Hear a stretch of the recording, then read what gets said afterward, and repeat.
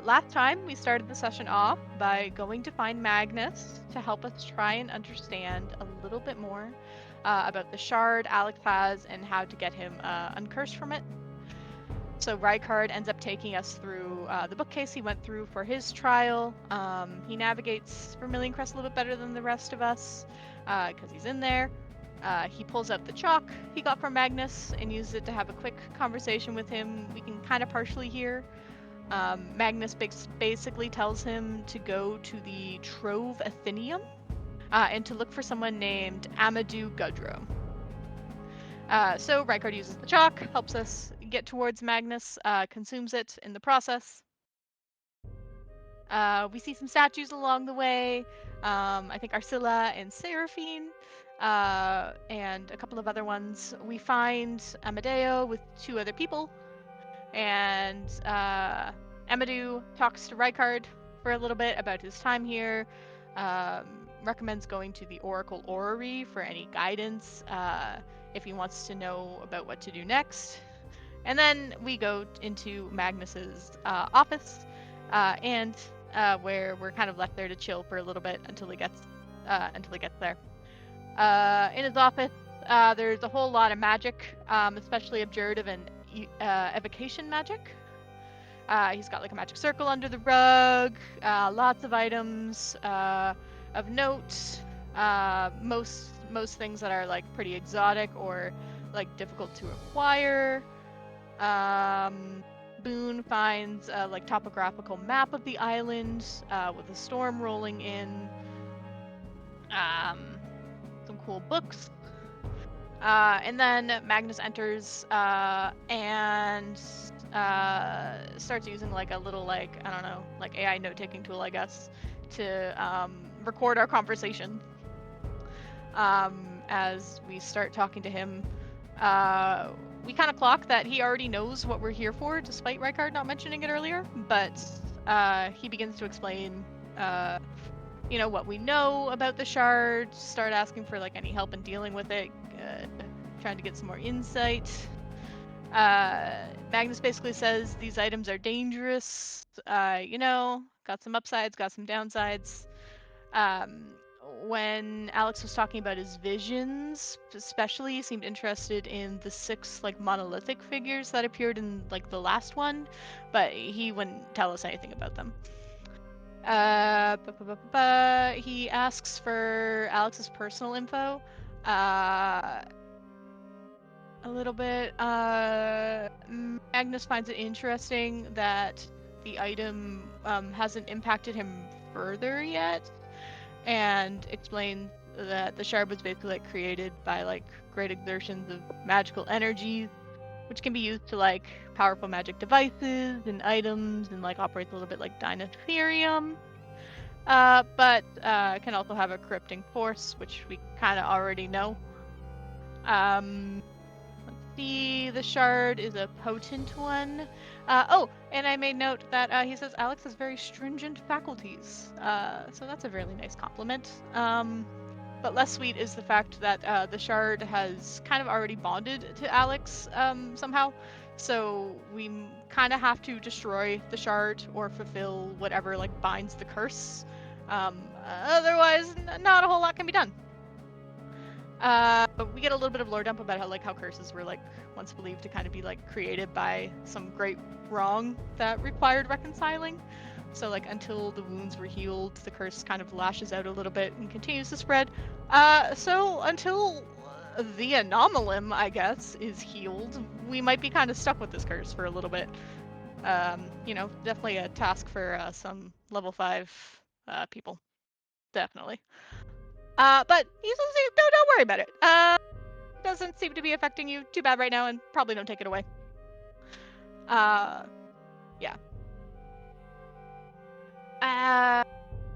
So taking it away will basically not be very helpful. However, maybe if this was brought to his attention sooner, there might have been something else that could have been done. So we'll put a little pin in that. We shout out Rowan's Coven, who specializes in curses. Magnus knows about them. Another thing that he mentions that's kind of important is that as the bond to the shard, I guess, becomes stronger. So like the longer we have it, the more difficult it will be to identify the shard and find a cure. So we kind of got to find someone who can do that ASAP. Let's see. Magnus did a whole big thing on Ceramorphosis. He also mentions that, oh, maybe this is an aberrant, because Gerthold didn't really have any of those symptoms either. He thinks it could be like an undead influence. And there are a lot of like powerful undead on Bascoliat right now, and that I think he said like an undead force now also rules over the island.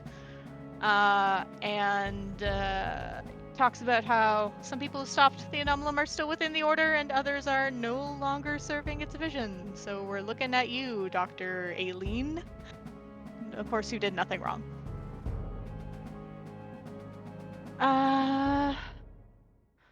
Let's see. He sneaks in a little bit of shade at Everson, saying he had some like further involvement in the Anomalum, but doesn't really elaborate on that. Tells us do not go to Bascoliat right now, but go to places nearby, like Victazol Unitas, that's like nearby where refugees had fled, and also the Free Irons is a good place to go. Alex asks for Magnus to provide us with some resources in the form of people who can help us with some research on the Anomalum in Bascoliat. And Magnus will send them up to the Eastern Outpost. We talk about the remnants of Aileen's research and ask for some help with cleaning that up. The Eastern Outposts. Magnus is pretty pissy about Aileen's research and is a little bit tight-lipped about it. Doesn't seem to be sharing everything. But does confirm that she believed if the essence of the island could be put into a container, that they could control the ships and yeah, so like basically like she was trying to like control the biomes by like taking in the essence of different aspects of the island and wanted to study like the hybrid creatures on the island and stuff. As we already know, she was allegedly sent off to the Free Irons, but there are some people who like admired her here. There's rumors that she's still on the island, but nothing really confirmed, and we can't scry on her. And wants us to let him know if we've seen her around the island. We talk about the attack a little bit that happened, how she might have been involved. We talk about Shida Ray and Nagi. We share the cipher notes, which he tells us to leave with his assistants downstairs. He seems real interested when we bring up the two bodies that we found, as well as the Clockwork Heart, which we end up giving to him, where he's going to store it safely away, hopefully not with the Pact of Kassarian, where they store everything, I guess, that is powerful, all in one spot. Let's see, yeah. And he also warns us not to confront Aileen alone. Okay. He then proves himself that he's our #1 sugar daddy, and he offers us a choice of either a cloak of protection or gold and gems for sharing this information with him. Rykard and Boone take the cloak, while Alex, Beacon, and Rowan take the money and run. He sends a little private message to Rykard too, reminding him about the other reward he'd promised him, and that he would keep him informed of what's necessary for him to know. Yeah, and sending some researchers to come and help us, and he has one in mind to help us research the Anomalum a little bit. So, once we're done meeting with him, sorry, that was a really long meeting. He said a lot of stuff. After Rykard mentions that he wants to go back to the outpost, we head back to check on the cows. Beacon cures them. Rykard goes to his tower with Rowan, identifies the 3 items Magnus left for him. Of course, he takes the illusionist bracers, and people begin attuning to their items. Talk to the shield bearers. No updates, but they know that Vermilion Crest will be coming, but not specifically who. Rowan sends a message to Urgilt, who tells us it's dark, weird creatures around the corner, and he has to be quiet, and that he hears some skittering.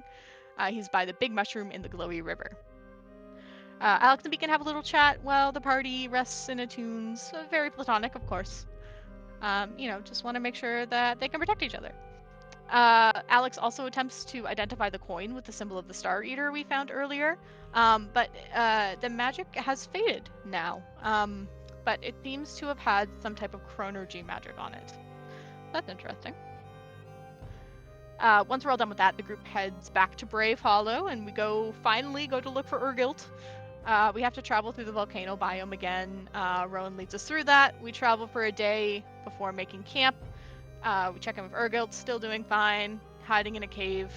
Get some watches. Don't really notice too much of interest on our watch. Boone gets the unfortunate task of waking Alex up from yet another spooky dream. And in this one, this time he's paralyzed. And hears voices very close to himself now. Watching 6 shining lights in the distance, and the cursed Mpreg baby attempting to burst free again before he wakes up. Look like shit, but not poor, so we're relieved to hear that.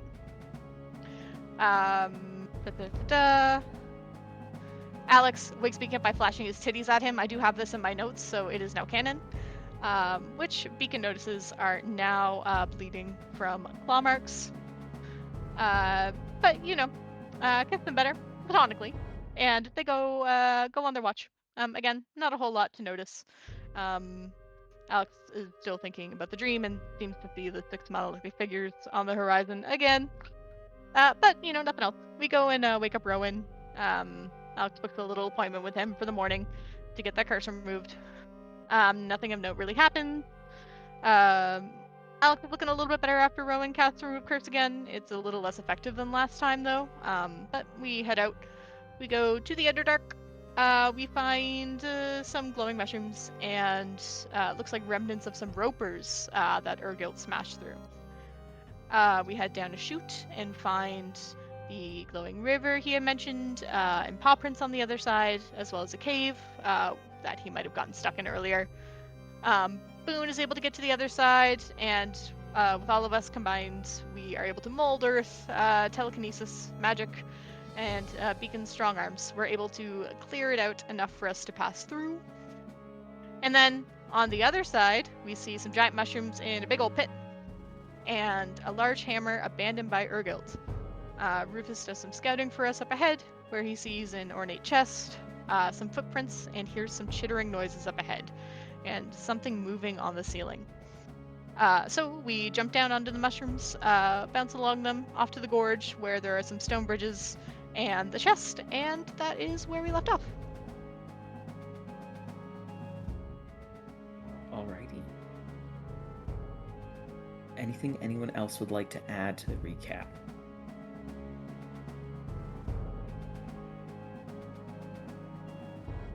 Nothing that I can think of. I think Sam got it all.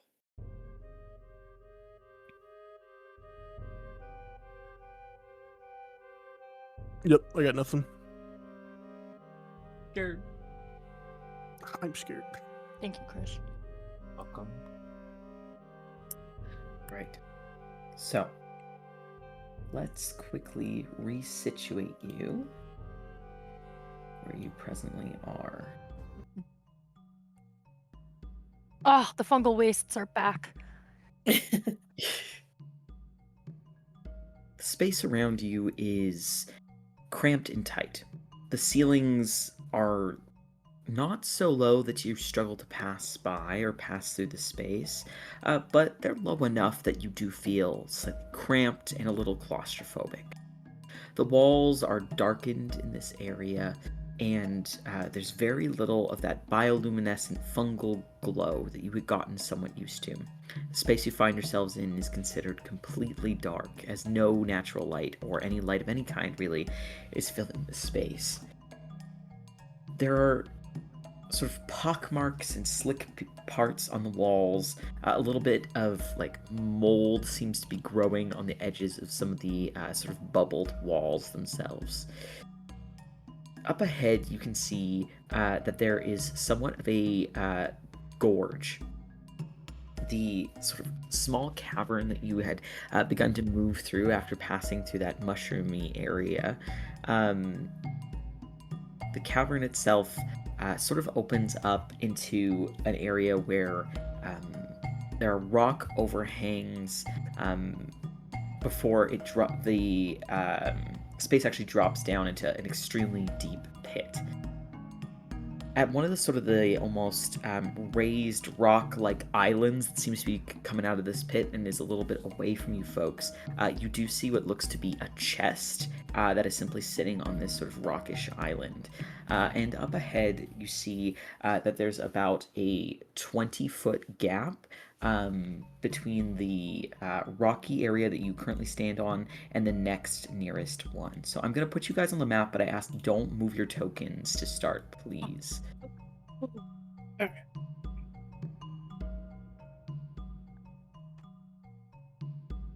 Ooh.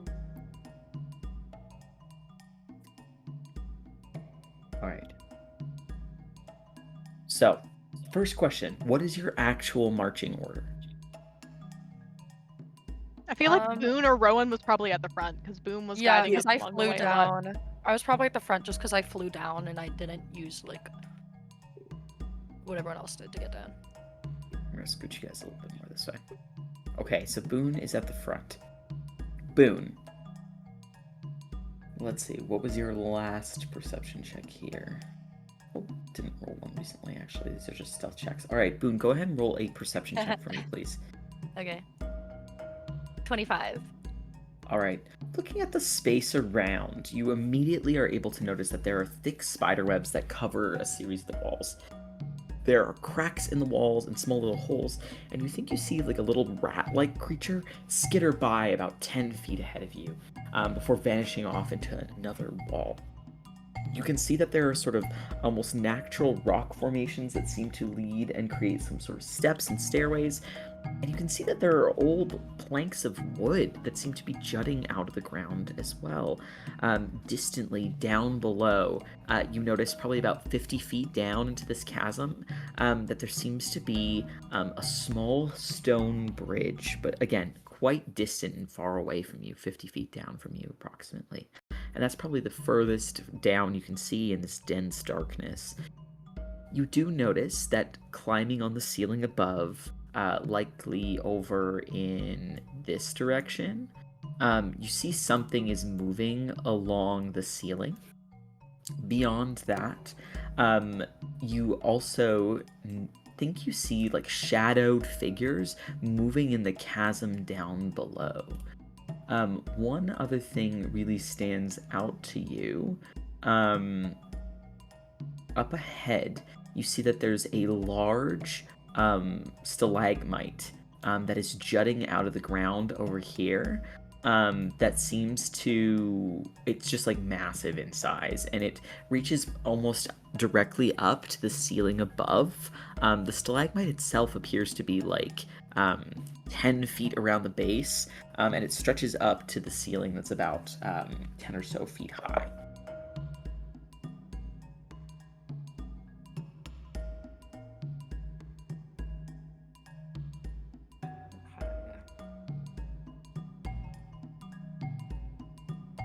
You said I see shadowy figures moving around. Is that just below the canyon or is that on level with us? It's like on the walls of the canyon or in the canyon itself. Because there's the levels to it. I see. Do they look humanoid? Vaguely, yeah. It's a little hard to tell at this distance and in this darkness, but you have a sense that they're closer to humanoid than anything else. As soon as I start to detect that there's a lot of activity around us, I'm gonna get lower and I'll signal for everyone behind me to like slow down and stop. We got company up ahead.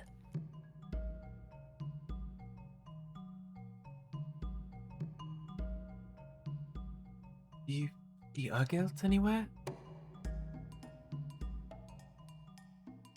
I don't think so, Harry, do I? You do not see Urgild anywhere, no. You do see... No, but... Sorry, keep going. Oh. Okay, no, but I can't really see any faces, just figures, but there's a lot of them. They look like creatures, like Did, What Do type of they creatures look do they look like? people? People? I don't know. It's shadows. Are there supposed to be people down here? There could be anyone down here for any reason. Does it look like we can sneak past them quite easily, or? Well, I think they're below us, but this is probably like, look at the structures, and I'll indicate towards like the wooden bridges and platforms and stuff. I think people might live here. That is possible, perhaps. Maybe they could ask if they've seen Urgil or have seen any signs of him.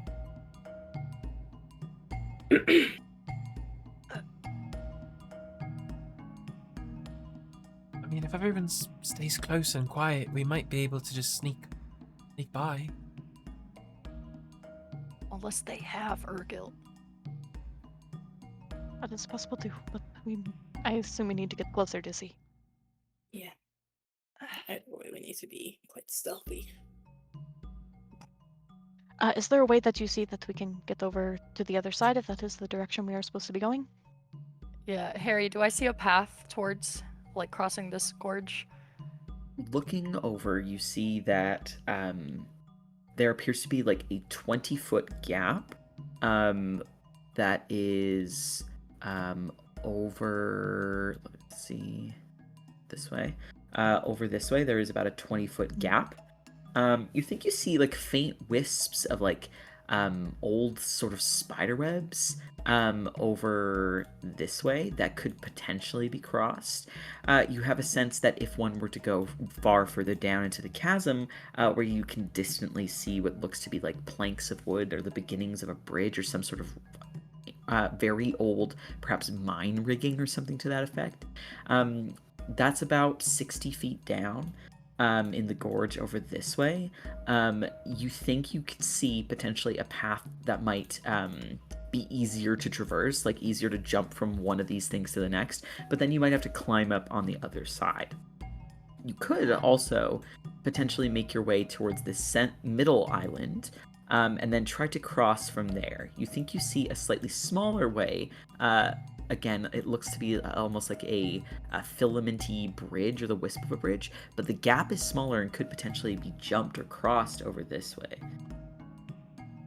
Distantly over this way, sort of at the bottom right corner of the map here, you do see that there looks to be a little bit of light faintly coming through an opening in the cave, potentially leading to another space.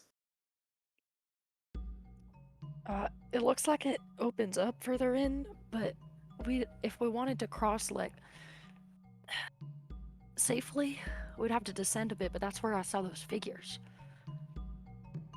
We could try jumping. If you are talking about this way, I could try to make a short bridge of like ice of some kind to make the jump a little bit easier. Harry, once Boone points out these shadowy figures that she's seeing, can we all see them? Go ahead and roll a perception check. Alrighty. Oh, no, I cannot. 4. Answered your own You sort question. of, Rykard, you lean over some of the smaller sort of stalagmites that are to your side, and you look over at the edge, trying to look down into the chasm. It's all dark. There's no light, and even with your ability to see in the darkness, it all just looks like gray and shadowy, and nothing really stands out to you, Rykard, as you look down below. Gotcha.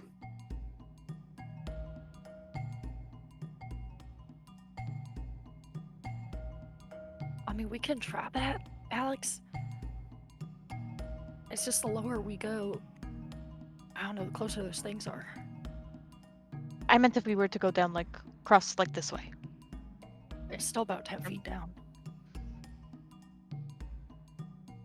Well, what is the alternative? I don't know. Nothing. Let's give that a shot. Just move slowly and stay close.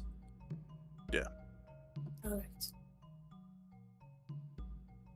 Alright, I will begin to creep All right, go ahead and roll stealth checks, everyone, please. You have a plus 10 Bacon. still. Do you want to get ahead of me? Oh yeah, is there room for me to squeeze by? It's like a little bit of an awkward shuffle, but you could probably squeeze by. I should probably be in the middle. Okay. I don't want to separate you guys, but I've got a Yeah, it's fine. 15. Oh,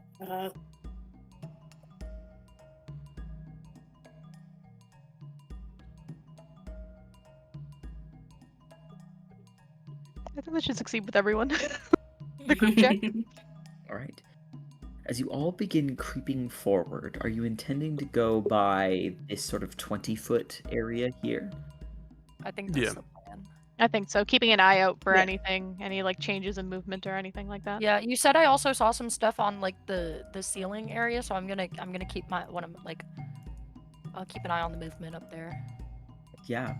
Looking up towards the ceiling, Boone, you see that there is something above you that is staying very still. How close am I to it right now?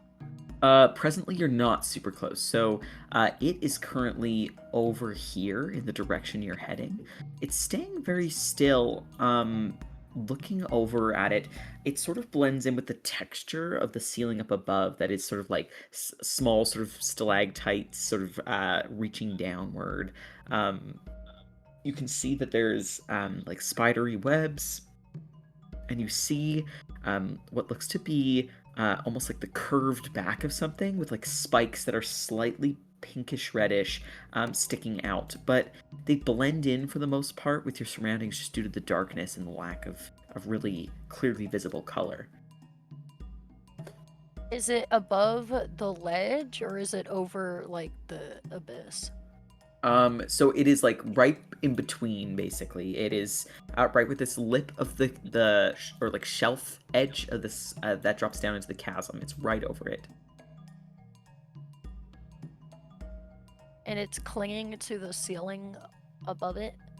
Yes, it seems to be like clinging to the ceiling. Okay, question. Am I seeing it? I'll kind of pause.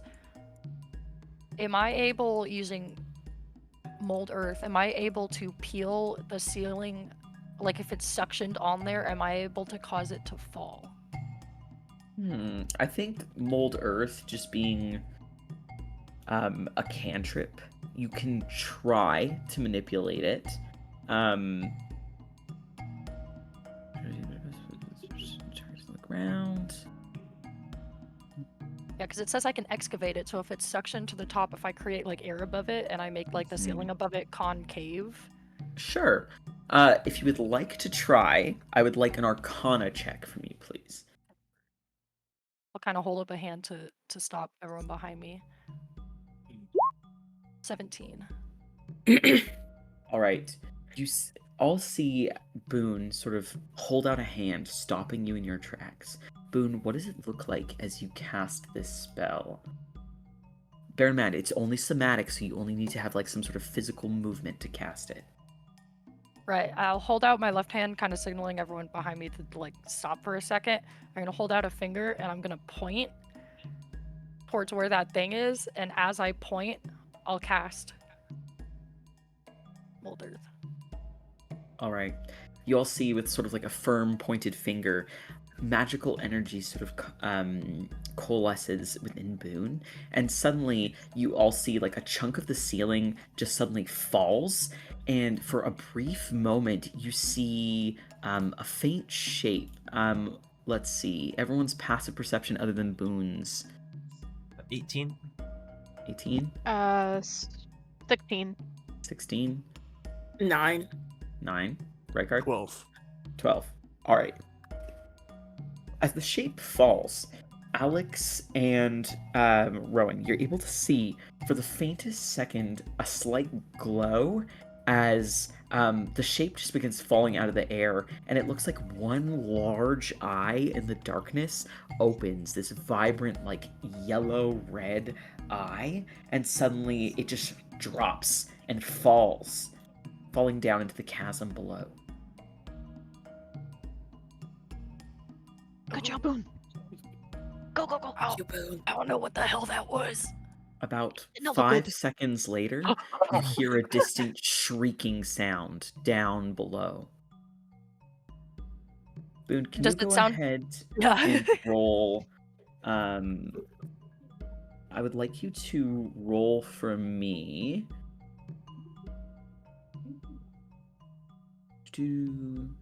One second. I would like you to roll for me. Can you roll a 6d6, please? 6d6, absolutely. 6d6. Pollen damage. 17. All right, 17. Good to know. Okay, as that sound, suddenly a shriek echoes throughout the chasm, and there's a moment of quiet silence before you hear an answering, echoing shriek off over in this direction, Oh. and another one, distant as well, and another from deep within the chasm. You hear 4 distant shrieks, and you begin to hear, like, in the silence of this cavern, a scratching sound, but it sounds deep beneath you. You're not sure what is moving or how much time you have. Boone has clearly injured something, but what that something is and how many more may be coming is hard to say. Boone, you have a feeling that you could keep moving. If you move quickly, maybe you'll be able to circumvent whatever threat is coming. The sounds are coming from below, right? Yes, within the chasm. And there's no sounds coming from, like... We heard sounds from over here. Just fucking Okay, let's Yeah, book go, it. Let's go, let's go, let's go. Book it. All right. Yeah. I'm gonna hover Seeing over. Boone rush over. I will cast Shape Water, so I will take out the pouch of water that I have. Just using really quick hand gestures, I will kind of splash water over here, and I will then use Shape Water to freeze it. Okay. Let's see. So, are you attempting to freeze 5 feet of water? Yes, and then I'll freeze another 5 feet, if like depending on like how much we need to jump. Okay. So you're attempting to sort Make of a little create like bridge an for us. additional shelf? Okay. All right. Yeah. So Alex quickly sort of freezes over a section of this area with some water. So this area here becomes frozen with water. Alex, as you do, you notice that there's like a spindly spider web that is in this area that you freeze over with your ice. You see that like a piece of the spider web sort of like seems to get frozen within the ice itself, and the rest of the spider webby sort of bridge that remained from the ice sort of gets cut off and shred a little bit, and you see that it thins out because of your actions. Now you have a sense that it might have been hard to cross on that anyway. However, you do see that there's sort of like vibrations passing over and through it. Boone, what is your passive perception? 17. Okay. A sentence I love hearing. Okay, Boone. As you stand on the other side, sort of looking out at your allies, you hear a sound coming from beside you to the left, but you don't see anything. My left or the map left? Yes, map left. Map left, okay.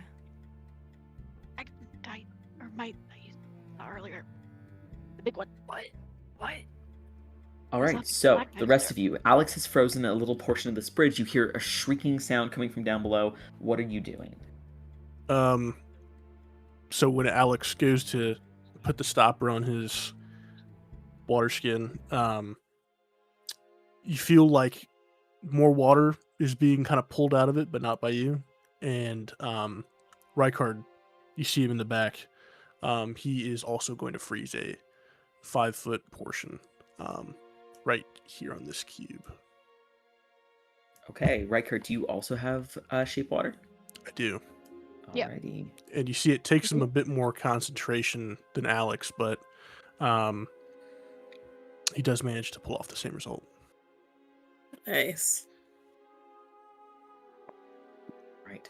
Ice forms on the other side of the bridge as well. You can see that now the gap between the two spots is a lot more narrow. Are any of you attempting to cross this? Yeah, after seeing Rykard do that and see the gap more manageable, I'll, not want to lag behind as well. Take 10 feet of movement, run, and I'll jump across. All right. As you run and jump, can I get a perception check from you, please? Sure. 11.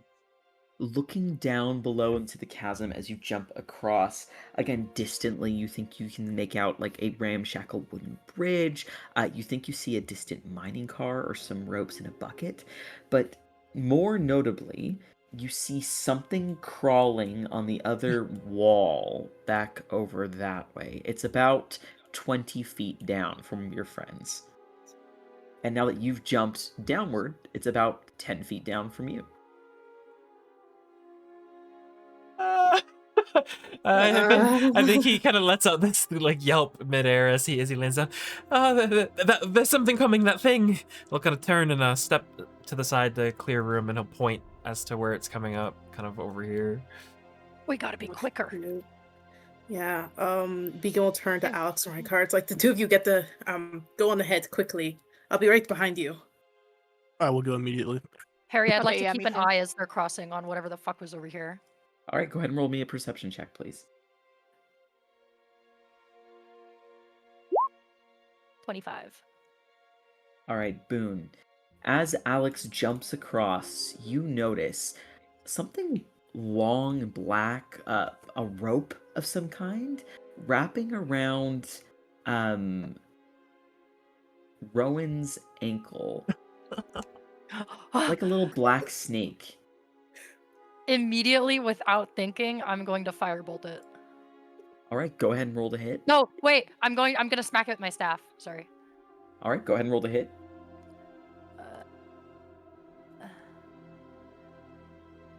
Oh, is it Front not face, mama. attack? It is not letting me roll to attack. I'm just gonna do it on here. It's a +2. 15. 15. All right. Where you're standing, Rowan, you're looking out towards your allies, and suddenly Boone smacks at your foot, around your foot, with her stick. And your eyes immediately go down, and you see something like a rocky snake wrap around your ankle. Boone, you feel your staff bounce back uselessly against what feels to be no. completely hard stone. Does Rowan, Alex see can this as this is happening? Oh, sorry. Give me 1 second, Alex. Yeah, of Um, course. Can I please get from you a... Can I get a dexterity saving throw, please? Sure. 16. That's intelligence. Oh, that's about as smart as I am. It's the same bonus, but here, I'll roll again. 15. All right, Alex. You see this thing snaking around your leg, and suddenly there's this primal instinct, this self-preservation, and as it suddenly starts to yank on you, you manage to just barely jump out of its grip, and you teeter and totter right on the edge of the right on the edge of the chasm, staring down at it.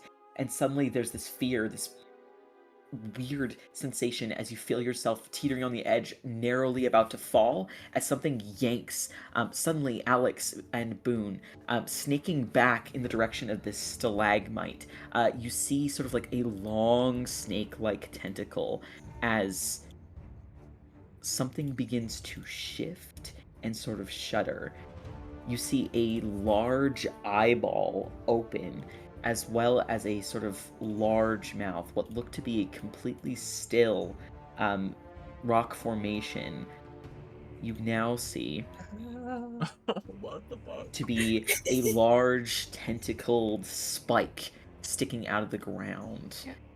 It lets out a loud shriek. It's at this point as well that you see something on the other side of the chasm, about 5 feet down from where Beacon's ankle is.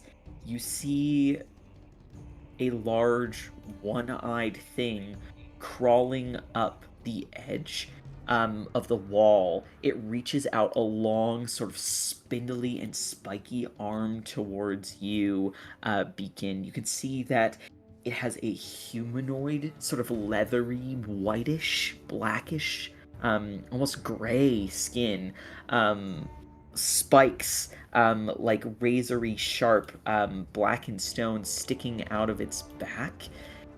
And you see a large central eye that it has like a slight greenish tinge around the edges and a vibrant red that seems to take up the entire skull of this creature, with large, sharp, long white teeth. A hand reaching out towards your ankle to grab towards you. Beacon, can I get a dexterity saving throw, please?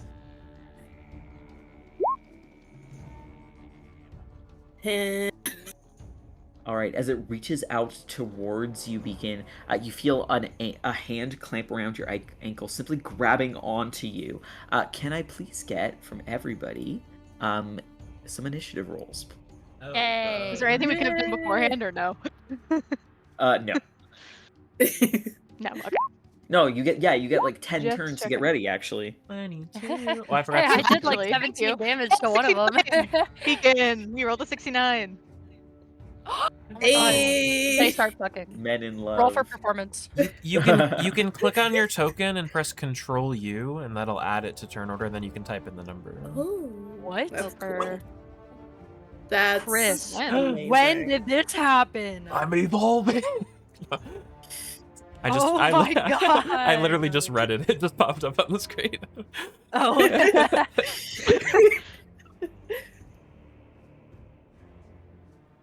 That's very cool. Yeah. Some poor like deep gnome or something minding his business below. 50-foot drop stalactite just falling on his head. Oh. It's unfortunate. No. Right card, you're not in. You gotta add yourself, baby. What I gotta do? Click myself? Yeah, Yeah, and then hit Control U. Um, It's like he doesn't even listen. I know, man. Typical. And Harry, I know you said when I stabbed the thing around Rykard's ankle, or not stabbed it, but I bonked it with my staff, that it like Around it my just ankle? bounced right off. Oh my. Was it around ankle. Rykard's ankle It or was Rowan's my ankle? ankle. Rowan's ankle. Rowan's Does it matter that the staff is magical or no? No, you failed to meet the AC. Oh, okay. Oh shit. Alrighty, okay, let's do descending order. Alright, so Rykard and Rowan, you two are at the top of initiative here, sharing initiative. You can decide who's gonna go first here. If I look at Rykard, does he look like he wants to do something? I mean, he's ready to blast at all times. So. Ew. Oh yeah. I think Rowan is looking Bro. very startled, still kind of reeling from almost getting yanked. So if you're ready to go, you can go first. So the tendril that's wrapping around Rowan's ankle, that's coming from like below him, like here. No, it's like reaching between all of your legs. It looks Oh. like snaking on the ground. And oddly enough, it seems to blend in almost perfectly with the ground in this darkness. It's hard to see it, as it seems to snake through the ground. And wait, I made my save, right? So they didn't get Yes. pulled? Okay. Is it still around my ankle? No, it Okay. pulled back. Okay, sorry. Okay. So I guess in that, and I can see also the one over here by Beacon, right? Yes, it looks like it's maybe something different. Okay. It currently has like a I'm- hand grappling or like reaching around Beacon's ankle and holding fast. Okay. I think, yeah, immediately, as soon as things start to get intense, you hear Rykard snap, and some sparks come from his fingers, and they will first, kind of forcing a barrier between Beacon and this thing that's grappling him, his hand. You'll see this figure just go up in flames, and he'll cast Create Bonfire on this creature. Nice.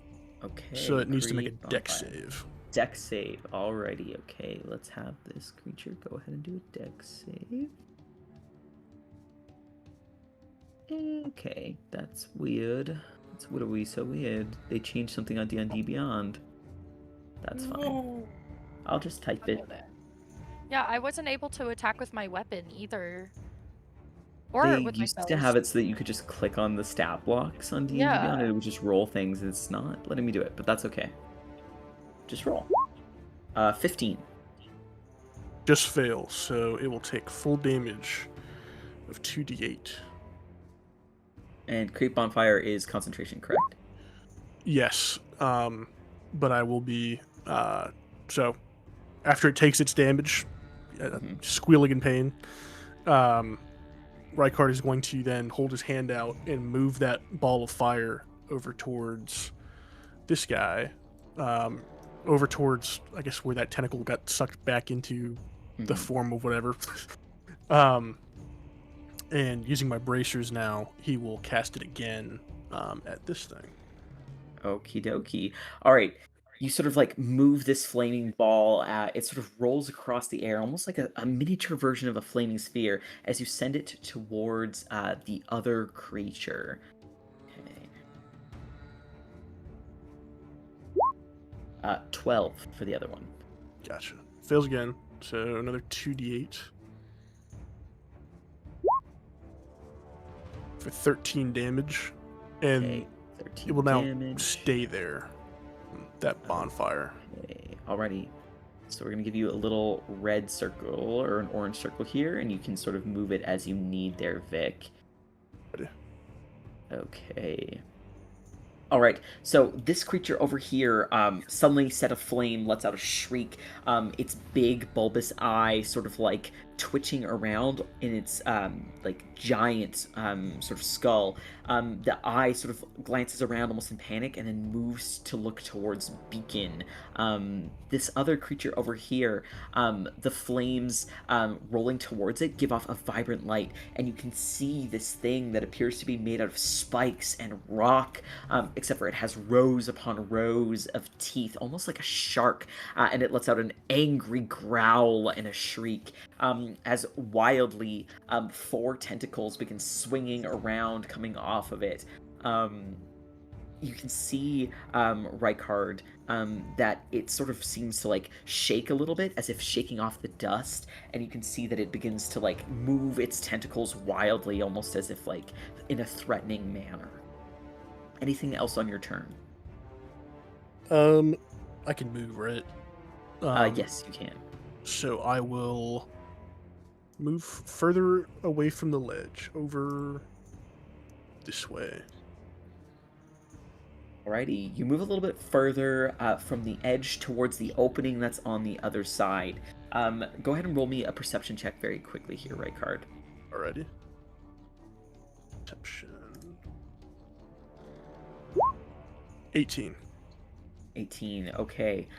Looking through into the other room for just a moment, you think you see a room that gives off like a little bit of an orange bioluminescent glow. You think you can see some mushrooms, and you hear a little bit of like skittering in the space up ahead. Lovely. All right, Gotcha. Rowan, you are up with something else on deck. Ah, you mean Boom, right? Okay. um, well, having just been kind of teetering on the edge of this cliff, as he kind of steadies himself, he's going to kind of turn to the side and squeeze past Alex, and I'll kind of move 10 feet just so that way I'm not on the edge of a cliff anymore. And then kind of turning his focus back to this large creature, its flailing tentacles. Kind of, since we're having a hard time seeing it, or it seems at least it was camouflaged for a moment and snuck up on us, I'll kind of point my staff out to it and kind of charge up these swirls of white and red energy as I cast a guiding bolt at first level. I'm gonna smack it with that and light it up. All right, go ahead and roll to hit. 18? And you're going for this thing here. Yeah. 18 does not hit.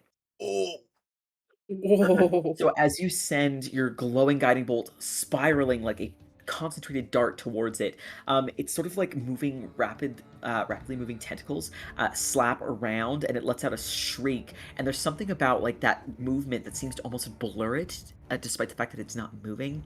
And as your guiding bolt sort of crashes into it, it seems to be completely ineffective. Ooh. Wasn't expecting that. I don't think there's a lot I can really do with my bonus action. So I think I will just try to, I guess, just move out of the way a little bit more. I can't really tell where Rykard's gone completely, or where he's looking, but I'll just scooch over a little closer to the wall and keep my focus on this one, since Alright. that was the best I had. Okay, as you inch over that way, suddenly a shrieking sound from down below becomes a little bit louder as you see this creature down from the chasm crawls up to this lower lip here. And it's going to use its action to dash and continue sort of crawling and moving towards all of you. Considering the difference, I'll say that it's difficult terrain, the difference in height that is, as this creature begins crawling up the stairwell, sort of in the direction of Rowan and Rykard. You can faintly see from the glow given off by the bonfire the shadows of this thing with a giant eyeball staring towards you and spiky. Alrighty. Boone, you are up with another one of these strange creatures on deck. Word. Do either of these two in front of me look battered enough to be the thing that I knocked down earlier? The one that is grabbing onto Beacon looks to be quite battered at this point. Okay. You think you see a little bit of like a virulent greenish ooze seems to be seeping from the central eye of this one, almost looking like tears, but you can tell that it's from damage rather than anything else. I see. Is this guy on level with this one? Not yet. This one is about 15-ish, a little bit less feet down from you guys at present, so he's probably got some cover from you right now.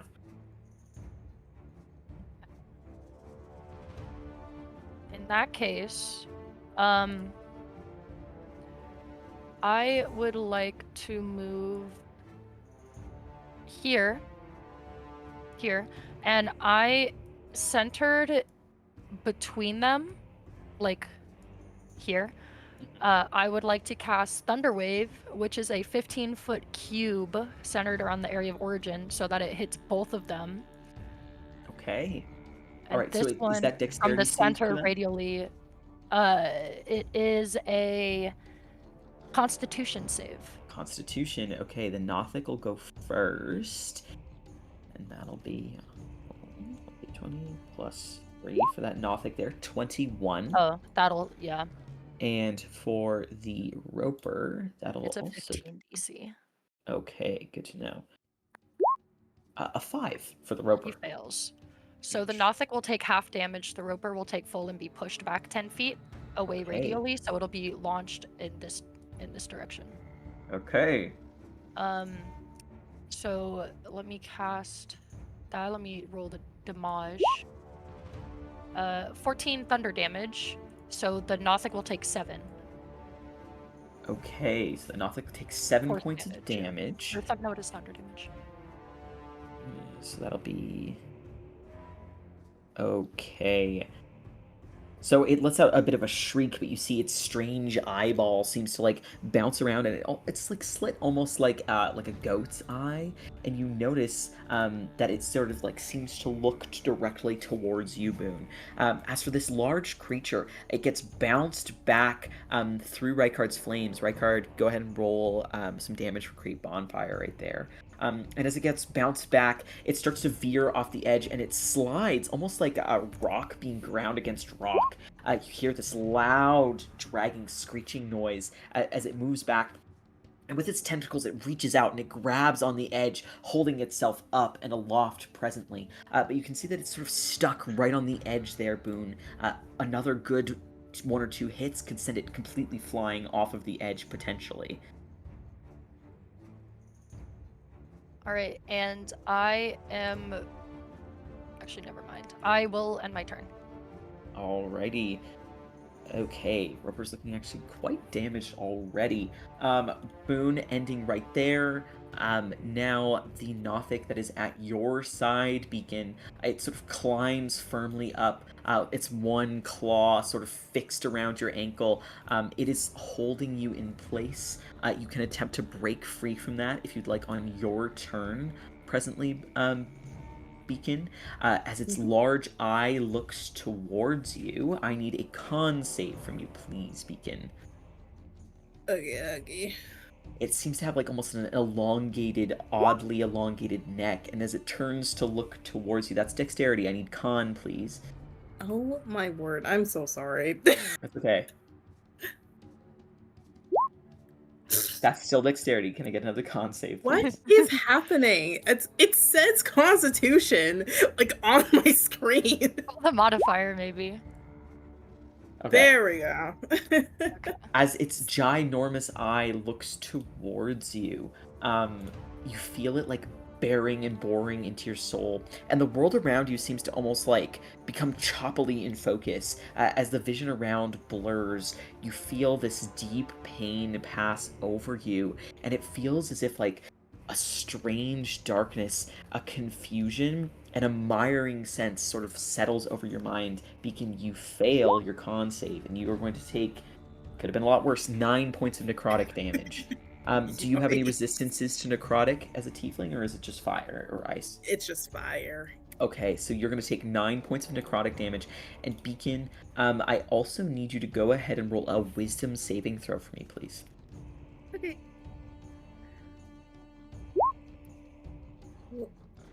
And it's okay, I'm just gonna roll manually. This is stupid. Very strange that it's doing that. Andy Beyond updated and fucked over everybody. As is Truly. prophecy. Oh, 21. All right, what languages do you speak, Beacon? Do you speak Undercommon at all? I don't think so. Just Common and Infernal. Okay, you hear this like low voice say, and as it stares at you, you sort of like attempt to sort of kick it off slightly, but it's still gripping down onto you. And your head just feels completely like drained and weary, and there's this odd feeling of near exhaustion that begins to settle over you, Beacon. All right, next up, it is the Roper, barely clinging to the edge here. It's going to clamber back up just 5 feet over this way, or sorry, 10 feet over this way, forcing itself back up. It pulls itself out of the area of the bonfire and makes its way towards Alex ever so slightly. Its large mouth starts sort of like shrieking towards you. It is going to make 2 tentacle attacks, and it is going to also make 2 bite attacks. So it is going to use 1 tentacle is going to go towards Rykard, and 1 tentacle is going to go towards Boone. So I'll roll those first, and then 2 bites are going to come towards you, Alex. Alrighty, so first tentacle is going towards Rykard. And it is plus what? Okay. All right, right card. 18 coming towards you. That'll hit. 24 going towards Boone. That'll hit. Okay, and then 2 bite attacks are coming towards you, Alex. That's the first, and that's the second. 13 and 16. Both fail. All right, both fail. So as it's attempting to sort of bite down towards you, Alex, what do you do to keep its large, many rows of teeth from chomping down on you firmly there? I'll just kind of leap back away from the teeth and trying to like stay, kind of play a little bit of jump rope with these tentacles that I see are lashing out towards Boone and Rykard. Alrighty. As you're sort of dodging and moving and doing your best, the tentacles wrap around your allies, Boone and Rykard. As it squeezes tight around the pair of you, you immediately feel your arms get pinned to your bodies as these sharp, rock-like tentacles wrap around you. The pair of you... Let's see. You are currently grappled by this creature. Its ropes wrapping around you, and it is going to reel you both straight towards it. So it can pull you up to 30 feet towards it. It's going to pull you both to be directly beside it. On your own turns, you can attempt to escape from the grapple. It will take your action to do so. You can try to escape by either doing an athletics check or an acrobatics check. Same deal with you across the way there, Beacon. All right, the pair of you get reeled towards it, and that is the end of the Roper's turn. Alex, you are about to be up after this guy crawls out from in the dark, and he is going to make his way towards you, Beacon. He is sort of going to rush forward towards you. He is going to make a multi-attack against you with its claws here. Beacon, what is your AC? 18. Okay. 18. So 23 to hit you. Okay. And a 10 to hit you, which will miss. With its first claw attack, it slashes towards your throat, Beacon. The world around you still feels shaky, and it still feels like out of focus from that initial attack from that first Nothic. And as this one cleaves down into you, you're distracted for the first attack, but not for the second one. You are going to take... Sorry, that's 1d10, not 1d20. You're going to take 6 points of slashing damage there, Beacon. Boone and Rykard, you are also well grappled by the Roper. Sorry, I forgot to mention this. You have the poisoned condition. Okay. Now, with the Nothic's bonus action, I need another wisdom saving throw from you, please, Beacon. Aye. Ah!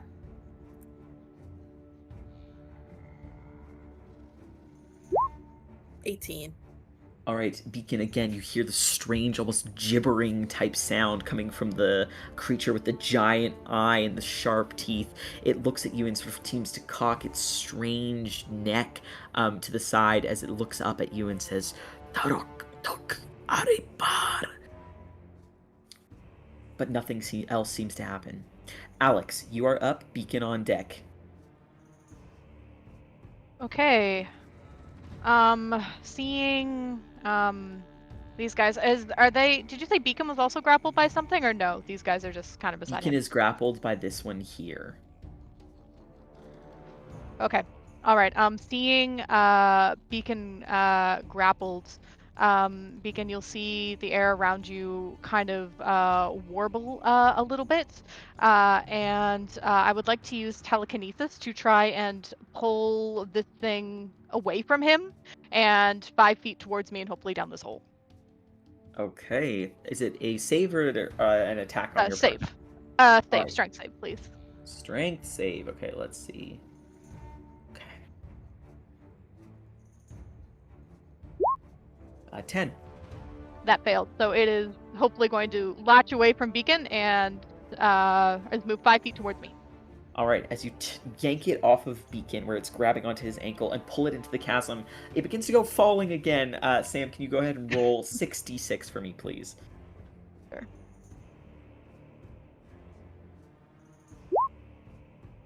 All right. The creature lets out a shriek as you see Beacon, where you're looking at it, and Alex, where you can see it from the glow of the bonfire. Amidst the chaos of the thing attacking beside, through the fray of battle, you see Beacon flanked and something attacking him. You pull one of the Nothics almost instinctually away from Beacon, and as it begins to scramble and flail as it falls down, it lets out a final strange gibbering cackle and shriek as it falls down into the depths, presumably to its demise. All right. The threat Okay. of that one, at the very least, seems to be gone for now. What else would you like to do on your turn, Alex? Okay. All right, so Rykard and Boone are grappled by this, and they seem to be taking some damage from being grappled, or are they poisoned? Just So poison, no damage They are yet, just, they have the poisoned condition, but no damage has been inflicted yet. And we're held, so we're constrained. Yes. They're grappled, Okay. and they're poisoned. Okay, so I think what I would like to do is I would like to point my wand of charming that I have at this creature kind of directly towards its mouth that was just snapping at me, and I'd like to tell it to drop. So I'm going to cast command and try to get it to drop Rykard and Boone. Okay. All right, so it's Wisdom wisdom save. on its part. Okay. Yeah.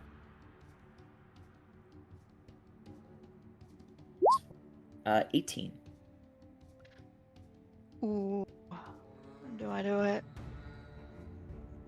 What is silvery barbs? No, I think I need to save spell slots. I think it just depletes. I have not used my reaction. I will. Thank you. I will. I'll cast Silvery Barbs. I'll throw my arm out and try to, send some bad luck its way. Alrighty. 20. Oh, we tried, bestie. Who are you giving the Good luck. advantage to? Yeah. Probably Rykard, since he's locked the fuck up right now. Alrighty. That's fine. Yeah. You guys don't like Boone? Come on. No, they don't. They She's said fine. that. She's Give it to her. fine, she's fine. Okay, Alex, as you attempt to charm this creature, it sort of like its large eye, where it's sort of looking around rapidly, suddenly seems to like almost, again, you hear like a grinding noise as the eye, which you'd expect to be like centrally focused, kept in one place, seems to grind around the side of the stone, and move around to look down towards you. Its mouth sort of similarly rolls around on its stony body, sort of like a tentacle moves out of the way to accommodate the movement of the mouth, as suddenly its attention seems to be focused on you. Alrighty. Any movement on your turn, Alex?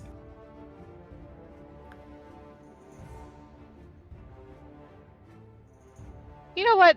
We need to make sure Beacon can get across, and I'd still be within its melee range, presumably, so I'll move like 5 feet over here, but I don't want to provoke any opportunity attacks. Alrighty. Okay, Beacon, you are up. You are no longer grappled, but there is a creature directly beside you at present. Okay. Beacon kind of frazzled from the being flanked by the two Nothics.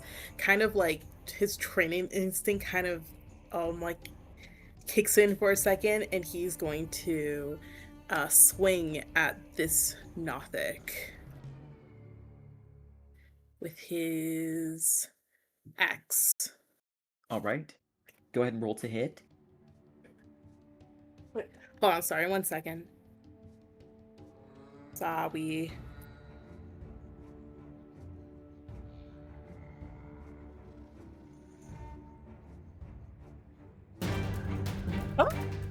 Oh my fucking god. Oh my god.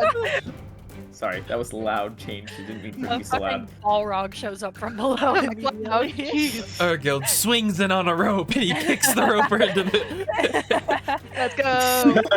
No panties. got no panties on.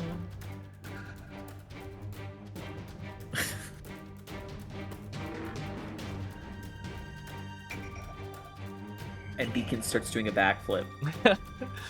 He's Hell like yeah. he's like 7 emotes in front of him.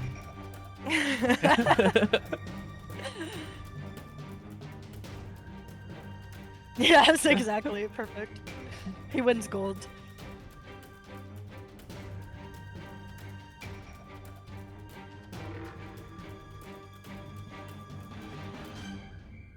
This is great. Mm. There's a lot of Nothics here, huh? Handsome and gorgeous, and the I other one Just a died. couple. We're just sitting here chilling with them. Hi. Sorry, Oh. sorry about that. Welcome. Uh, we had a potential allergen. I'm trying to make sure my parents don't die. What the fuck?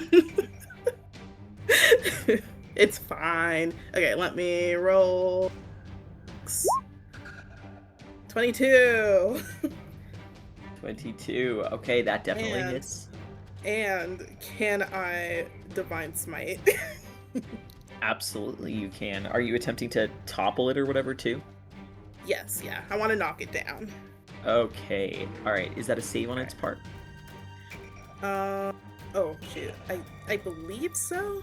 Let me double check. Yes, it has to roll a Constitution saving throw. Okay. Con. An 11, which I believe fails. Yeah, that fails. Alright, so it falls prone and you smite it. Smite it. Yeah, let me roll for that too. And you're wielding it Divine. two-handed, correct? No, I'm doing it one-handed. Okay, so that'd be 12 plus 9 points of damage there, so that'll be 21 points of damage to the Nothic. Yeah, Alright. so yeah, you see. Oh, sorry, you go ahead. No, go ahead, describe it. Yeah, so you see Beacon kind of swings around and his axe is glowing like with this brilliant light, and he just slams his axe down on this Nothic. Alright, as you slam your axe down on it, it lets out a shriek, again, like a strange, gibbering, almost laugh-like shriek. You look out to the space ahead of you. Beacon, again, you can see, on the other side of this area where you can land, there's a large spike-like creature with flailing tentacles. Your friends all seem to be engaged with it, and again, you can see distantly that there is a creature moving up along that way as well. Do you want to move at all? Yes, I do. I'm gonna use a chance, the fact that it is prone now, to make my way over here. Okay, it's going to attempt to attack you, however, its attack is at disadvantage as it tries to simply claw at your ankles as you pass by. Nothic has +5 to its hits, so... 5 and... Oh, that one. There you go. Yay! Yep. I run across. Jump across. Alright, as you run and jump across. You do have a little more movement. You could try to squeeze here if you wanted, or you can remain on the icy bridge. What is your preference? I'll squeeze over here. I'll go to this side.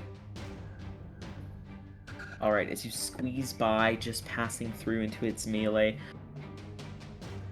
That is your turn. Okay. That final chittering noise that you had heard, you begin to hear, again, a noise coming from down below. Climbing up the wall over here, illuminated by Rykard's create bonfire, you see another Nothic clambering up, just barely with all of its movement and its action, making its way to this ledge here. Back at the top of initiative, Rykard, you are up. Rowan on deck. Alrighty. Jeez. Okay. I'm going to use Misty Step from my feet to try and escape this grasp. So I'm gonna have him go backwards however far he can get. And then I'm gonna shoot 2 Eldritch Blasts over at the Roper. Okay, go ahead and roll to hit. I was only poisoned while it was holding me, right? Only while you're grappled by it, yes. Okay.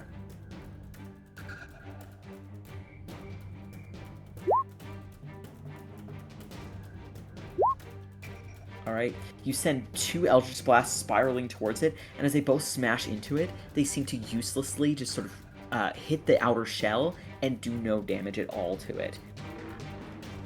Damn. Okay. That was bonus action and an action. Alright, any further movement for you, Rykard, or are you good? Can I tuck in more, or is that not possible? You could go right over here, sort of underneath this larger rockfall behind Rowan, or you can move slightly more towards this Nothic. And that Nothic is how far down, or is he right on the ledge? He is about 10 feet down from you right now.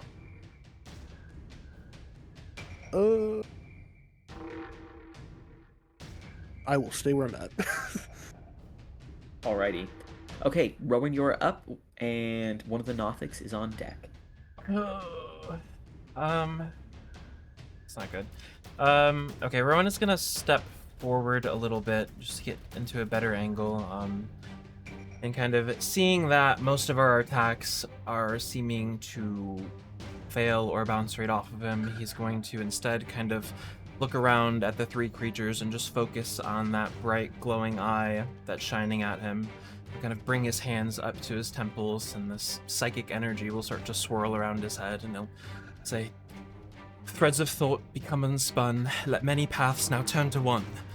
And at 3rd level, I will cast Tasha's Mind Whip, which can attack 2 creatures, and then I will spend a spell weaving charge to use a Weave of Transcendence to attack a 3rd target. So each of them will need to make a intelligence saving throw. Okay, all 3 of the Nothics making an intelligence save. Okay. Or the 2 Nothics and then the Roper.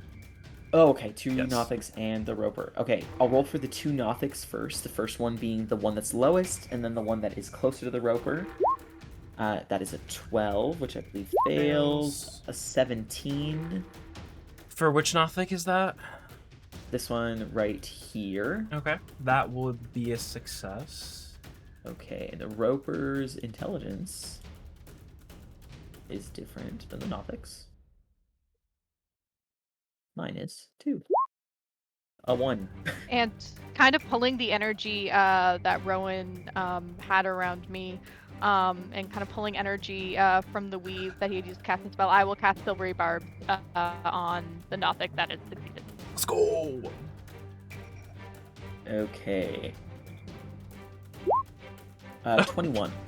We tried. Ah, We tried. And who we you should give the roll advantage to? Rolling Boon silvery advantage. barbs. Alright, advantage, Boone, you're gonna have advantage on the next thing that you roll. Great. Okay, so we cast that, so not a ton of damage, 8 psychic damage to the ones that failed, and then half to the other ones.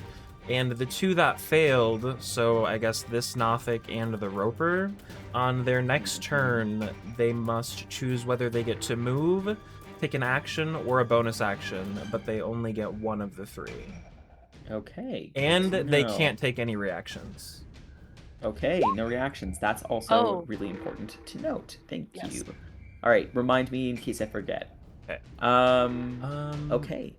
That was. I have no bonus action stuff, huh? Yeah, not really. Precisely. And yeah.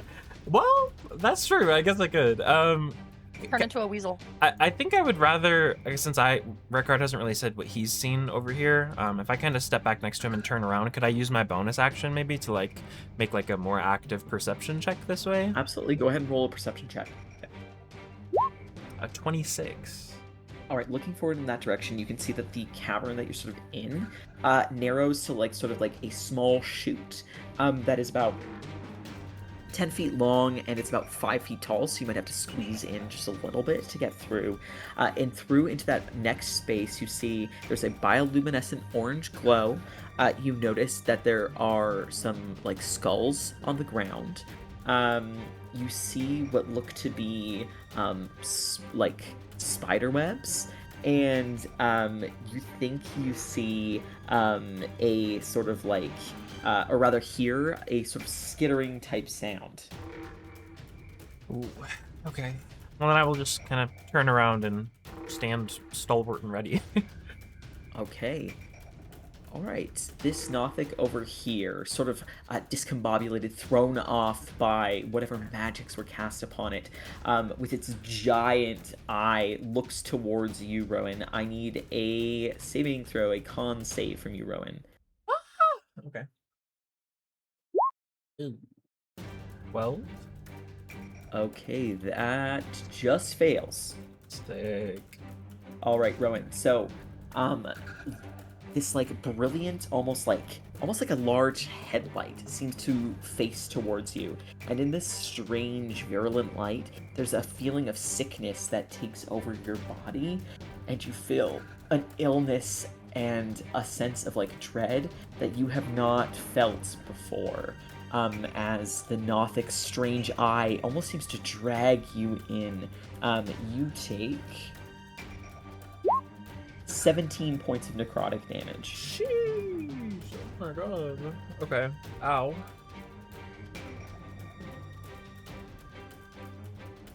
All right, and that's all that Nothic can do. Boone, you are up. Am restrained. Question. If I reduce my size, will it stop being able to hold me? So you are grappled, not restrained. Although I So think like if I go from small to tiny, would I just fall right through?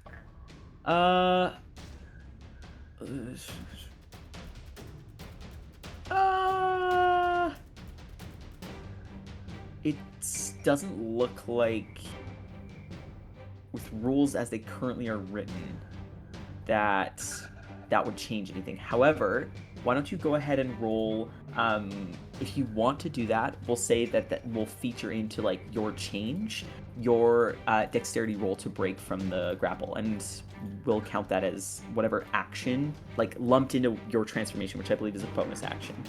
Yes. Yeah, I have a free cast of Enlarge Reduce that I was gonna use actually. Okay, so we could factor into your casting of that. You'll just do the roll that you would normally do as part of your action under that to like escape the Okay. grapple. Okay, so what roll do I need to make? Okay, so you are going to cast Reduce, I'm assuming. Yeah. So I need you to go ahead and roll an acrobatics check for me. However, you're poisoned, so it's at disadvantage, but I have silvery you bar. have advantage, so it neutralizes just a flat roll. 10. All right, so as you shrink down to be a smaller version of yourself, Boone, you think that you're going to be able to rapidly zip right out from in the grip of this thing, but you just feel its sort of rockish tentacles tighten immediately around you, and now you feel like a little bobblehead sort of being squeezed in a tight grip. It feels as though it almost has tightened even further around you. All right, Boone, you are still grappled and poisoned at present. Okay, You question. still have a bonus action. Yes. What if I go from tiny to large? That's 2 sizes. I believe that you would, because you have the reduced cast on you, if you turn into a large creature, you'd actually turn into a medium creature. That's still up 2 sizes from tiny.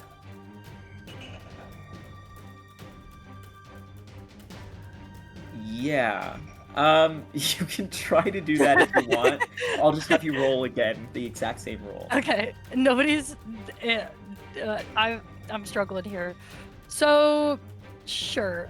I will do my best to wild shape into a.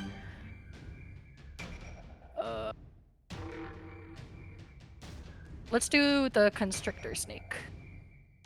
All right. Acrobatics check. Yes. But is it at disadvantage now? It's at disadvantage now, Yes. yes, because you use your silvery barbs. 14. All right, let's see. 14. All right, Boone, you just barely make the escape DC. So, as it attempts to wrap around you, you transform from a tiny little fairy version of yourself, almost pixie size, into a medium-sized snake. And as you sort of wriggle around within its grasp, a layer of almost slick, almost coldness, reptilian coldness crosses over your form, and you sort of slip right out of the roper's grasp and just flop sort of limply on the ground at its base. And you can tell, with its large eye and its sort of gaping maw, it just sort of stares down at you. It's not surprise or confusion, but just this focused eyeball continues to stare at you. Yeah, word. Because it was mind whipped, I'm going to use my movement to get out of its direct range and go over here as a medium-large constrictor snake. All right, you slither away as rapidly as you can. And that is literally every single thing I have.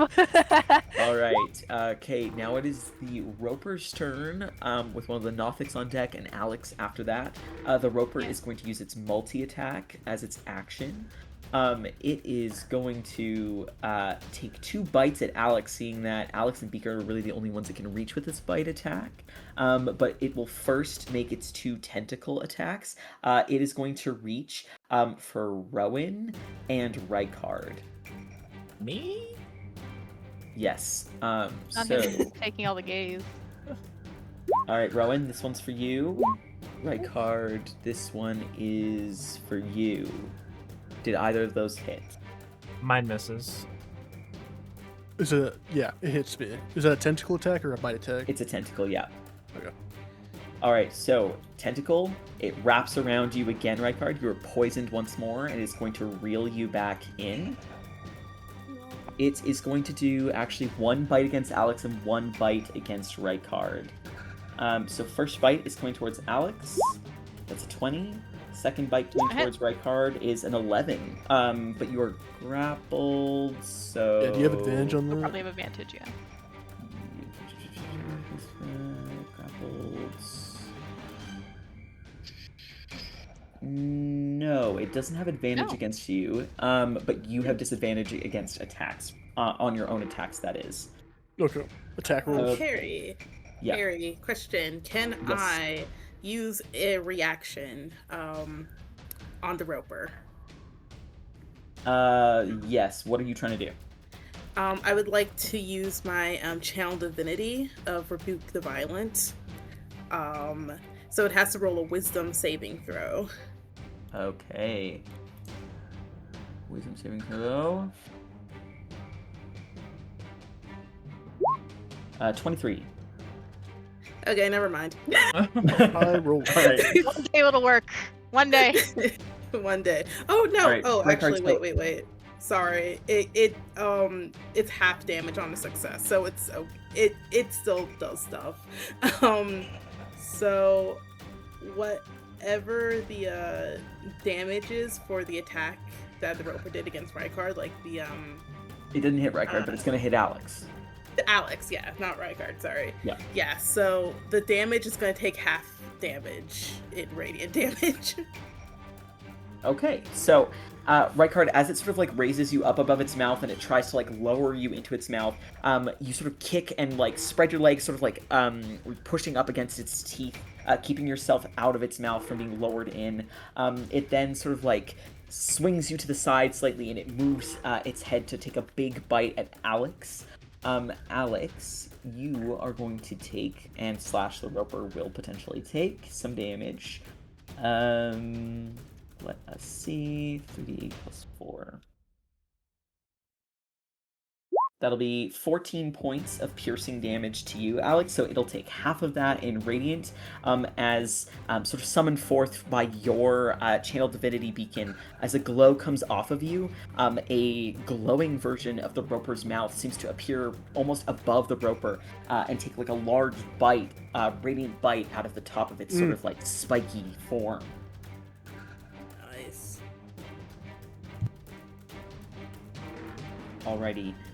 Alex, you take a large amount of damage as the roper takes a bite right out of sort of your calf. And as it takes a large sort of bite into you, it doesn't tear off any skin, but it does leave deep set marks in your leg. All right. The end of the roper's turn. It is now this Nothic's turn. Nothic is going to sort of where it's prone and laying down with this sort of limp neck. It bends over, the neck bends over the edge of the chasm, and its eye faces towards the group of you. And it seems to lock eyes where, Rykard, you're being dangled up in the air. Rykard, I need a con save from you, please. Con save, okay.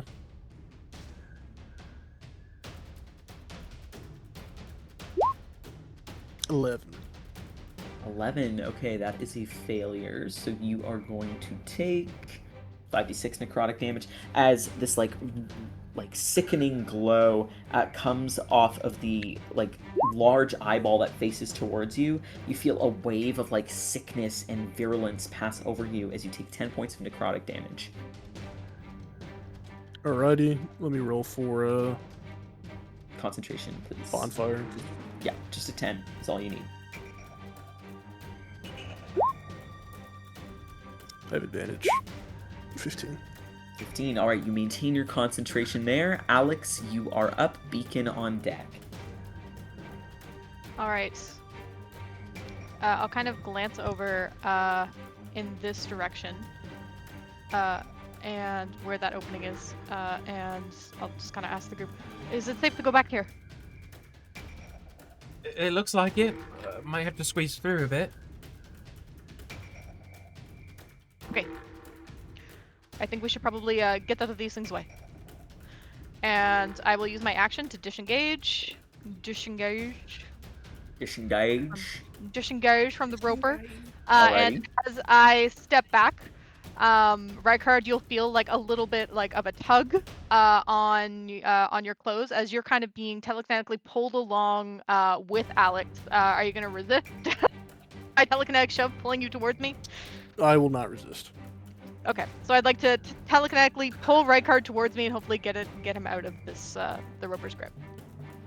Okay, I'm gonna have you, in that case, go ahead and roll an Arcana check, and we'll say that the Arcana check will replace the Athletics check or the Acrobatics check that's typically used. Like that. 21. All right, Alex, what does it look like as you yank Rykard out of the grip of this roper? Rykard, as Alex is kind of running past you, you'll see some of the shadows from this cave that are kind of kicking up at his feet will begin to reach out and stretch towards you, and will kind of bat away at the tentacles and yank you down, hopefully safely. I'm not sure if Rykard was in the air at all. 5 feet up, nothing too crazy. Oh, okay, nothing. Okay. So I'm 5 feet closer to you? Yeah, so I would have pulled you here. Or here, Okay. wherever you wanted, yeah. That's fine. Alright. And then are we able to move through here, or is that not an option right now? You can, Sam, if you want to. I'm gonna have to do some map shenanigans if you want to do that. But I can do it. Is that where you want to go, Alex? Yeah, I feel like that's the direction Alex is probably going. Just to at least Alrighty. put his head in. Let me paste you over on a different map, Alex. Thank you. You're welcome. Let me make sure that you are all aligned. Okay, and everybody say goodbye to Sam. She's going to her own map. Bye! Bye-bye. I'll let you know what's happening. It's bad. All right, Sam. Can you see yourself on the new map? No, it's fine. Yeah, I can see myself. All right. Can you move your token on the new map at all? I can, theoretically. Perfect. All right, Elixios, you use the remaining movement that you have to pass through into that other space. When you are in there, you can take in some of your surroundings. There is a soft glow. There is a pungent stench that passes through. Underfoot, there is loose rocks and rubble and stones, but also old bones that seem to be scattered all over the place. You can hear that there is a skittering sound up ahead, and there is a pungent and putrid stench. All right, as you've Smells really passed bad. through into the next space, Beacon, you are up. Alex, behave on that map over there. Okay. I am going to. Everyone, no one's grappled by the roper anymore, right? Presently, no. Okay, cool. I will use my action then to also disengage. And I am going to run all the way over here with my friends. All right, you rush by, heading over to the edge there. If you can expend anywhere between 15 to 20 feet of movement, you can get through into the next room if you want. I only have 10 feet left, so I'll hang out. All right, so you're just there. Yeah, Beacon will kind of hold his shield aloft. He's gonna act as like bodyguard until everyone is in the next area. All right. Moving through, this Nothic here right at the edge is going to look towards Rykard. Rykard, I need a con save from you, please. Alrighty.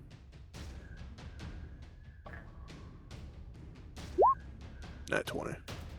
All right, as its eye sort of settles on you, you're going to take half damage here, Rykard. Still sort of shaking off the pain and the strange, sickly sensation from the previous gaze. As this one settles over you, it seems to have less of an impact, but still does some damage to you, as you're going to take half of 17 points of damage there. So I believe 8 points of damage. Alrighty. Alrighty, back at the top of initiative, Rykard, you are up.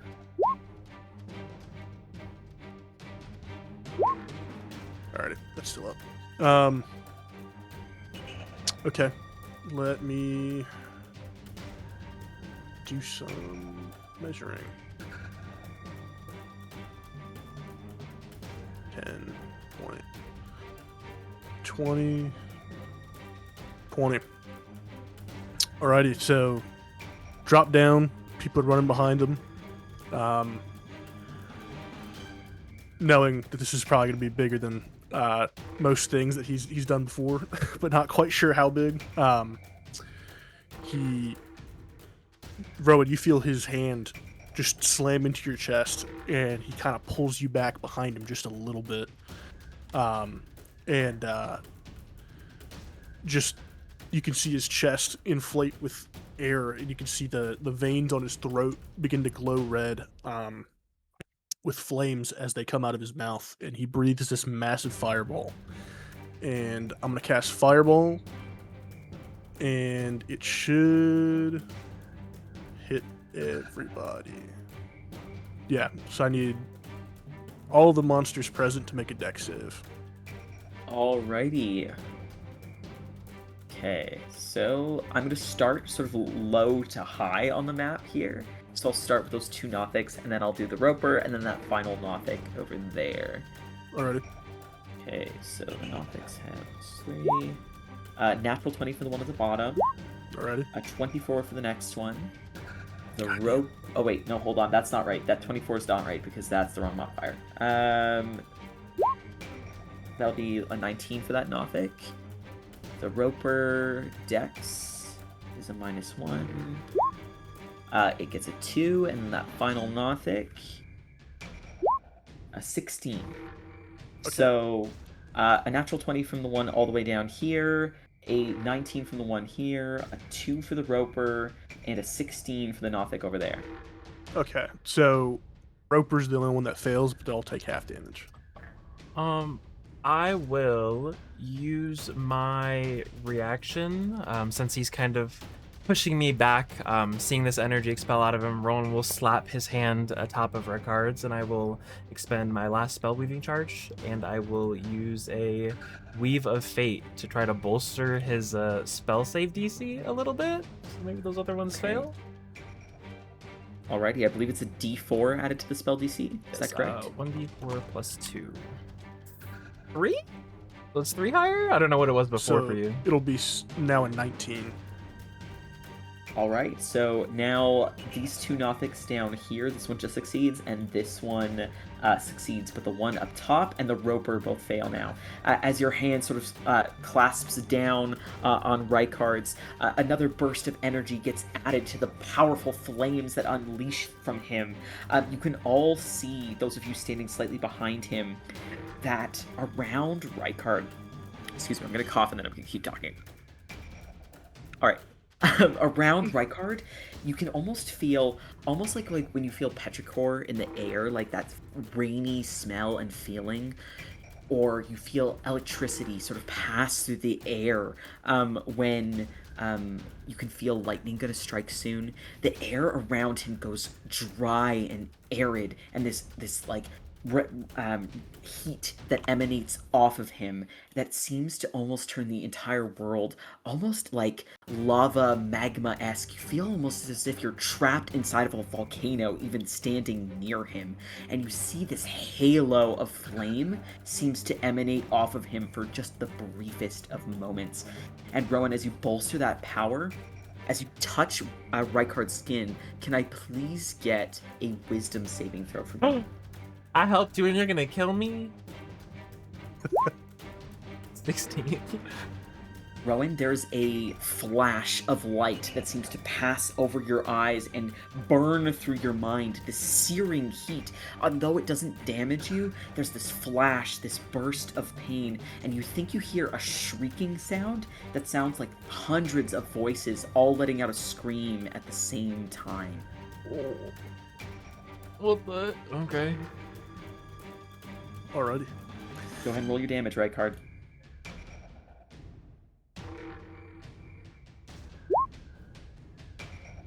$31 to anybody taking full damage, and 15 to anybody taking half.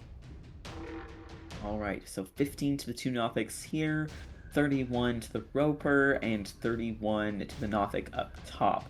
Alright, as flames go flying out from where you had released this powerful expended fire, you see that the Nothic over here lets out a shriek, and it seems to calcify and crisp up before your eyes, and then it's sort of from that burning heat seems to turn almost like a coal, frozen over version of itself. Just completely calcified.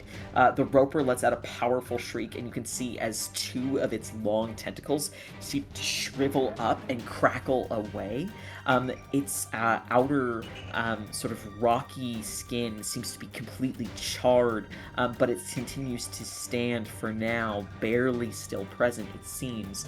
The two Nothics here both let their own cries and shrieks and gibbers, but they still remain standing for now, it seems. Alrighty. Anything else in your turn, Rykard?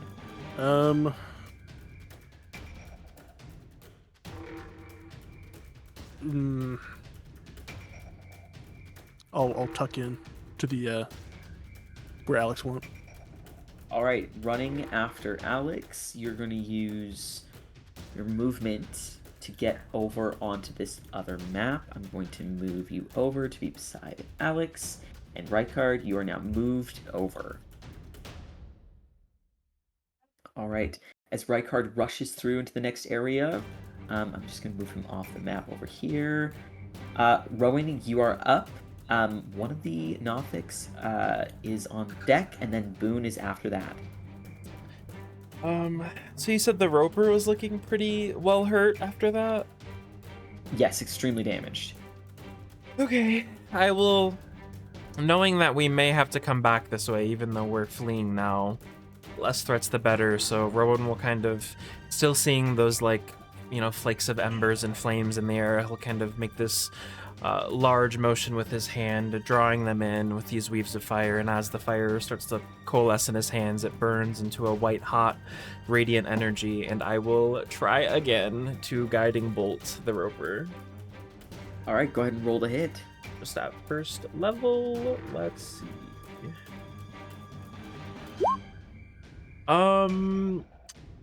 You know, why not? You only live once. I'll use my inspiration. We'll see if I can All try right. again.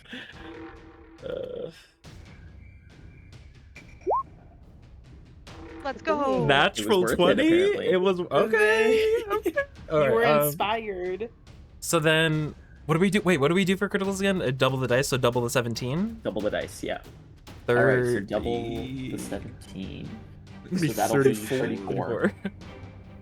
All right, Rowan. You reach a hand out towards the roper, and a bolt of glowing light goes shooting out of your palm. And as it spirals towards it, the roper opens up its mouth as though preparing to take a bite towards you, and the energy launches directly into the roper. And from the inside, cracks begin to form on its outer stone-like skin, veins of glowing light, as suddenly it bursts into hundreds of shards, bits and pieces of it flying everywhere. Strange, like grayish ooze gets splattered on the ceiling, on the ground, as chunks of the roper go flying. Its central eye sort of falls to the ground, and two of its tentacles yet remain up top. The rest of it goes flying everywhere, bursting, almost like it's popped. You feel like a sizzling hot energy come off of your palm, and looking down at your hand, you've never seen this from any spell that you've ever cast before. There's smoke coming off of your palm as that searing, burning feeling from touching Rykard fades out of you now. I guess Boone and Beacon would definitely see Rowan kind of looking down at his hand for a couple extra seconds and kind of wiping it on his clothes. Come on. Then I'll just turn and head through where everyone else went.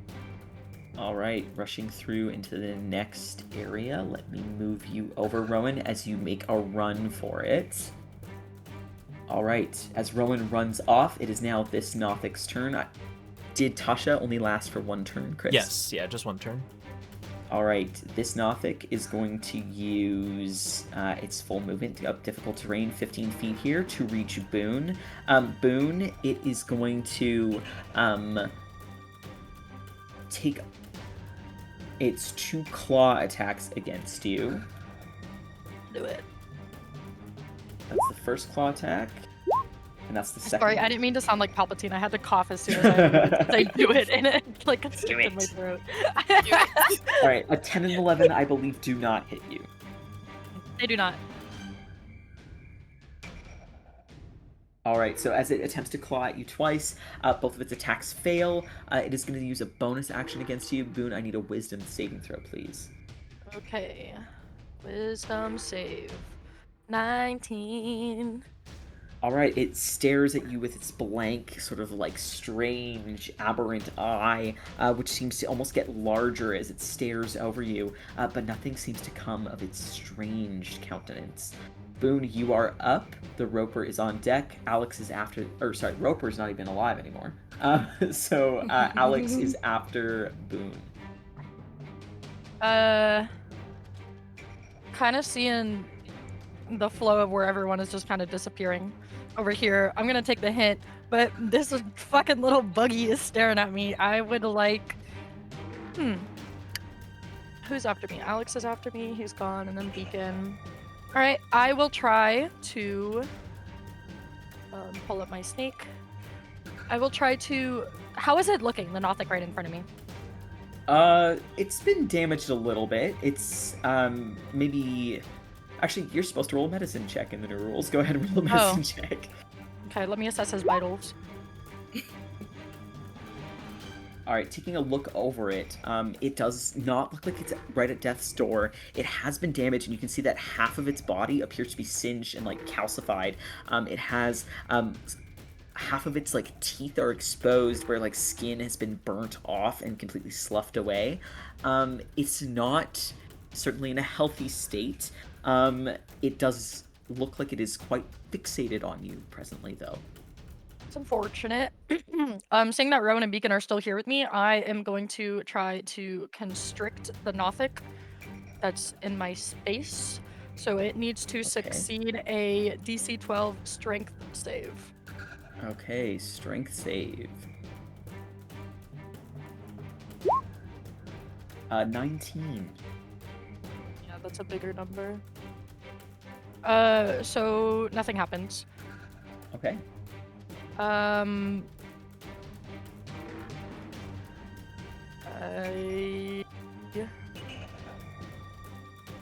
guess I will move on then into the abyss. All right. The Nothix is going to take an attack of opportunity against Yeah. you. Yeah. Natural Oh. 20. Oh my god. All right. As you Um, attempt to slither yeah. away, it's going to sort of like almost like set one of its clawed hands down and you, almost trying to like pin you down. But you're going to wriggle out. However, its claws dig deep and do some damage as it does. Again, it's going to have double on the That sounds like dice my luck. here, not on the total. Oh, so that's 23 points of damage. gonna kill myself. there. Yikes. I'm no longer a snake. And 10 points of damage carries through. Was that 23 damage? Yes, 23 total. What kind of damage? Slashing, or sorry, piercing. Okay. Piercing? Okay. So I have 13 health, so 10 carries over to me, and I drop my sneakity snake. All right, you're no longer in your sneaky form, but you are able to continue running away. Yes, I will do that. Okay, let me copy your token. Oh, I guess. Wait, let me roll concentration for reduced. Not that I really want to have it up still, but Okay, you can always just drop concentration whenever you want. yeah, it drops anyway. Okay, all right. As you rush forth, you return to your original size. Moving you over, Boone. You are now over here. This new area. Okay. Alex, you are up in the new space if you would like to go. This area here is there's a gap in this wall, but it's not large enough for you to pass through. You would have to move around this way to get a better look at the space beyond. And again, there's that weird stench that's coming from up ahead. Does this seem to be coming like generally from up ahead? Generally from up ahead, yes. All right. And you said I heard chittering noises. Where generally was that coming from? Around the corner. Like around this corner? Yes. So, again, directly to your side here, there's like a small gap that you can peek through, but you cannot fit through, Alex. And there's only one way for you to go, which is straight ahead and then around a corner. And around the corner is where the sound is coming from.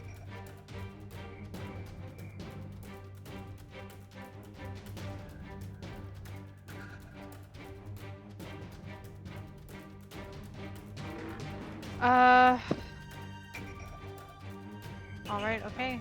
Might as well. I think this is a good time to use it. All right. And are we able to see like on like the other map as well? Sorry, I know like we just moved here, but like, are we able to see like kind of like what's on the other side? I just need. So is again, Beacon able to like you're- get through? Beacon could get through. There is a long 15-foot sort of like chute almost that you have to go down to get into the space that you're in, like a little mini cave. And it's about 5 feet tall. So Beacon might have to like crouch, but he can still get through. Okay, so we're not worried about that other Nothic. Well, I don't know. As That's long up as to they your potentially stop your you. group and what Oh they yeah, think. that's true. That's true. All right, well, just do this opportunity attack anyway. Okay. Yeah. Okay.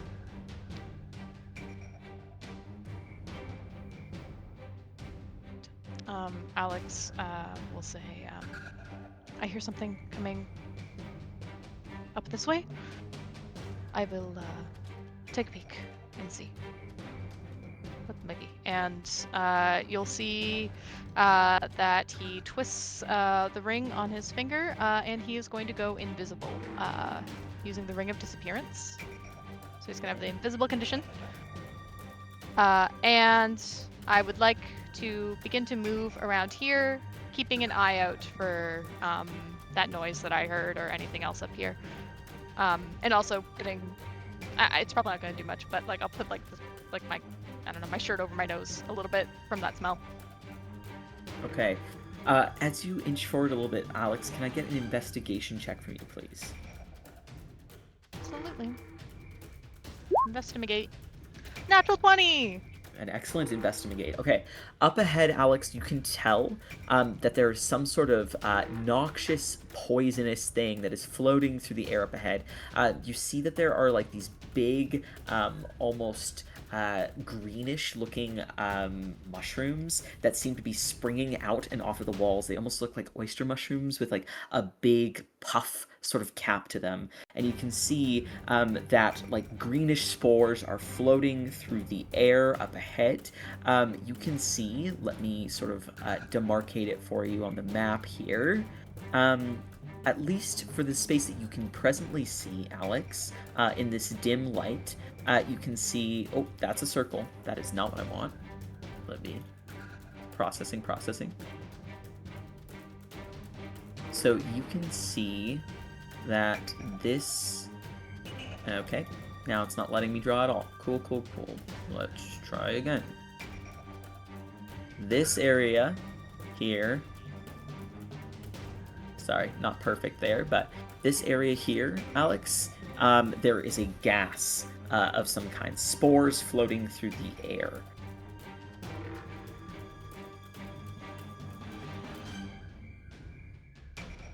All right, and you said there was also a creature here?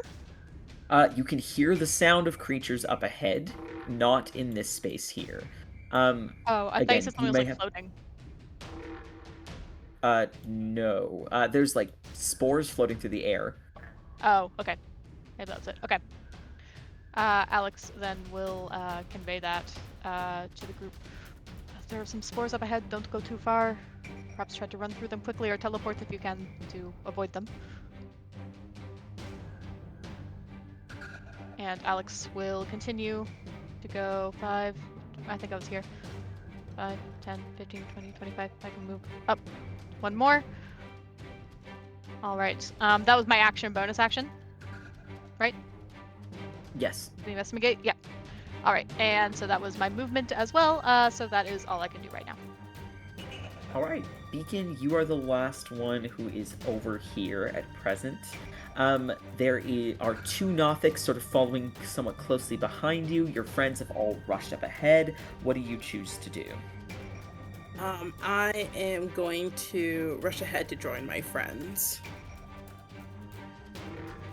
Okay. Let me move you.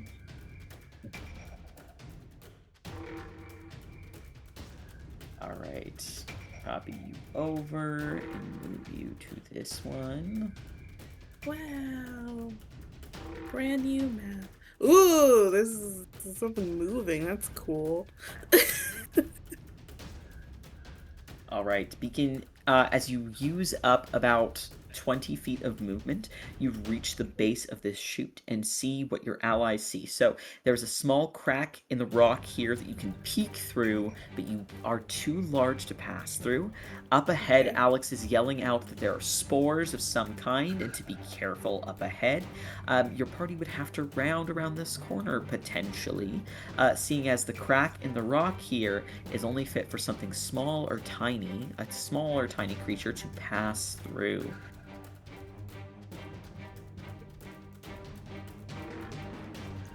I see.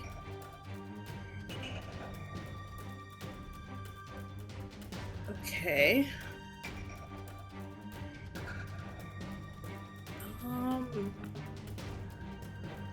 I mean, I guess we'll have to pass through the spores. So I guess I'll move. Oh, sorry. Question. Boone, are you still thinking of blocking this entrance? I can. If Okay, we don't want him cool. following us. Yeah, I will stay behind actually, and I'll help Boone with that whatever way I can. Like, see if I can find any like loose like rocks or anything. Not rocks, but like boulders or something that I can move this entrance. Are you trying to like seal it like Jesus? What? I don't know. Like, are you rolling a How did stone in Jesus front of it? I guess. I don't know. Are you trying to smash That the worked roof great and make for things Jesus. collapse, or are you trying to roll boulders? Because you just said you're trying to like physically move boulders. Rolling a boulder I was gonna is mold silly the earth, but idea. if Beacon could fill in the gaps, that would be pretty spicy. Yeah, I'll do that. I think that's what. Yeah, that's Thinking what I thought you thinking would about say. On the other side. No, we're not gonna. Yeah, we seal. Yeah. We seal Beacon into the wall. Away. Yeah. Cast We fucking cast him a Amontillado. Oh, Make he this just has the new rise. map. I don't know where he is. Oh my god, Right. that fucking thing is moving! It's animated! He is? Oh, I don't That's see him what on I the was map. saying. It's moving. It's so cool. oh my god! All Let's right. pop up. All right. So, Beacon, are you holding your action in that case? Yes, I Okay. am. What specific condition would trigger your action here? When Boone starts casting Mold Earth. Okay. Alrighty. So, a Nothic on the other map is going to chase after you guys. And it can use its full movement. It is going to... Okay, it's going to reach the edge of that opening, and it is going to stare down through the opening at you guys. I need Just turn Beacon order? to make a Constitution save. Who? Me. I need Beacon to make a con save. That's my constitution. Hold on. I have to do this manually. Ooh, that's a 10. All right, that fails. Beacon, staring down at the top of sort of like this long passageway you just passed through, one of the creatures sort of tilts its head to the side, its glowing eye sending light radiating down the tunnel almost directly like a beam right at you. You are going to take 16 points of necrotic damage, Beacon.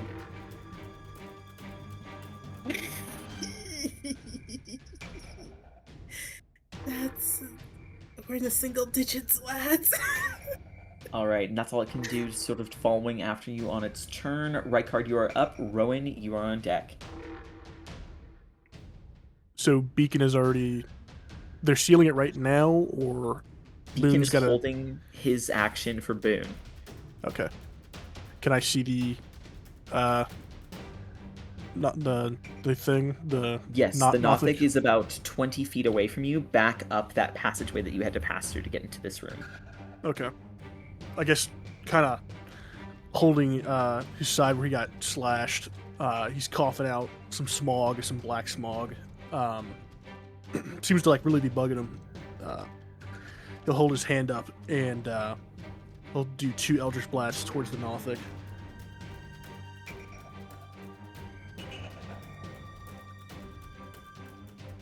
So that'll be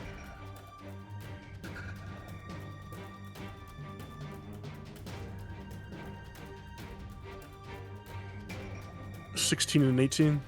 16 and 18 both hit. Go ahead and roll your damage. Alrighty.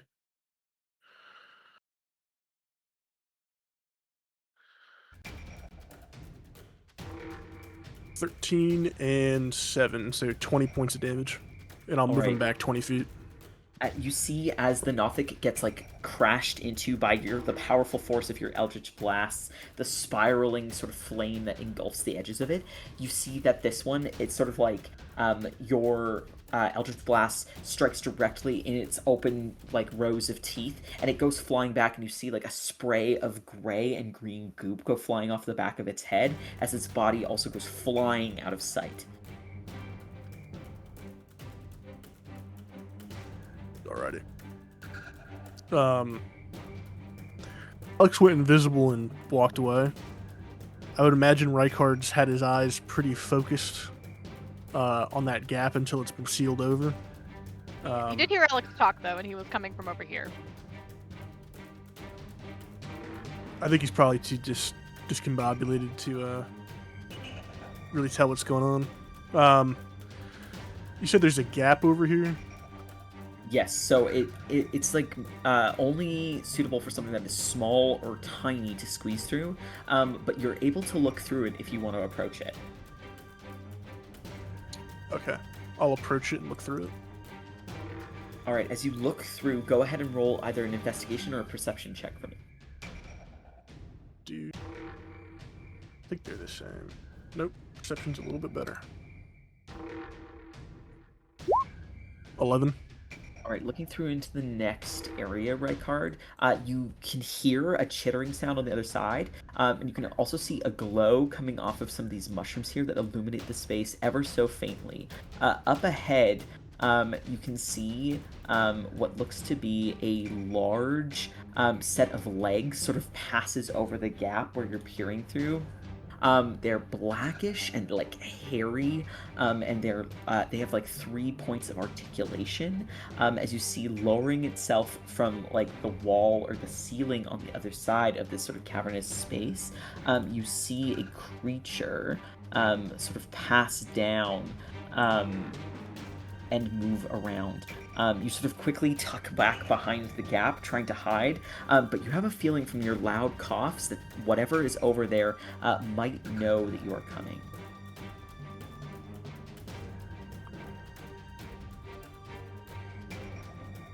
All right, that's action, bonus action. I will chill out right here. Alrighty, Rowan, you are up.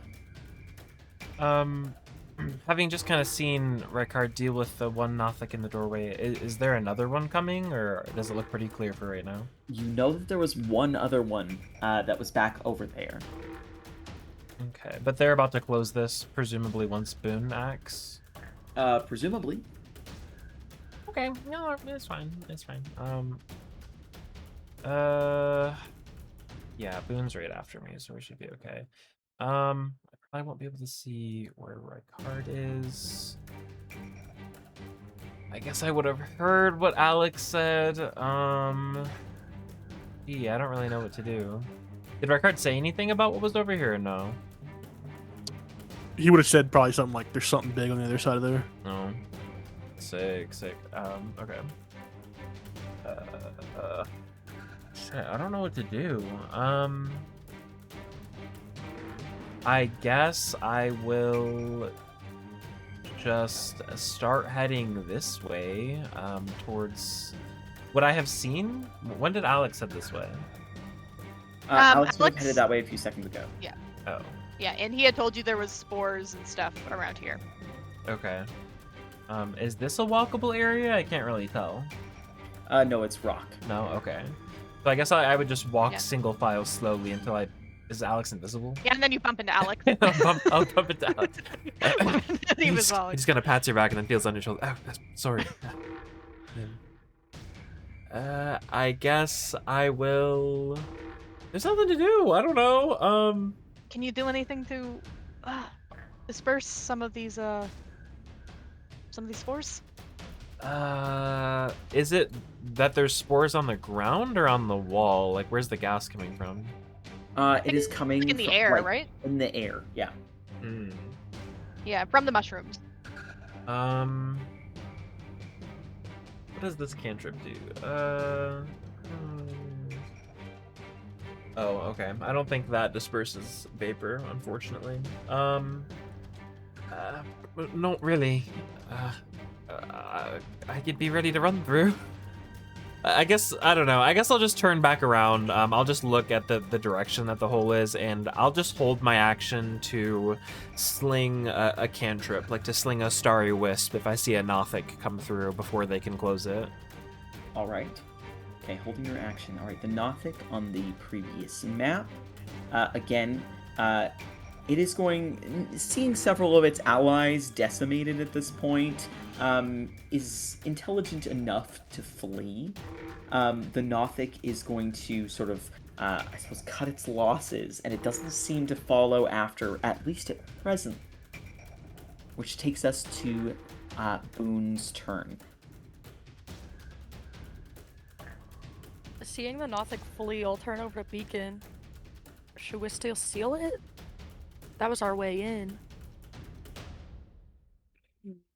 It could bring reinforcements. Who could say? You hear God say Yes. distantly. Ah, fuck it. We'll figure it out. Oh, Mold Earth. Okay. We'll cross that bridge when we get there. We'll burn that bridge when we Alright. get there. Boone, you cast Mold Earth, causing rubble to sort of descend from the ceiling and block off the 5-foot opening of this space. And then Beacon puts little pebbles on like sprinkles. Exactly. Now I'll try to take like larger rocks and just try to push them in. All right, Block as you up attempt to jam up the entrance as best as you can, you both spend your turns and your time filling the gaps as best as you can as Alex and Rowan sort of take stock of the strange spores up ahead. Rykard, you have seen the strange sight up ahead as well. Now that you're in a new space, I'm going to get us out of turn order for just a moment here, and let's take a 10-minute break. All right. That fight was so fun.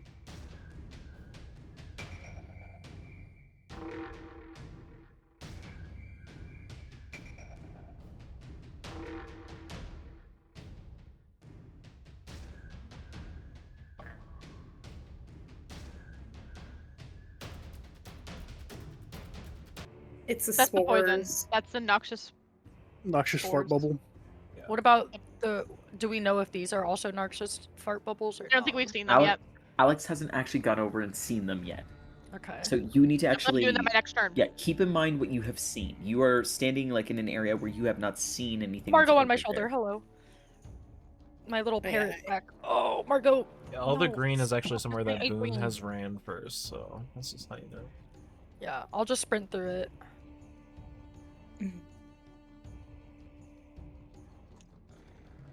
Okay. I love watching that little guy over here just. Yeah, he's just bopping. Urgil's idling. He's staying warm. That girl, that is not Urgil. That is Urgil. What do you Yeah, mean? He's white. Look, he's trapped. He's trapped. Yeah. Urgil's white. Wait, that is Urgil. He's big and buff. I thought he was an ogre. The girl. Yeah, that's an ogre. That's an ogre. is They're an ogre. green. Oh, so now you're being racist, right? Girl. Okay, right. let's resume before we get canceled. Things in life are green. The color of the science subject in schools and ogres. Oh my god. Look at Shrek. He's Shrek green. has taught us anything. Yeah. You know that Ogres are D&D ogres green. are not like Shrek, right? Right, she knew that. Right, yeah. You thought you guys were trying to find Right. Shrek this whole time. No. No wonder we're so bad at it. Wait, I need to hold on. D&D 5e ogres. What did they? Oh. This look like the fucking troll of Khazad-dûm. The fuck? Girl, you mean they're white? You can't just This ask an one's ogre why blue. they're I white. could see being blue. No, because he looks green in this picture. This looks like green. It looks like a pale green. It looks like the Goblin King. in The Any- Hobbit. Anyway. Yeah, and goblins are green. That The looks green goblins to in the you. Hobbit are like white. It's got green undertones. He's like that crayon that is like it's neither like yellow. Say or crayon? green. Say Crown? Crayon. What the fuck? I'm glad I unpaused What? Craig so we can have this on the record. Wait, what's wrong with crayon? No. That's not that's not how the word What? it has an O, so it's crayon, not crayon. Crayon. It's crayon. Crayon. Oh my god. Crayon. Nobody fucking says crayon. Are you I know. joking? Everybody says crayon. You Hold sound like on. that lady with the speech Oh, no. impediment who taught children how to speak. I Who need says to- crown? Becca. Becca. How do you say say the word Crayon? How do you say that word? Crayon. This word. Look. That word. How do you say that word? Thank you. She said crayon. You're insane, and so is she. Okay, I also say No! crayon, but maybe You we guys should are move both on. dumb. Maybe we should move on. See, Chris says crayon. Yes, the An two American people thing, I I would guess. refer to for that. Yeah, Yes. what the Sir. fuck?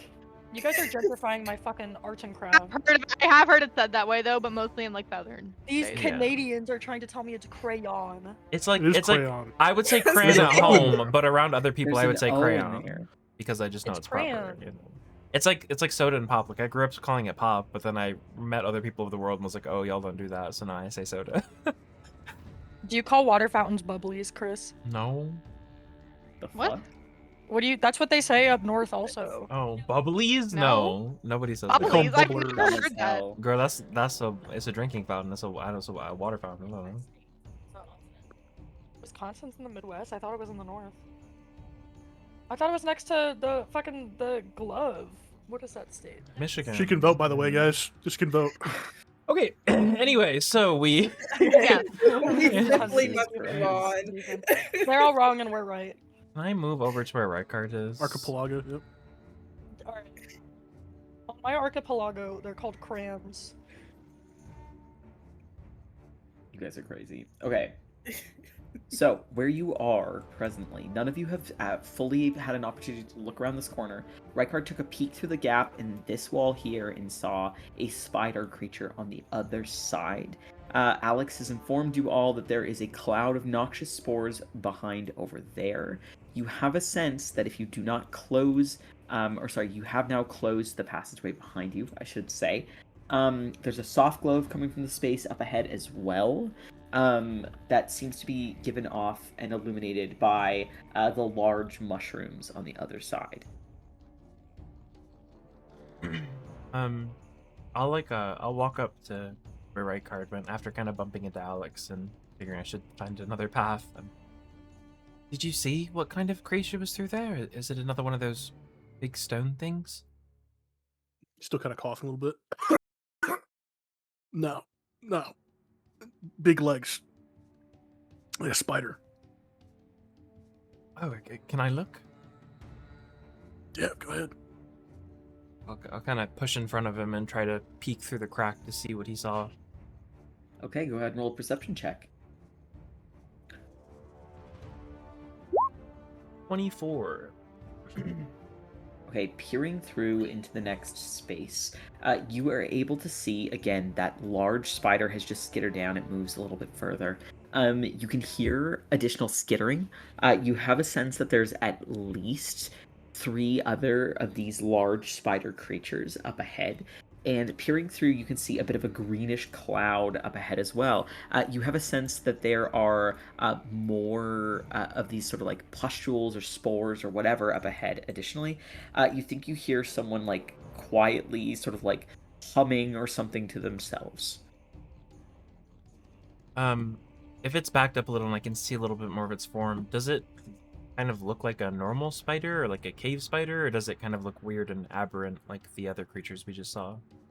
From what you can see from where you are, it has like a bright, almost orangey yellow color, with a series of blue dots down its back.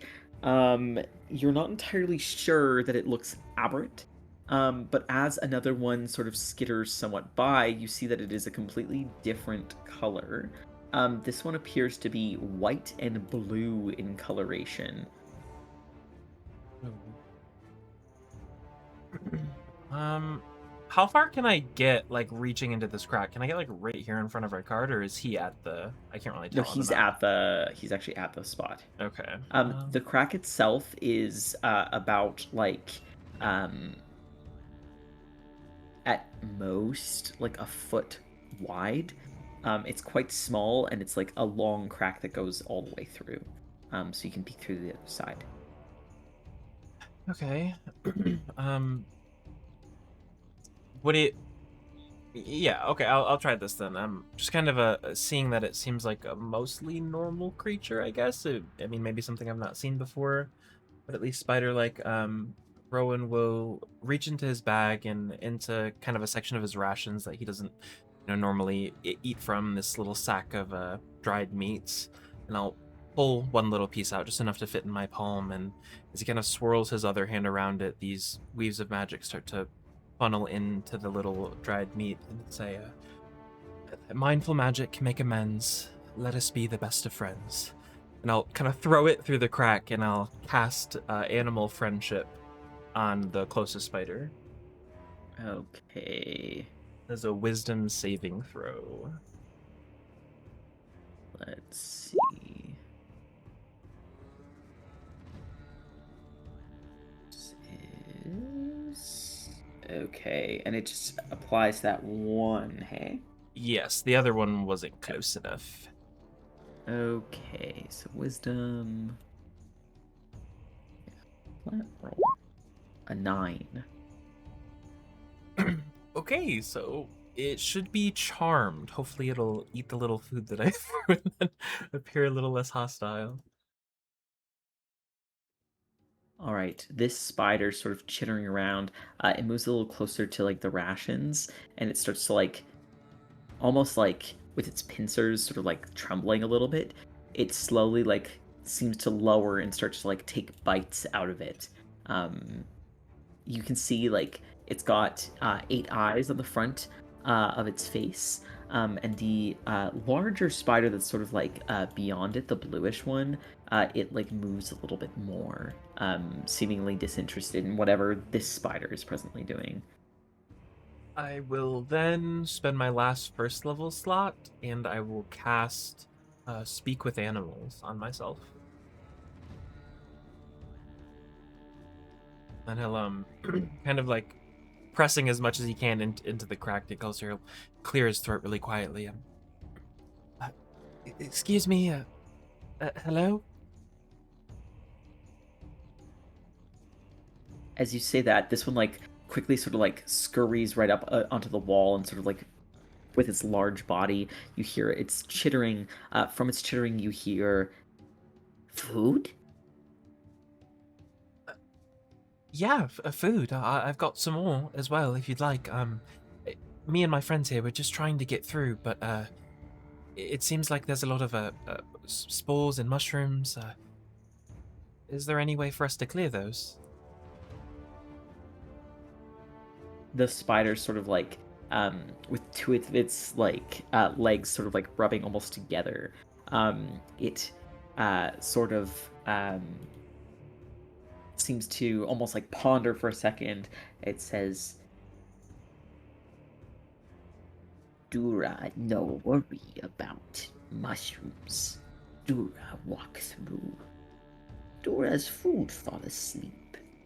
Make Dura hunting easy.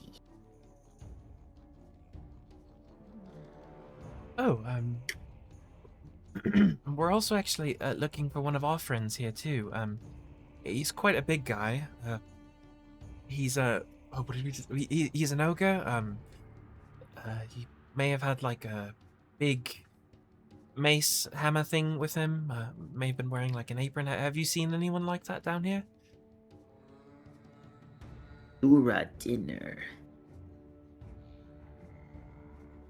Oh, well, you really liked the food that I gave you. Do you think maybe we could make a trade?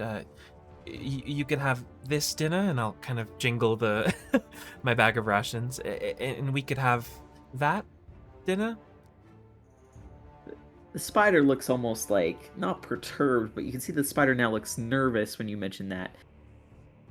Dura says, Dura likes snack, but big feed Dura pack for weeks to come.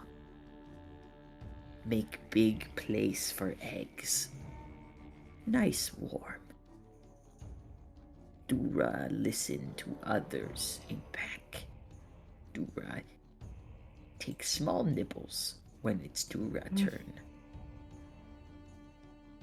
What if I had a bigger trade than just these little meats? There's a lot of food in this room behind us. Very big food for Dura and your pack. Go ahead and roll animal handling at advantage. Okay. Oh. Natural 20? Dura likes me. Dura seems to consider and sort of chitters for a bit and says, Hack not like, but Dura think deal made could be. How many more is in your pack? Dura seems to like lift up its legs, and you can see seems to like lift up 4 or 5 legs at once. Dura small, others in pack big.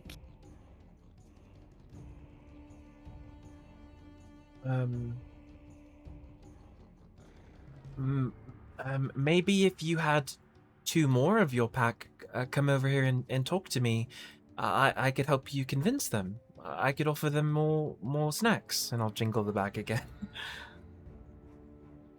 Dura seems to consider this. That gives as much of a nod as a spider can. And you see Dura, sort of through a series of chitters, seems to lure this other spider over. You can hear this one says, "Dura, why do you wait by the wall? Preparations must be made. The mother waits for us." Dura says, "Dura make friend. Find other thing than big. The other spider immediately looks suspicious. What do you want to do, Rowan? He only got one to come over? For now. Okay. Well, actually, let me see. How does this work? One slot. Okay, I guess that's fine. I can do that. I will first use my bonus action to activate the Spell Echo Ring and expend 1 charge to regain a 2nd level spell slot. Wasn't out, but I spent 1, so now I have 3 again. And I will, with this other spider close, I will pull out another little morsel of food, and using a 2nd level slot, I will attempt to also cast Animal Friendship on this spider. Okay. This spider that looks suspicious sort of looks into the gap, and Dura moves a little and says, "Who is you?" I am Rowan. Who are you? Nooth. The 2nd eldest of the pack. Why do you come to the mother's house? Does it make the same? Is it, or no? Let's see. Wisdom save. That- 15. That just failed.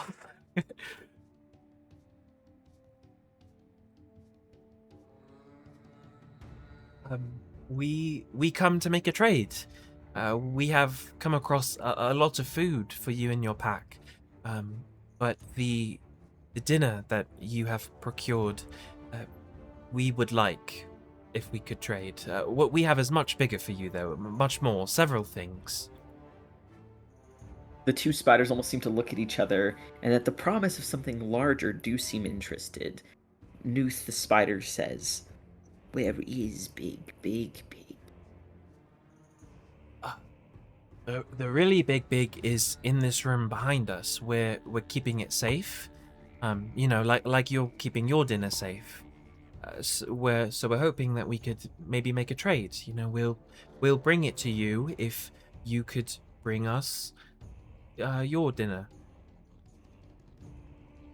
Roll a persuasion check. At advantage because it's charmed. Okay. Y'all, I'm not good at Or this actually, anymore. this is deception, more likely. Well, I'll bring it to them. No, I'm gonna bring got What big Gnostics. thing do you have? the corpse of the fucking. There's like 3 Nothic bodies. Yeah, the Nothics and then the Roper. The Roper is the big thing that I'm thinking of. The Okay, roper made of so- stone? It's made out of rocks. It's the flesh on the inside, right? It like I kind of blew it up a little bit, so that I mean, I guess I didn't look close. Rowan is assuming there is a soft center, you know. Okay. But there are Urgel's Nothics. bigger, but okay, we'll stick with persuasion for now. Okay, I mean, it really doesn't matter. It's the same for me, but 3 Nothics trades up to 1 ogre. yeah, This is like the craziest conversation that Record's ever seen. Yeah, you're gonna And have you it. just, all you hear is Rowan like chittering. Yeah. Record's just like, Oh, what the fuck? And Rowan starts counting on his fingers, and we're like, what the fuck? Oh, this is Say. amazing. Hey, do you have inspiration? And I did use that already today. I did use Oh. that. Yeah. Can I give Chris my inspiration? Not for this. Fuck! I So like this these is guys. pretty on par with Rowan's level of persuasiveness. So. Nooth and Dura seem to sort of like chitter at each other for a moment, and Nooth says, until big here. Mother will not like. Dura seems to look dismayed and says, Mother will not like. Oh. Right. Okay. I can see about us bringing in the big and the others. So you guys can see. What about the state of your dinner? Uh, uh how is that?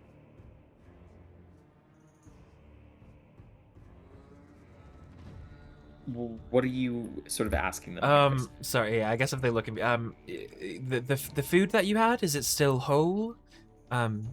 Alive, breathing?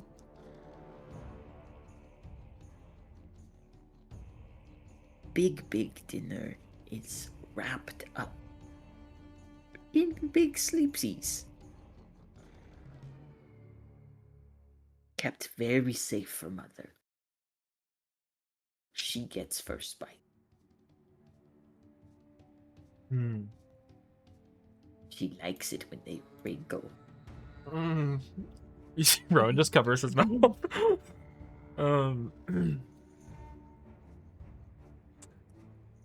Okay. Right. Give me just a second. To go check on that food, that dinner. And I will kind of step away from the wall, and I will just grab Rykard's arm and just pull him this way so he can kind of be away from that crack. I will follow. So, there are a lot of spiders over there, like a whole pack. Maybe at least like 4 or 5, and a really big one, a mother spider. Gild is trapped. He's wrapped up in a cocoon, I think. I tried to make a deal where we could, maybe trade the bodies of those things that were in there. But I don't know. They said they won't really do anything until they see it. Should we just drag him in here? We can, but I don't know, you guys. I'm getting the feeling that it's not really gonna work. They seem like they're pretty low on the spider hierarchy. I mean, one of them is higher up than the other one, but I think they would ultimately... Like physically, or? Does it... he's a bit bigger, maybe, but I think they have like an internal system, a totem pole structure thing. I don't know. I think they would need approval from the mother spider, and I don't know. We may need to prepare for a plan B if it doesn't work out. If they say You want me no. to go ahead to the other side and see how many I can see from there? If you can stay unseen, I can stay invisible. just be careful. I have these two, charmed a bit. I don't think those ones will cause you any trouble. They might still hear you or sense you, so try avoid stepping on any of their webs. Good advice. Thank you. So I will go forward over here. And just before hitting those spores, I would like to Misty Step across to the other side, not landing on any webbing. And I should still keep up the invisible condition. Okay. As you appear on the other side, looking around, you now have a slightly better vantage point to take stock of what is actually visible and can be seen over here. So we are going to... Let me just do this. Okay, so as you look over here, you can see...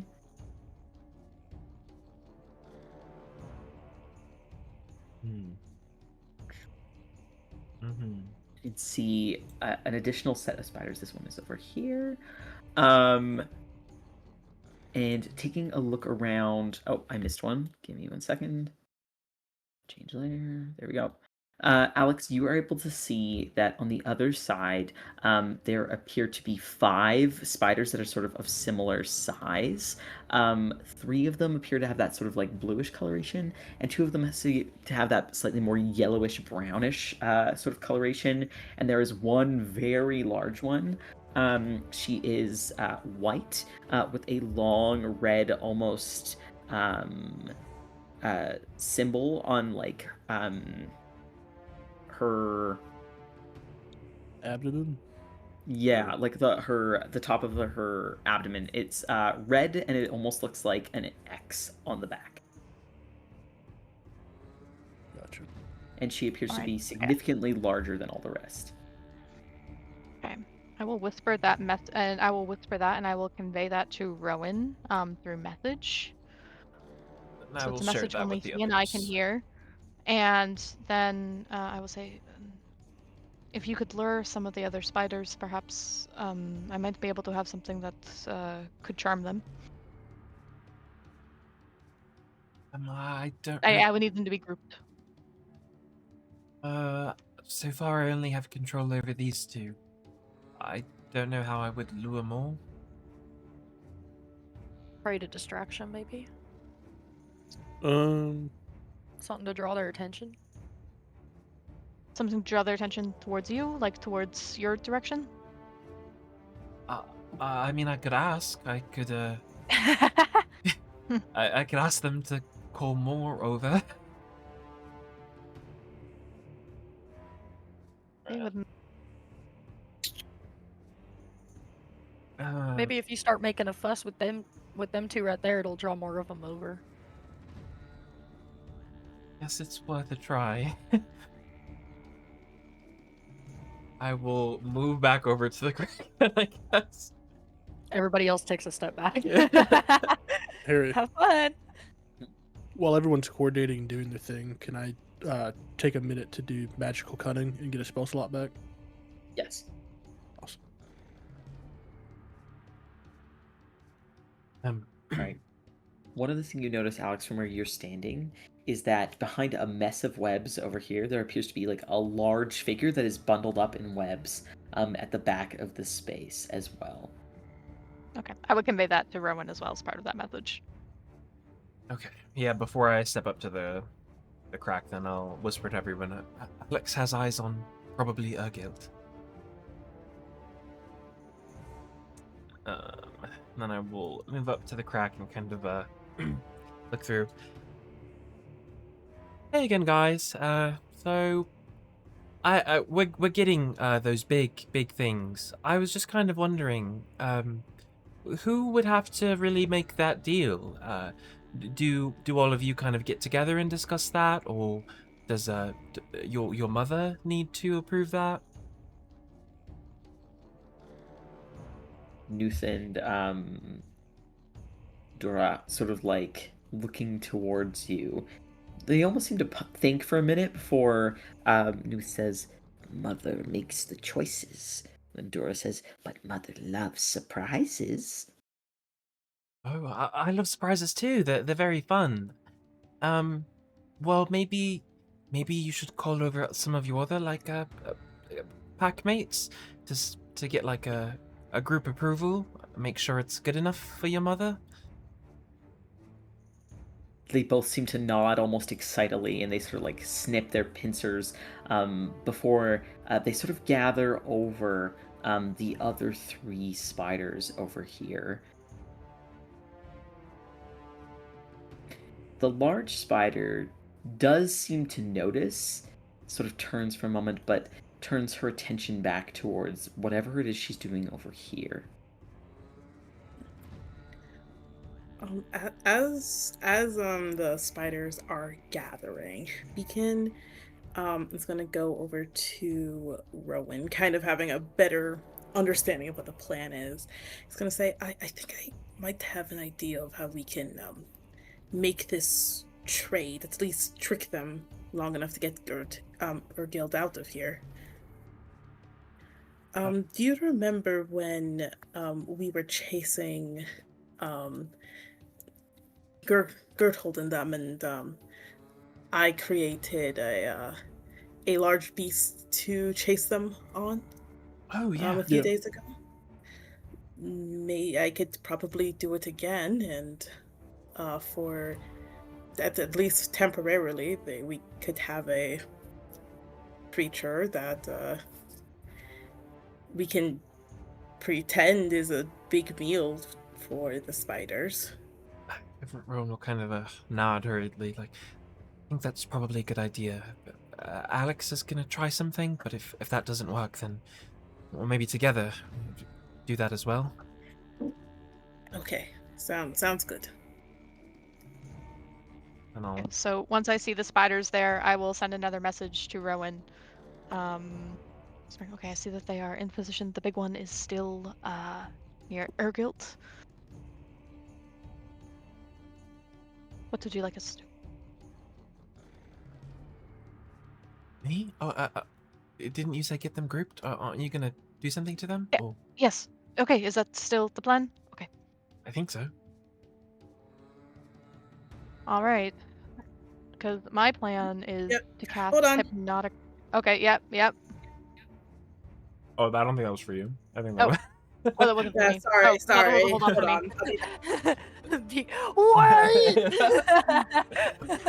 Wait! Wait. Okay. No.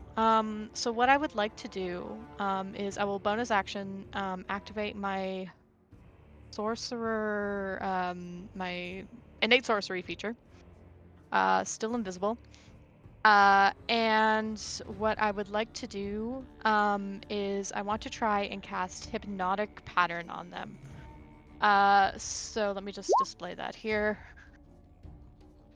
So twisting pattern of colors in a 30-foot cube. Okay. So I want to try and like take like maybe like some of these like green kind of spory things that have to go like pop, pop, pop, pop, pop, like in like various different colors all around these spiders, just kind of popping around them. And yeah, I'll cast hypnotic pattern. I think in a 30-foot cube, I think that should hit all of them. Okay. Let me go ahead and roll for them. It's a wisdom saving throw. Okay. Oh. Roll 1d20 plus 1. Okie dokie. Natural 20 for the one that'll be closest to you. This'll be for Nuth. Or, hold on. That'll just be a 2. Sorry. No +1 for them. That'll be for Dura.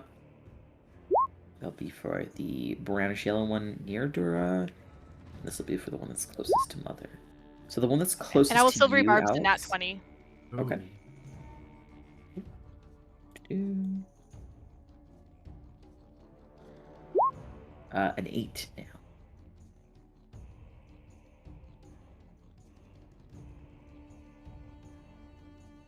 All right. So yeah, all of these spiders are going to gain the incapacitated condition. So they'll all just kind of lie down, unmoving, and they'll go quiet, incapacitated condition, speed of 0. They don't get to repeat the save.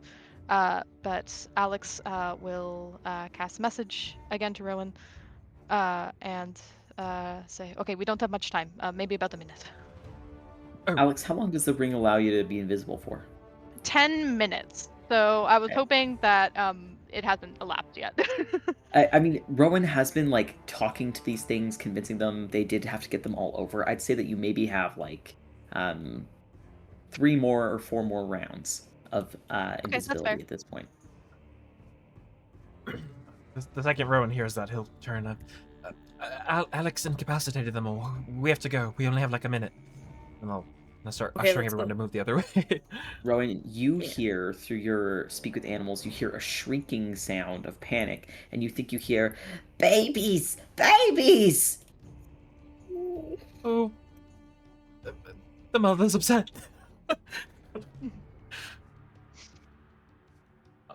I'll just try to keep rushing around the corner. I don't know if anyone else is moving, but Yeah. Yeah, I'm I'll running. follow. I don't know how to deal with the gas, but I'm running. All right, are you running through the gas? Uh, Does it extend floor to ceiling? Yes. Can I use druidcraft to make a breeze to try and disperse them to like one side so that we can slip through the other side? I Oh, believe sorry, everything got Druidcraft is...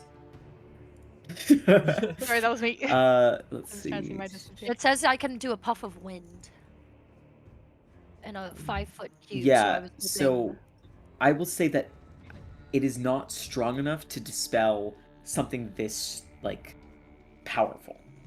It's like a little gust of wind, but it'll immediately fill back with the spores.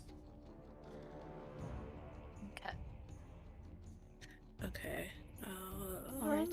I'm not sure if we're like Wait, in initiative order here, and I'm not sure if we Not want yet. to start doing this. Maybe I'll wait Uh, for the others to come. Can you go But, ahead and like, roll, come to the actually, other for me, side. Sam? Can you roll a stealth check at advantage?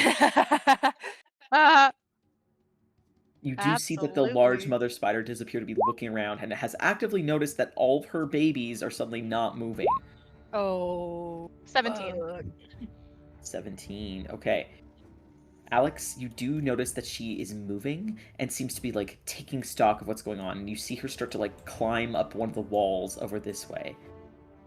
Okay, I'll just kind of like keep my distance from here, and I'll wait for the.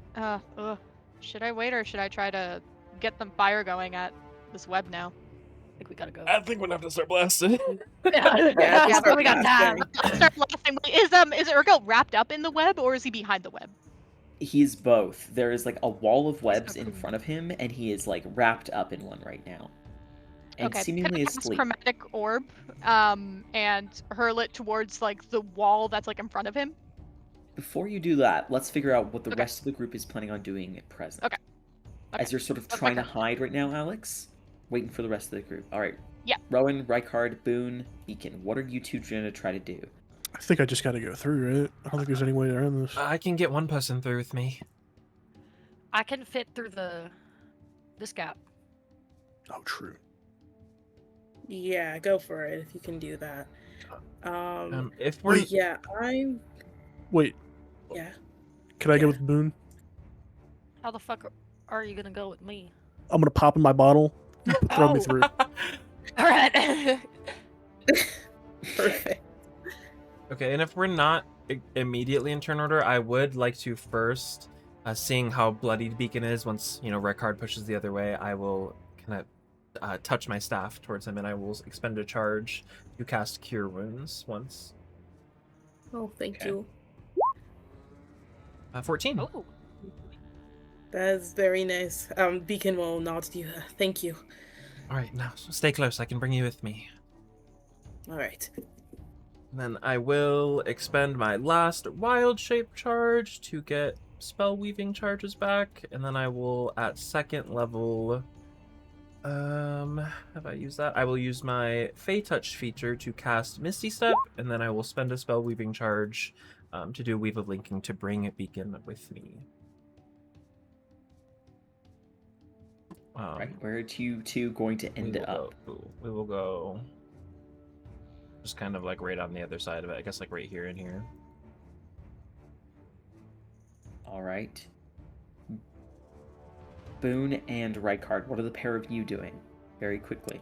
So real quick, I toss Boone the lamp at my side, and you just see his whole form goes up in flames, and he just gets sucked into the bottle. All right. I'll hug it to my chest like a football, and I'll fit through the crevice, and I will stay above this mushroom here as I emerge. Are you If that's what tiny right now, Boone? I'm small. I thought you said a small creature could fit. It's about like a foot all around. Oh. Am I able to shimmy through it? How big are you normally? 3 something? 3 something. Okay, I'll say go ahead and roll an athletics or an acrobatics check. A lamb. All right. Boone, you begin to sort of like army crawl, shimmy your way through. It's a tighter squeeze than you think, and you think you'll just have to spend another round shimmying through and pushing through. And as you sort of like start to squeeze yourself through, you're about halfway through. It's when you see, as you're from where you're staring, and Alex, you can see as well, where the mother spider stands, suddenly seeing Rowan appear with like an immediacy of action. You hear a shriek of "My babies!" and suddenly something goes flying through the air towards Rowan. Rowan, I need from you a dex save, please. Oh. Okay. 14? Okay, I'm actually gonna need one from Beacon as well, please. All right. I don't suppose this is a spell or anything. Ew. Not a Oh, spell. Right, okay. That should be a 7. I did a 1 instead of a 2. My bad. Or other way Okay. around. So, flying towards you, a web goes shooting through the sky and the air and crashes into the ground, right, sort of like tangling into you. It fills a 10-foot radius sphere. So let me measure that really fast. And it was coming towards you. 10 foot. So actually, I am going to need one from Alex as well, please. I hope hypnotic pattern isn't Okey-dokey. concentration. Well, hopefully it's just webbing us. Ooh, 5. Uh-oh. All Hopefully. right, so Beacon and Alex, you are now caught in a spider's web. So on your next turn, you currently have the restrained condition until you manage to escape from the web or destroy the web. So with that action being taken, I need everyone to go ahead and roll initiative, please. High rolls, Boone. High rolls. High rolls. Amen, brother. They rolls. Don't forget 4. to use. Take it or leave it. Do I roll when I pop out or now? You can roll now. Oh, Okay. it's alright. There should only be one, my bad. That's unfortunate.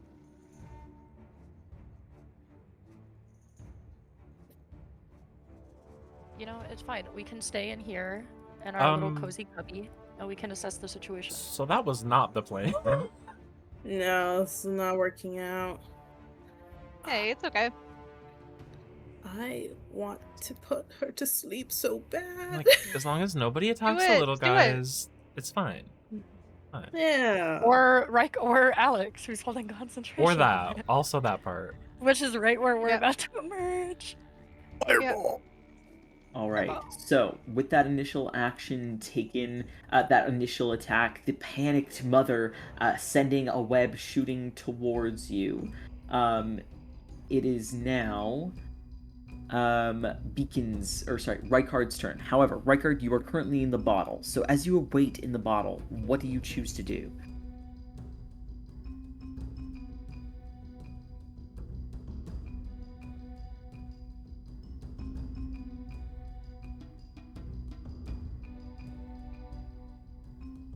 He's thinking. Nice. And that's powerful. I've been talking, my bad.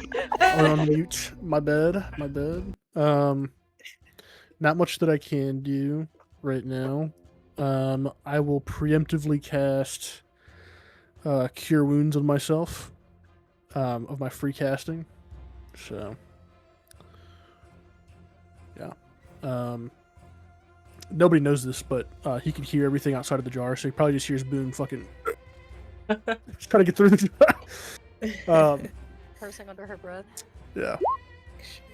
So I'll get 9 plus 5 health back. And that is my turn. Alrighty. Okay.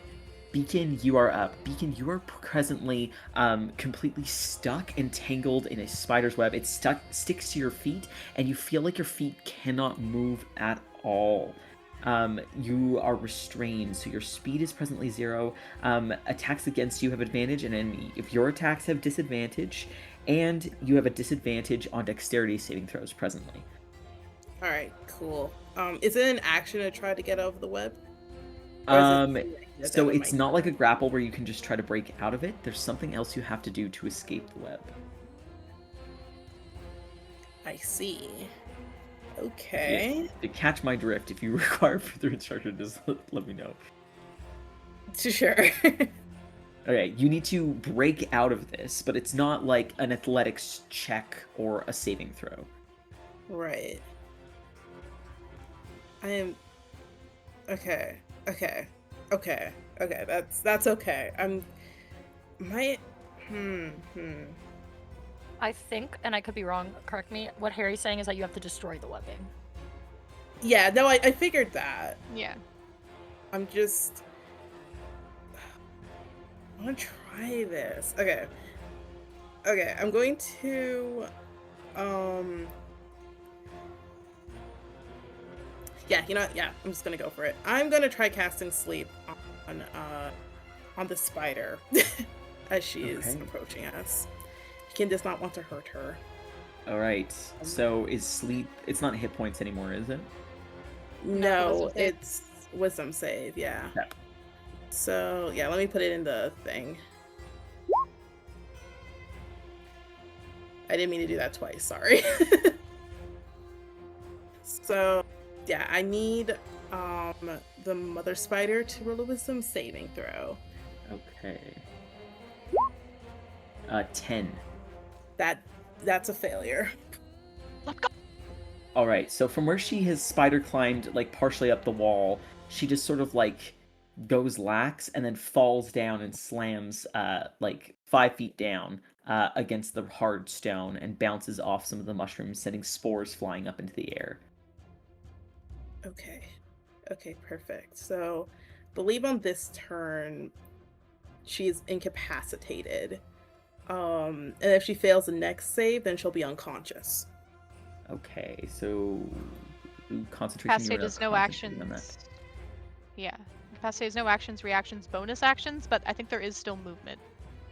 Is there? Okay. Oh, okay. Yeah. Good to know. All right. I knew that. Anything else on your turn, Beacon? You use your action to cast sleep. Yep. I don't know if I can do anything else at the moment. Okay. Yeah. Oh no, actually, I'm going to use 10 points of my lay on hands on myself. Good. Just Okay. get a few more hit points. All right. It is now Alex's turn, and then the giant spider's turn. Okay. All right. Beacon, you'll feel like a little pat on your shoulder. And Alex will say, "Good work," and try to keep that up. And I will bonus action Misty Step again to get out of here. Yeah, I can go whoop, over here. And I will get myself a little bit closer here. Kind of tuck around. And then... Okay, so I want to cast, I think, Sorceress Burst on the webbing that is like not around Urgil, but like kind of like directly in front of him. Okay. All right. Yeah. So I would like to do that. So like a string of fire will emerge in Alex's hands, and he's going to point it towards the webbing.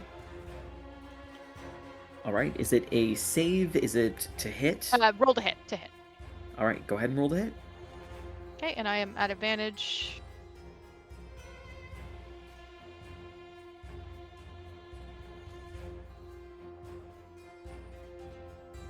It's making me choose the type. Okay.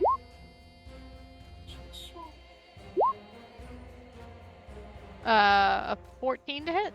14 does hit. Okay. Alright, so that will take...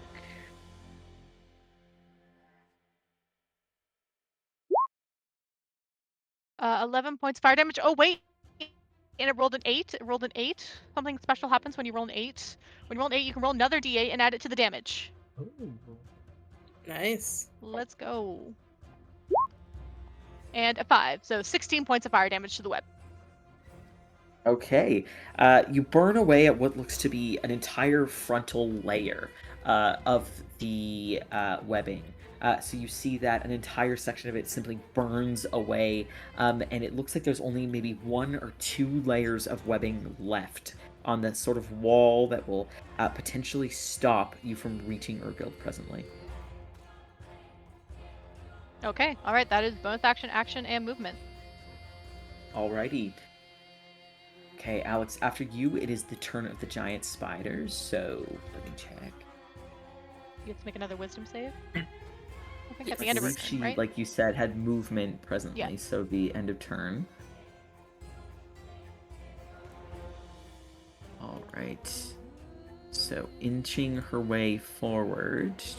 Yep, she is able to move still, so she is going to, sort of where she's fallen down, she is going to clamber in the direction of you.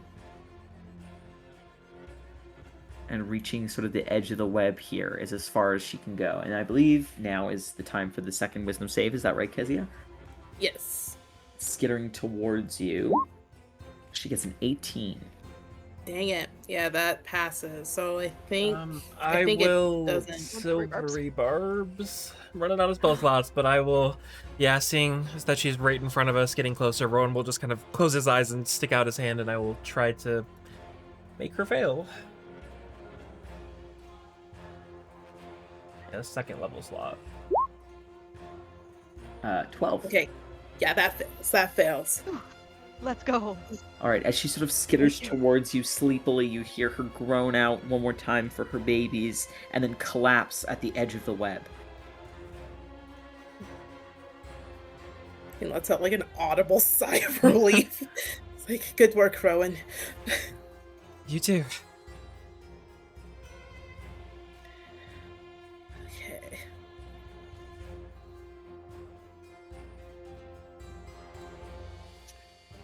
All right.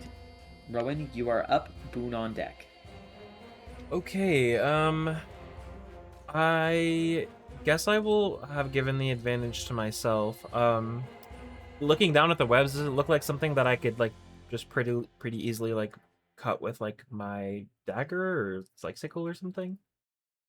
You could try to cut it. You're not sure if your stuff would get stuck in the webs, though. Okay. Do I think I could like blast it with a starry wisp? Potentially. You did see that Alex's flames did seem to be quite effective. Do I think I need to deal fire damage or just summon fire? Because I can summon fire, but I don't have any fire damage spells. You have a feeling that it can't just be like a fire Yeah. that doesn't do any damage. Right. Well, physical fire burns stuff, right? So like, okay, well then yeah, I'll do that. I'll reach in my bag and I will pull out one of my unlit torches and I will use the Druidcraft. I'll spend an action, I guess, to ignite the torch. And then I will just try to like hold it down without burning myself and try to like maybe burn away just mine and the webbing around mine and Beacon's feet.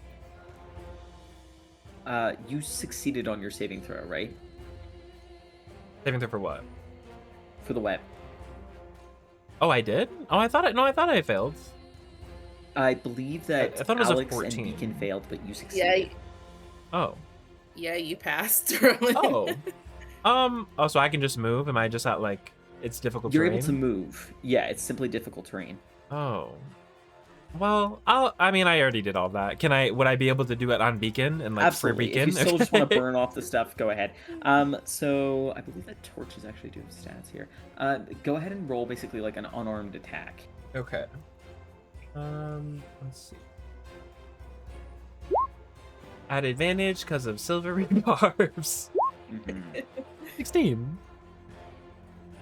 Okay, so. Okay, it says if you do a melee attack with a torch, it deals 1 point of damage. Okay, so that'll be 2 points of fire damage. So as you do that, you see that the webs at Beacon's feet begin to burn away, but they're still just barely clinging on to him, holding him in place. It looks up and grimaces a little. Sorry. It's all good. Um, Just keep at it. Yeah, I guess I don't know. Is Alex visible now, or is he doing stuff invisibly still? He's I'm still doing invisible stuff for, invisibly. I believe, I think either what, 2 or more 3 more rounds? rounds. Okay. Yeah, 2 or 3. Well, I'm just gonna assume he's doing his thing then. The spiders are incapacitated. Yeah, I guess I'll just stay by Beacon then in case anything happens. All right, leave all the work to Alex, I guess. Yeah, I guess. Here, I'll step around. I'll move this way. I'll inch closer. I'm coming, Alex. We need fire. I'm trying. All right. Boone, it is now your turn. How's my wriggle process? All right, you can wriggle through to the other side of the wall now, where you pop out, and all these spiders, who seem to be almost stunned or asleep, seem to just be collapsed on the ground around you. I'll keep above them. What's my movement speed after emerging? You would have half of your movement left. Okay.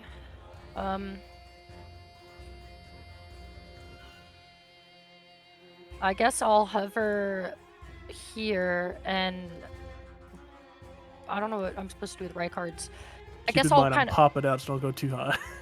Yeah, I guess for Rykard's thing, I'll try and roll it over into this space here that's unoccupied, Okay. if I'm able to do that. Sure. There he goes.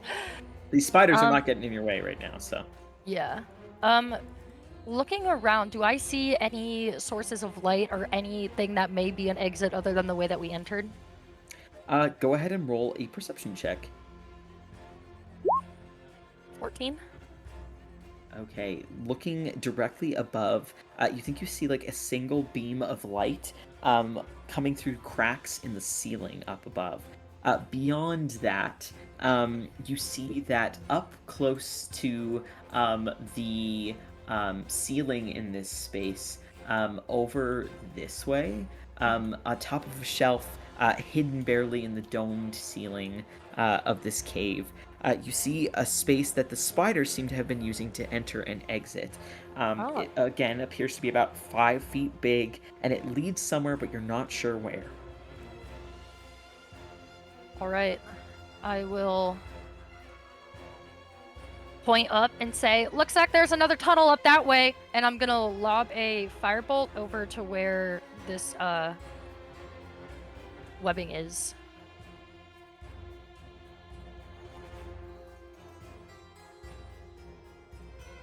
If I'm able to do that. All right, sorry, do you mind clicking on where you're trying to head again? This webbing here. Trying to fly over to the webbing? Or no, I can't move anymore, but I can lob a firebolt over that way. Oh, okay. Yeah, go ahead and roll hit, please. Okay. Bum, bum, bum. And it's not rolling again, so I will just roll it manually.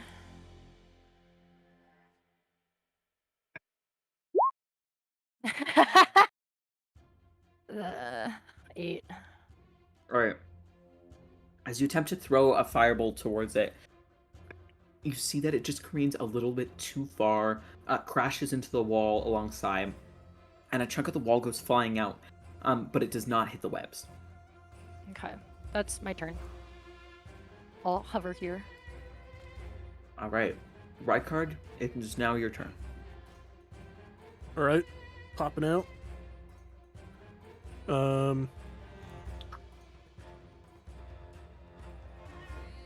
Yeah, popping out. So the as the webs are catching fire, does it seem like that's gonna hurt the things trapped in it?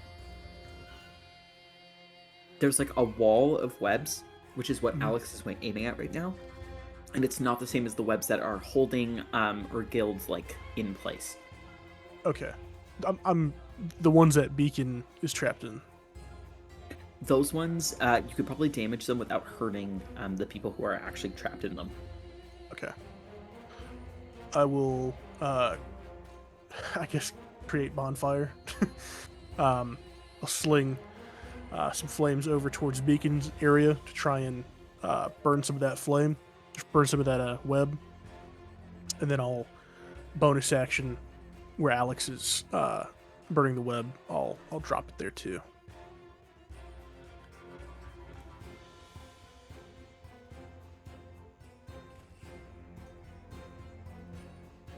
Sorry, you cut out for me. Do you mind repeating it one more time? Oh yeah. So over where Beacon is, I'm gonna cast Create Bonfire to try and burn Okay. some of those webs away from him. And then, over after that's done, that's my action. Bonus action, I will then move the bonfire so a big glob of fire leaps over and goes towards where Alex is burning the flames away. Okay. All right. So go ahead and roll damage for Create Bonfire. Okay. Bonfire.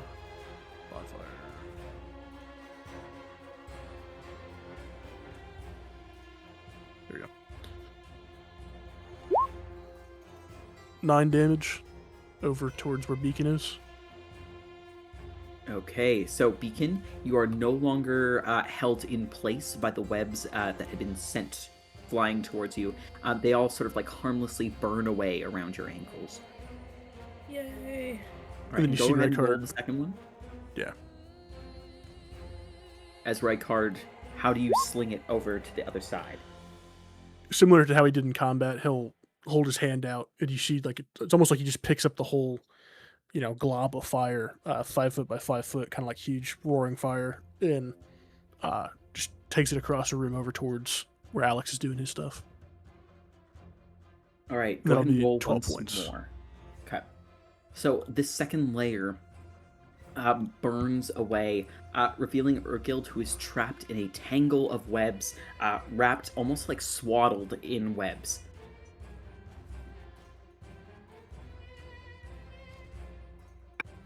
All right, Rykard, I believe that's your full turn. Yeah, that's action, bonus action. I have movement. Alex is still invisible, right?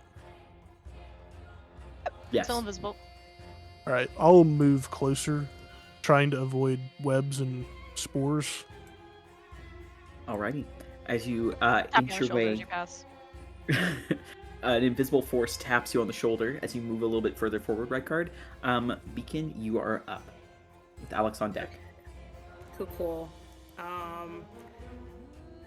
There's not a ton I can do at the moment, so I'll just use my my action and my movement to get a bit closer to everyone here. Preparing to help Urgild out.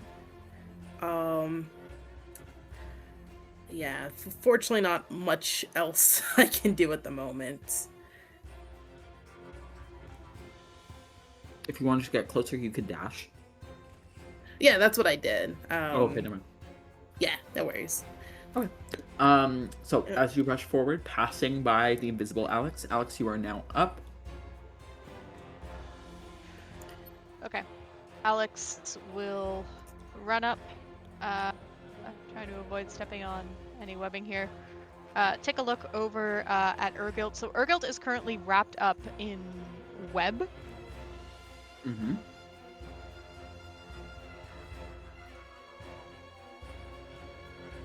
He is Alright, currently like completely tangled up in it. Urgild, are you alright? Oh, Fifi like is conscious and like can reply to us. You have a feeling he's asleep, based on what Rowan learned from the spiders. Oh, got you. Okay. All right. This would be a good way to get him down. Is there any way I can try and use telekinesis to try and like peel back some of the web from him, or like try to like You pull have him a out of feeling them? you could try. Okay, I'll give that a try.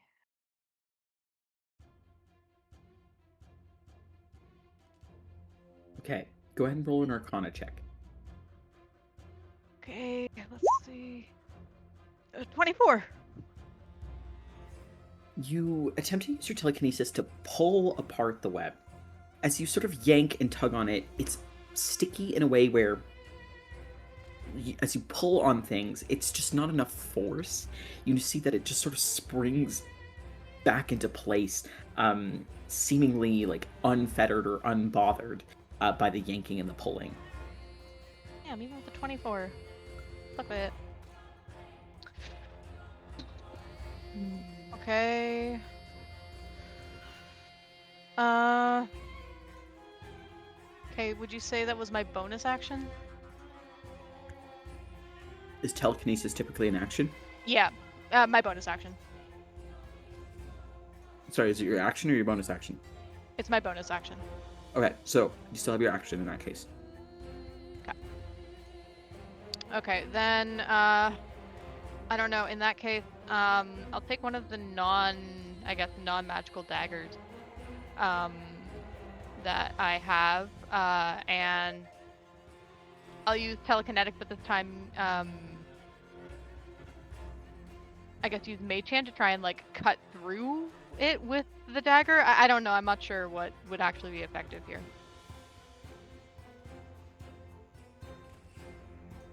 If you want, you can try to cut through it with a dagger. You have a feeling that spells are far more effective on this. Or something fiery is more effective on this. Yeah, but I'm worried about hurting Urgilt. Well, if you want to do something Does effective, it seem like it would? maybe. You're not sure?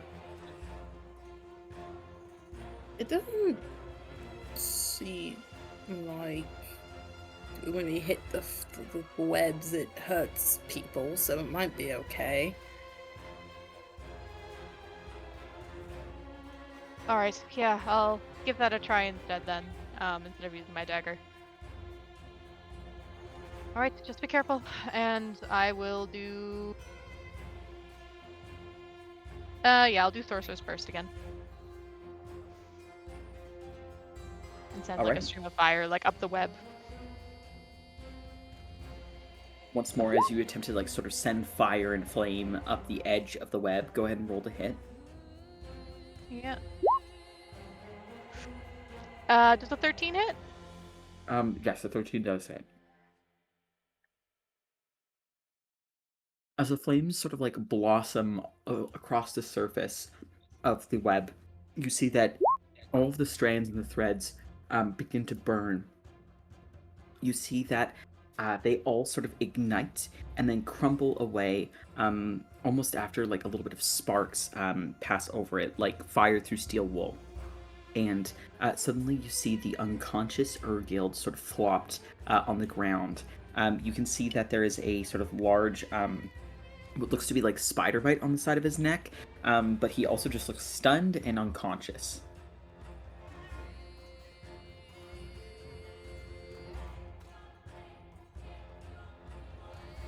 Alright, okay, so he seems like he's out of the webbing now? Yes, he's out of the webbing, but he's still unconscious. Alright. Okay, we'll need to find a way to get him up. Urgil's okay. I'll call out to the rest of them who might not be able to see what's happening over here. Alright, and did we say that we're trying to go up here? Potentially? I pointed that area out earlier, considering we blocked off the other entrance.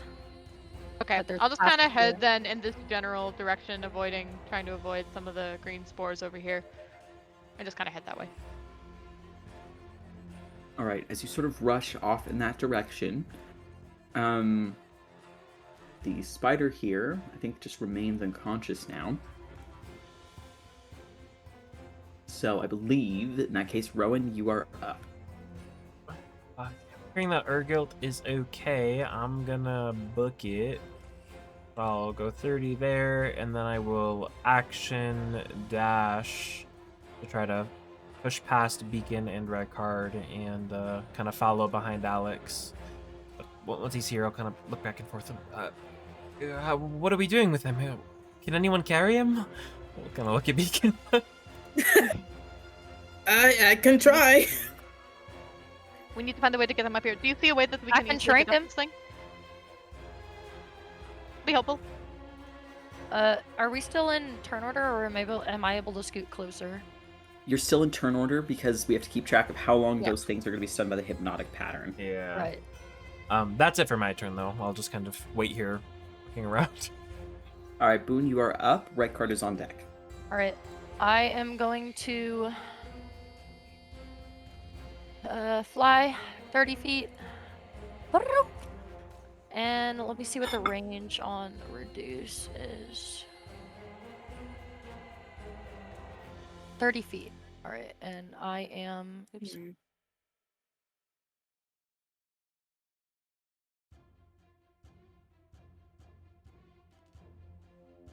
All right. I guess I will action dash.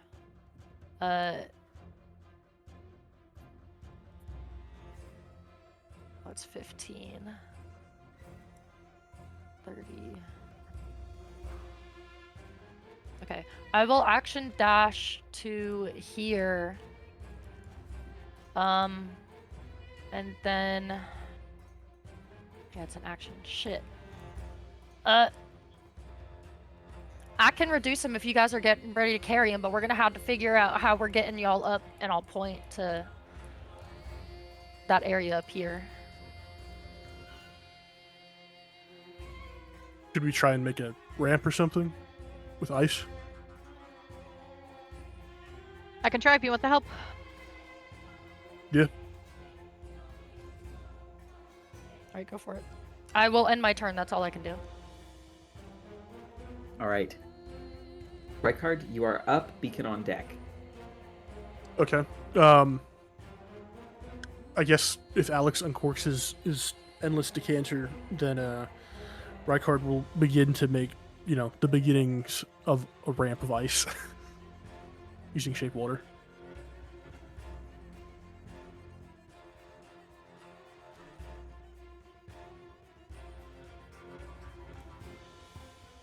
You hear me?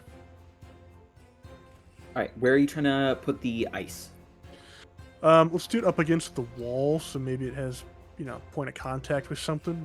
Put it up here so that maybe we can, create like sort of a ramp up here to the second kind of story.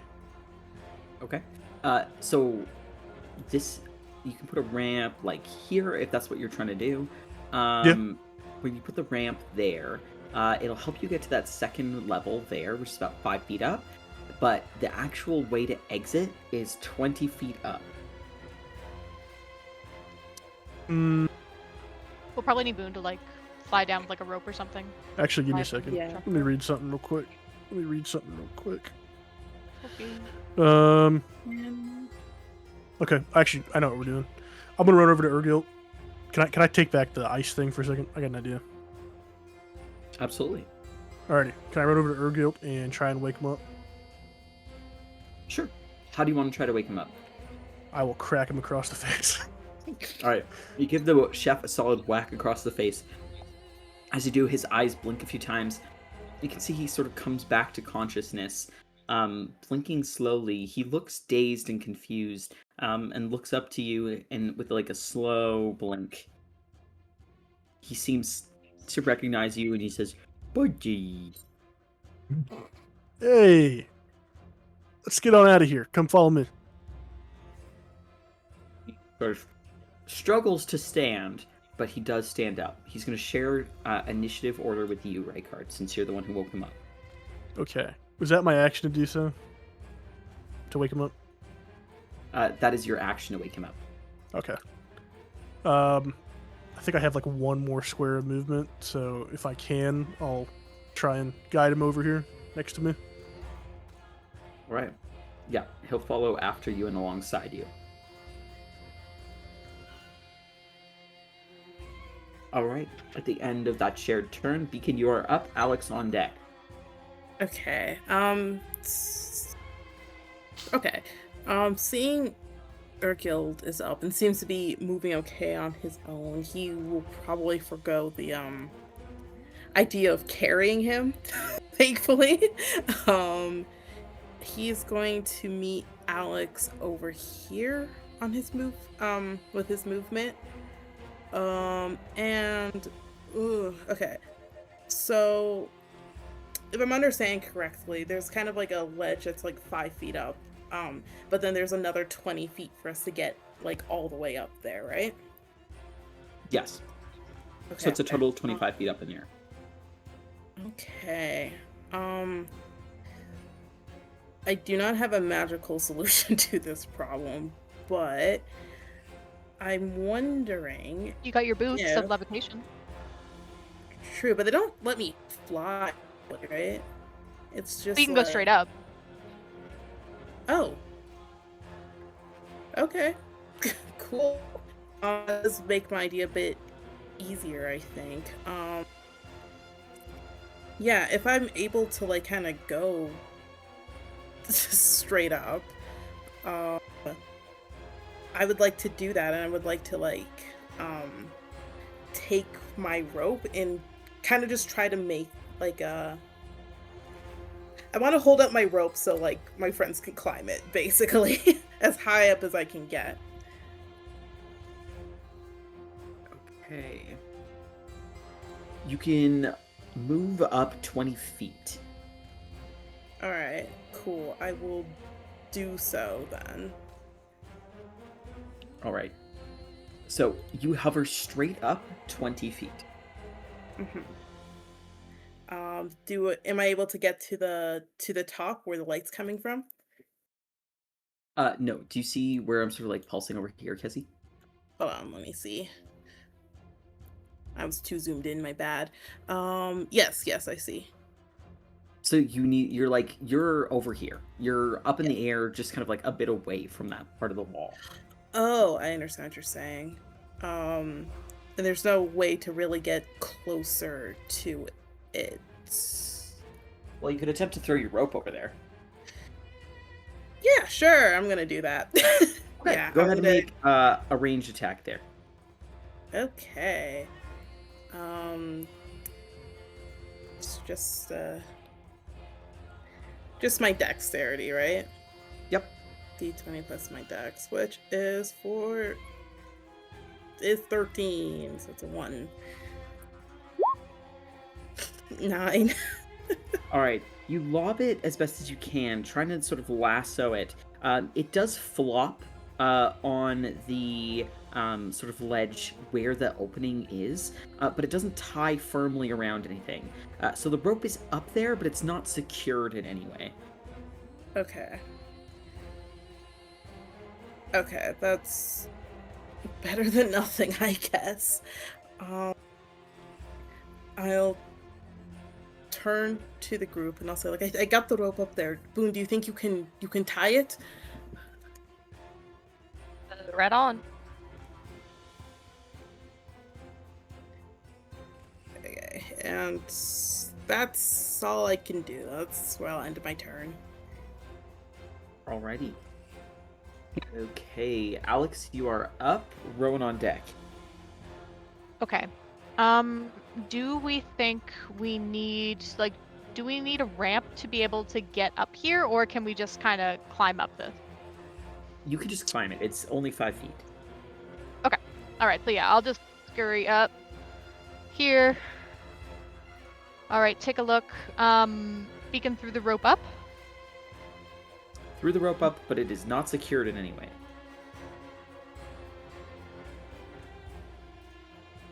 All right. Then I think Alex will say, I think I can attempt to secure the rope. Okay, go for it. And I would like to Misty Step up to the ledge of the top of the opening, where I can see the rope. All right. As you misty step up and you sort of appear at the top of the ledge, again, you can see that there's a passageway. It's about 5 feet tall and quite narrow, and it seems to lead elsewhere, but you're not sure where. Okay.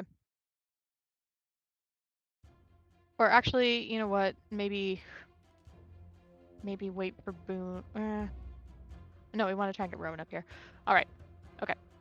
So I will attempt to try and find something to tie this rope around, and yeah, secure it. All right, go ahead and roll sleight of hand. Alex, you are so you know what? confident that this is a great Unlucky buy. point. Unlucky point. Okay, go ahead and roll. Okay. Sam was not confident. Watch me another. Okay, 14. You are still so confident that this is a perfectly Damn. tied knot. Yeah. All right, looks good.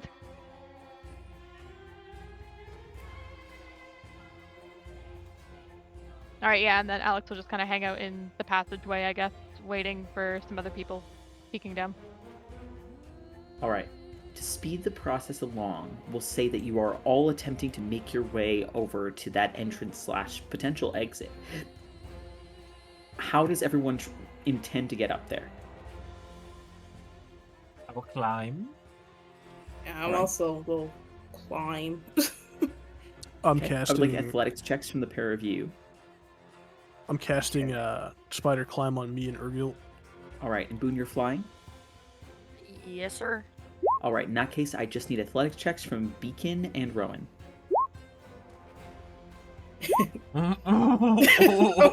See, I no. knew it. I knew it. Goodbye. 5. All right, you all see that Rowan climbs about halfway up the rope before he loses his grip and falls down 10 feet. Rowan, you take a small amount of damage. You take 1 point of damage as you fall back down. Ow. Are you okay, Rowan? I'm fine. I'll just. And then he just kind of, in a bit of about of frustration, just kind of like stomps his foot a little, and I'll just cast Misty Step with my last second level slot. Can't do that in gym class. Girl, I couldn't climb the rope then either. In a puff of wind and Just smoke, cheating. you reappear at the top. Beacon, you managed to climb your way to the top as well. This, to you, feels like an easy drill, not so difficult. And you are followed by Rykard Urgilt and also Boone through their different methods. Yeah. As they make their way to the top, let's take another, let's say, 5-minute break. Okily Sweet. dokily. Okay, we should definitely try to steal this hole up. We can, so they don't come climbing after us. As, Oh, as yeah. Rykard walks up to Urgil, you hear feet sticky, go up, pretend spider. He's okay, buddy.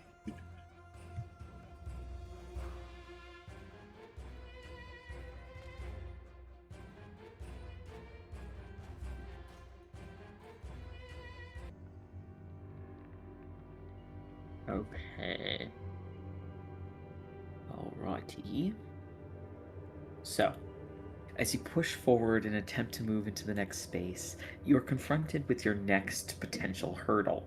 Urgild is too large to fit through the 5-foot space that you need to squeeze through to continue escaping from the space where you had just encountered the spiders.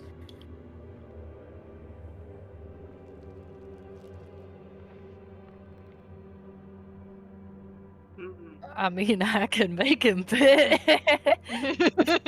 Well, yeah. I mean, I think Urgil's there's something you can currently do. large, right? Yeah. Okay, I can make him medium. go for it. She make you small, No, medium. medium, smaller Urgil. Yeah, you can turn him into a medium creature. Okay, does Urgil consent? Urgil, do you He consent? seems dazed and slightly out of it, but you do have a feeling That's that he not probably consent. wants to escape. Like with CPR, it's implied consent. Okay, but if I find a DNR tag around his neck, it's all jewelry. Alright, I'll cast Enlarge Reduce on him to reduce him. All right. As Urgilt shrinks down to effectively be around Beacon's height, you have a sense that you'll be able to crawl through the next space.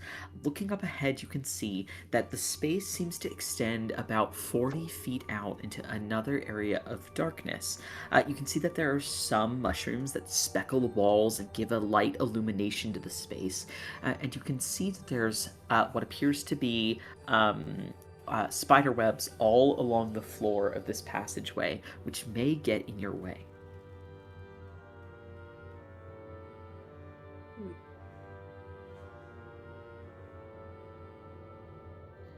They're all I'll over the begin. floor. All over the floor. Can I try firebolting some of them? Absolutely. Boone, you lose several firebolts, sending them crashing into the webbed floor. As you do, you see that after a while, again, it looks like a spark passing through steel wool. Flames sort of like pass all over the intricate webbing, and you see that as the flames blossom over and cause the webs to peel back, there's a series of different things that you notice. You see that there are bones that are stuck to the walls that have been sealed under layers and layers of web. You can see some appear to be more animal-like or bestial. Some of them appear to be of like unknown origin, but some of them are clearly humanoid. You notice that amidst the webs, as you start passing along this way, you notice a very, very, very old shield. And beneath it, Boone, as you pass along the space, you see a creature that is smallish in size, around your height, perhaps a dwarf or a gnome. You see their skeleton, but you see that they're wearing what looks to be intricate leather armor. Go ahead and roll investigation check, Boone. Oh, I would absolutely love to. 9. Looking over them, Boone, you can tell that the armor is quite old, but beyond that, nothing really of note, aside from the skull on the middle of the sort of breastplate stands out to you. There's like an embossed or an engraved skull right at the center of the leather armor, and you can see that there are like vine swirling patterns that come off of the skull, as well as mushroomy patterns. Oh. Wait.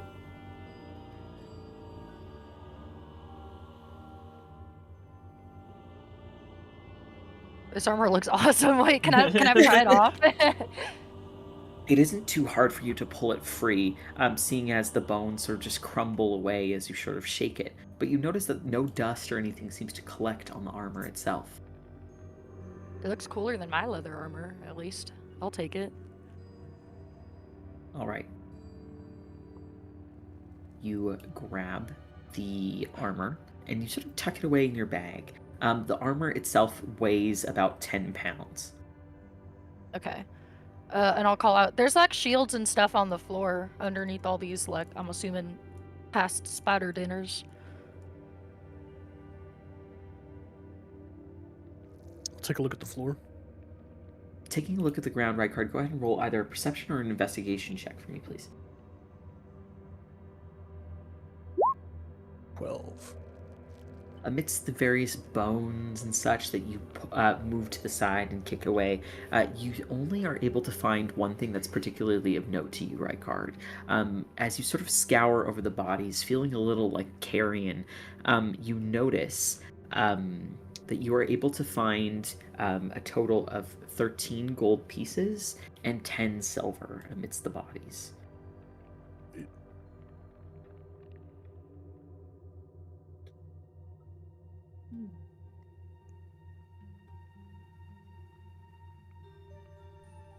All right.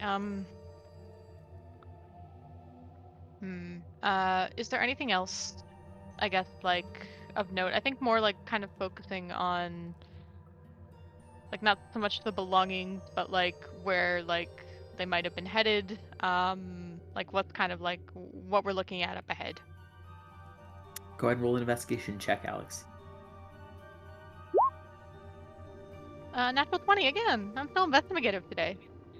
Looking amidst the bodies, there are a few things that you notice. You're able to find what looks to be a few scraps of cloth. One seems to have sort of a vibrant green that has long since faded, that reminds you of the colors of a lot of the deadwood sort of regalia. And you also find a scroll that seems to have been issued a long time ago.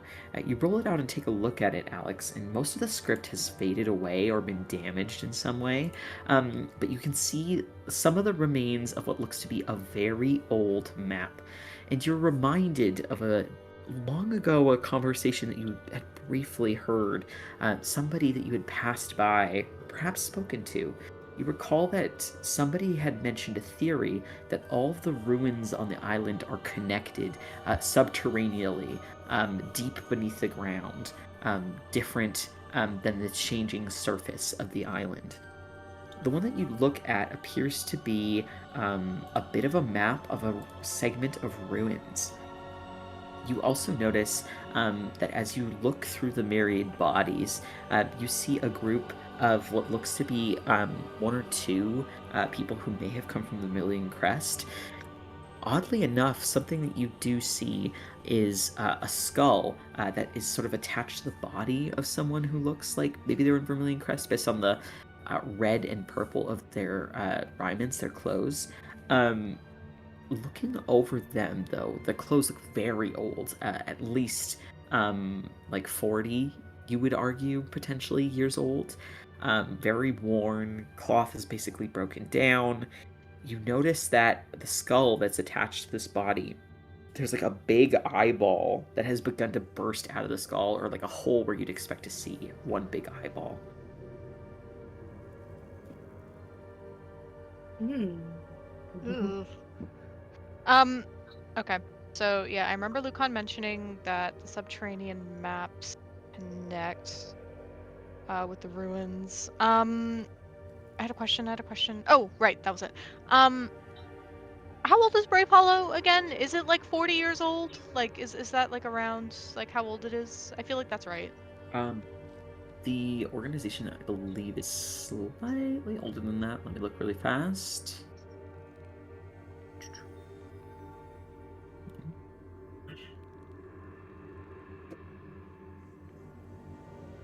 Clicking.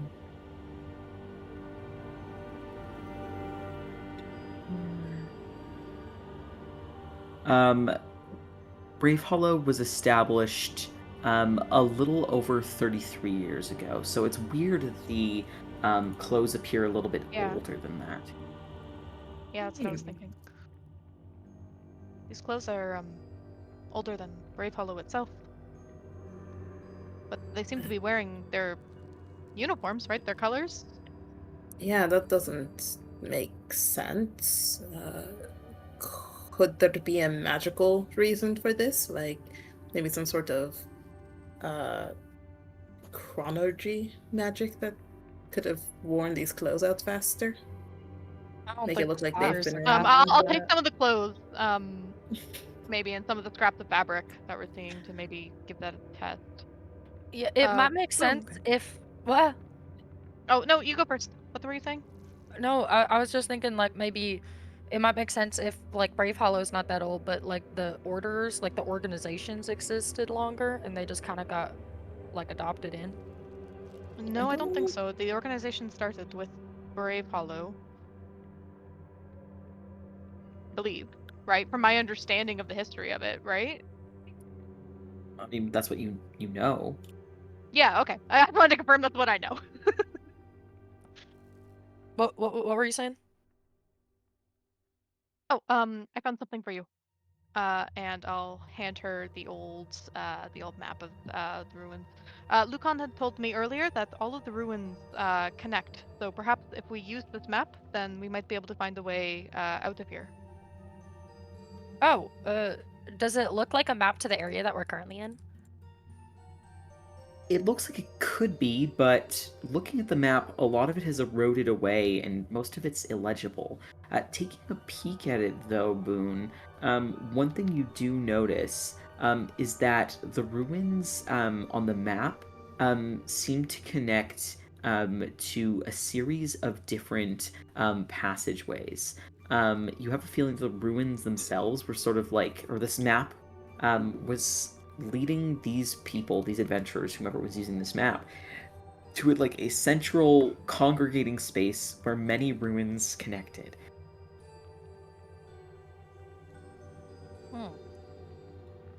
Yeah, it looks like a bunch of these tunnels might lead up to some kind of, I don't know, central area. It could be one of the ones that we're in, but it's a little, I kind of can't tell from this.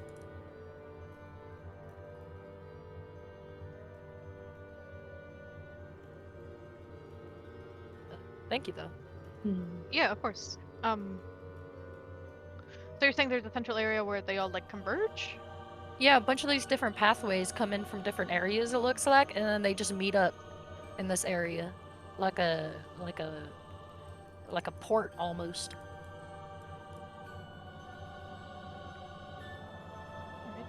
Definitely something to keep an eye out for.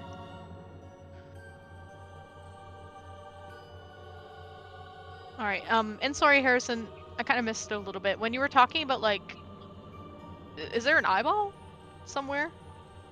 That was like, that looked weird? Skull of the person who is in Vermilion Crest, it looks like there's a weird spot in the middle of the skull where it looks like an eyeball hole, but really big, and not like fully consuming the skull, but like it doesn't look like it's supposed to be there. In the middle of their forehead? Jeez. In the middle of their forehead and like extending down to where their nose ought to be.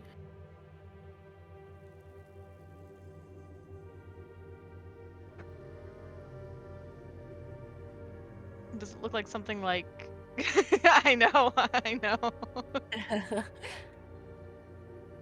Well, I don't want to get, like, too close to it, but... Like, does it look like there's something inside now? No. Long dead corpse. It's just bones at Oh. this point.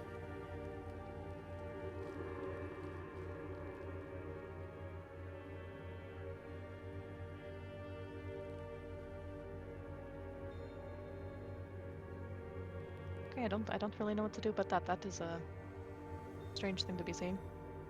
Point out the eye hole to everyone else. Hmm. Yep. I've seen weirder things already, though. Keep going. Will those spiders wake up? Yeah. Yeah, let's try to Yeah. get out of here And- before they do. I'll be taking the scraps of cloth and some of the clothes. All right. Yeah, and as we travel, if I could just kind of keep an eye on the map and see if I can match anything, or just try to understand it a bit better. Absolutely. All right. Can I get a survival check at advantage from Boone? I'm assuming you're sort of becoming the group's navigator right now. My cartography skills finally. No! They're real. What am I making? Oh, survival. Who am I? What am I doing? What? This is not my beautiful wife. This is not my beautiful house. Okay. As you begin moving along the passageway, you all see that the rocky tunnel that you're sort of making your way to eventually leads to the sort of middle point of a tall cliff edge. So you sort of end up being slightly spat out at the very middle point of a cliff. Looking around, you can see that there are old, ramshackle, wooden bridges with it looks like hastily laid planks, and also structural supports, poles, and beams. You can see that there are a series of cables and pulleys that stretch across the cave to the other, from one side of the cliff to another cliff's edge across a long gorge. It extends out, you'd guess, at least 120 feet. It sort of goes dark beyond that point.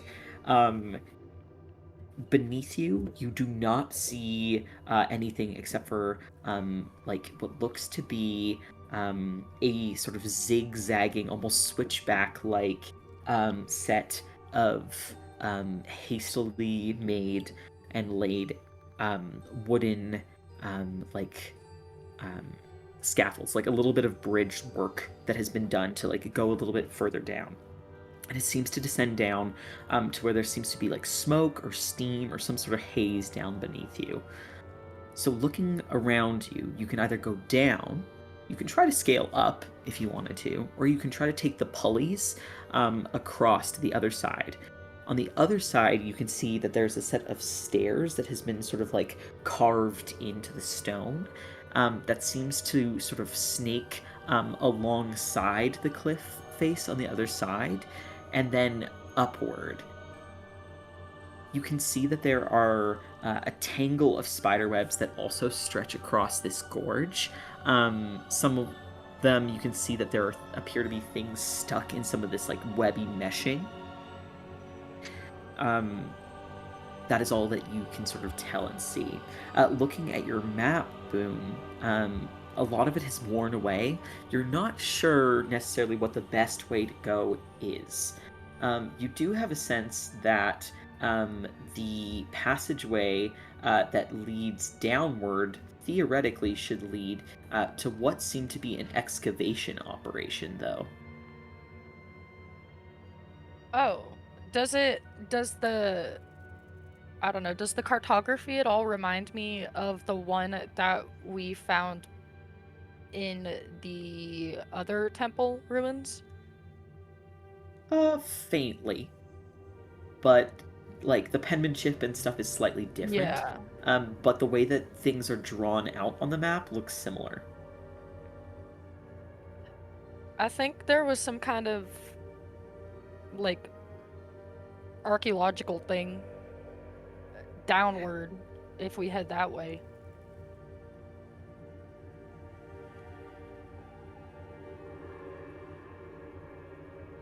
Do you think that way would be safe? Or is it safer than this? I'll hold my hands out. Okay. I don't see any indication of an upward direction on the map, but I do see like it leading that way.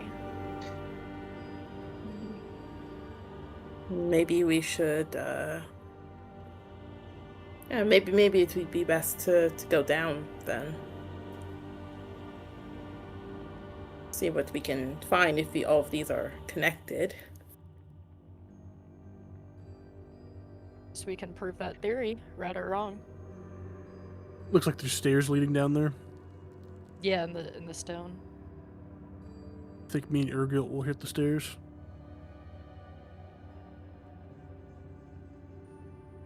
Start heading down. Yeah, start heading down in that direction. Yeah. And sorry, I meant to ask this earlier too, but as we're kind of going like through this like underdarky area, do we notice any of those like glowing crystals we were supposed to collect to power up the force field a little bit? You haven't seen any yet. Have we seen any weasels to milk? You We have didn't ask not Real if seen he got any his weasels to ingredients. milk. He better have gotten his fucking ingredients. All right. So, you continue to proceed downward. As you do, can I please get perception checks from everyone? Aye. I like my map.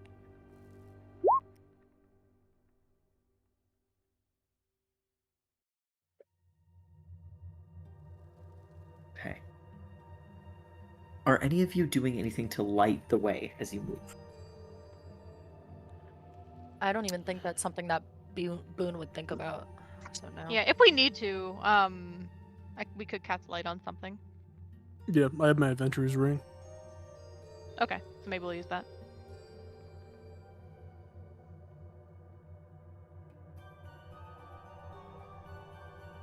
All right, are you using the adventurer's ring? Yep, got a little flame in my hand.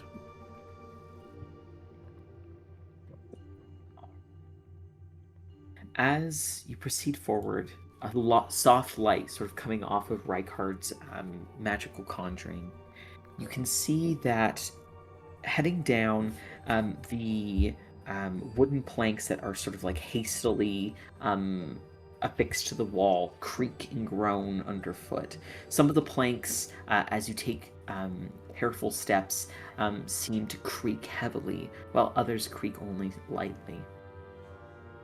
There are many signs that people were here at some point, from abandoned mallets and nails, an inch or two of rope just abandoned at different places. You can see empty bottles scattered around. As you proceed further and further downward towards the misty haze down below, you begin to see a soft glow come into view.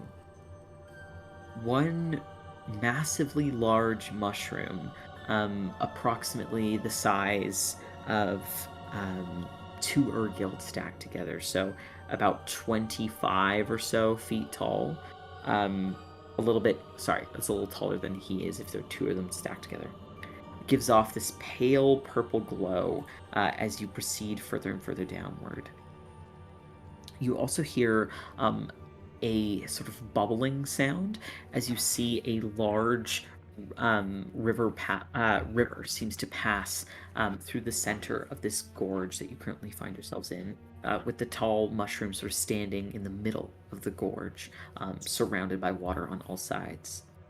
You can see that there are like these pale colored fish that swim around in the water here and there, following the current. Across the water, which extends about 75 feet or so across to the other side, where it sort of narrows, you can see what looks to be a bucket, some abandoned tools on the other side of the riverbed. You can also see that there have been pythons that have been hammered into the stone. And distantly, as you look around, Alex, you can see that there seems to be a small sort of waterfall trickling from the trickling down on the other side of the riverbank. You also notice that toppled over beside the mushroom is a tall statue. It appears to be a humanoid statue that has been toppled over. It appears to be made out of stone, and it is a carved statue of an elegant-looking man with sort of a sharp widow's peak, hair pushed back, a crown affixed on his head, and an elegant robe down his back. And he has a large sword in one hand and what looks to be a cup in the other. And it's toppled over beside the mushroom.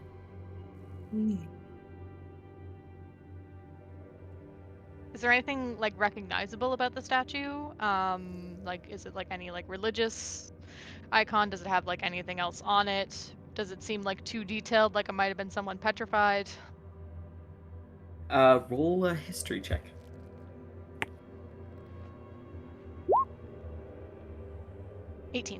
Looking over this figure, it's not anyone you recognize from history. It was clearly made by a skilled artisan, but it does not look so detailed as to lead you to believe that somebody was petrified here. In fact, there's clear details where it looks like the statue was carved. You have a sense that the statue was made perhaps out of reverence, or something to that effect. The clothes that the figure seems to be wearing denote that they are of some sort of high status. And you can see that there's like jewels and gems carved onto like the hand and the like a necklace around the neck of the figure. You do note where it's toppled over, you can barely make out what looks to be a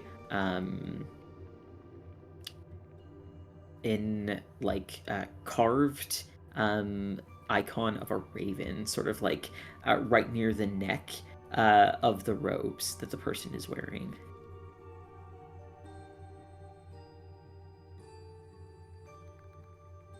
Doesn't seem to have any sort of meaning to you, though. Okay, As someone just who's very... it has. Mhm. Sorry, just to clarify, so it has like a depiction of a raven on the rope, like near the neck. It's like if there were to be like a metal clasp holding the robe closed, there's like a carving of a raven, sort of like a raven brooch or something to that effect. Oh, okay, I see.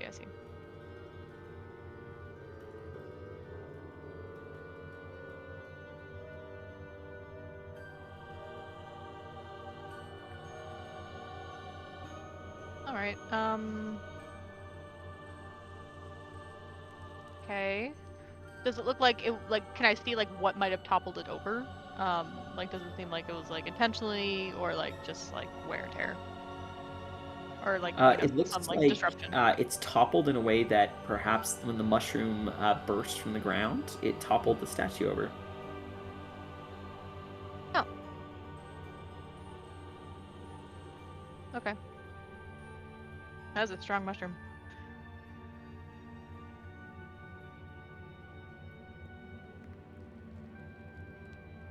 All right, is it so big that it would be hard to like put upright again? Yes, it's about 10 feet tall. Oh, that's pretty big.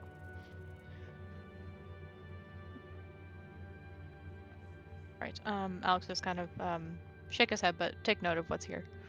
I don't recognize what this might be. Or this might be depicting. Does it seem like there's any evidence of offerings or something at its base? Sorry, evidence of what? Offerings or something? Not that you can see, Boone. This looks like a largely abandoned space, with the exception of, go ahead and roll another survival or an investigation for me, Boone. Ooh.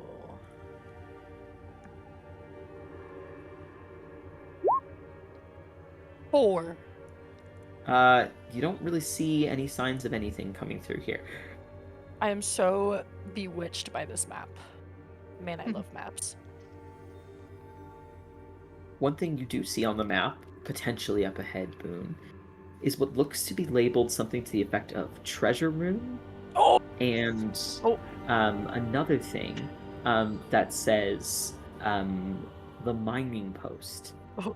You do have a sense you would have to go 2 different ways, depending on where you want to go, based on that information. The miming post? Mining. I think. Mining. Oh. Girl. Okay. The miming post sounded so scary. I'm sorry. Do I see both of those paths kind of branching before us? Yes, you have a sense that up ahead, if you were to follow the river, you would find a space that you would be able to go to either of those places. Is there a waterfall on the map? A waterfall? A waterfall. Harry, do I see a waterfall on the map? Taking a look at the map, you can see that there is a waterfall. However, it doesn't seem to connect to anything that whoever made this map cared about, which was the ruins. Yeah, I mean, it looks like there is, but not connected to the ruins. Or at least it's not, like, depicted that way. Right. Okay, I did hear one, and I'll point in the direction wherever I heard it. I don't know about the waterfall, but I don't really need to be a great cartographer to know what treasure room might mean, and it says that there's a treasure room if we go towards the river a bit. Now, mind you, we also found a trapped treasure room that was Yeah, but this one's on the not map. easiest to get through. Yeah, but this one is on the map. Well, And the map was with a I bunch feel of like- people who were dead. Well, I feel like if it was So- trapped, they would have wrote trapped treasure room and not treasure room. well, but if they're The map is mapping also that like 40 it's years old. that it's a treasure room, don't you think they would have taken the treasure that's in there? No, they're scientists. They don't touch shit. But I do. I mean, if you think it's the way out, Yeah. The mining post would not be the way out? Where did you see that? I'll hold the map closer to me. Didn't you? Who told you that? I don't like mimes.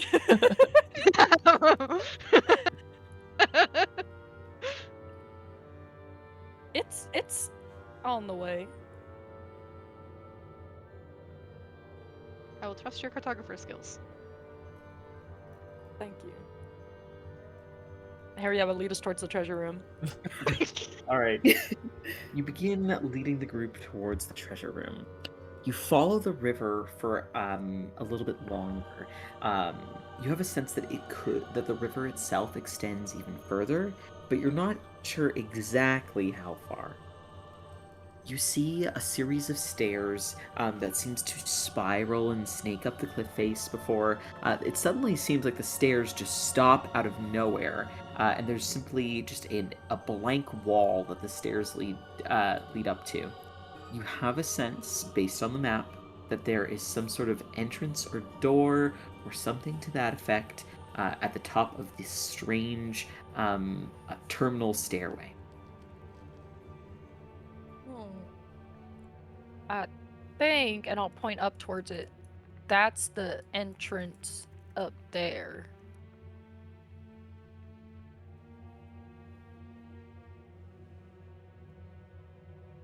The wall?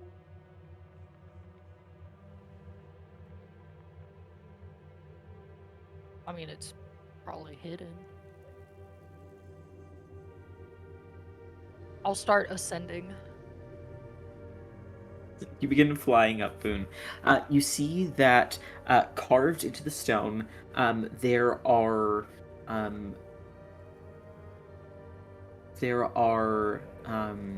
three symbols.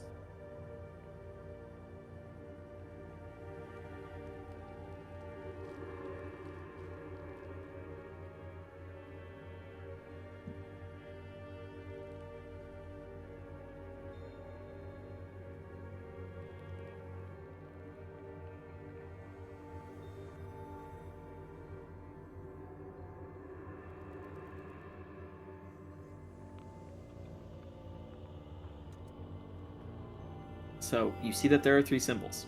Yeah, what are the symbols? Sorry, I thought you were... You gotta get closer if you want to look. Oh, okay, yeah, I'll get closer.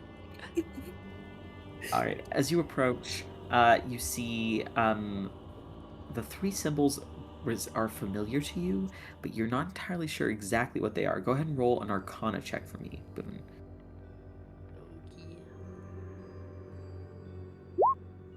A lamb. Okay, taking a look over them, you recognize these symbols as you know that they are symbols of a school of magic. But recognizing exactly which one is which, you know that you are not the most well-versed in this topic. Alex. Boom. You want to take a look at this? Again, if you'd like me to.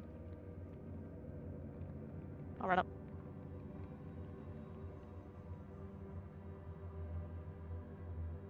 All right, Alex, you approach the door. Unless you are flying, you will have to walk up that set of stairs.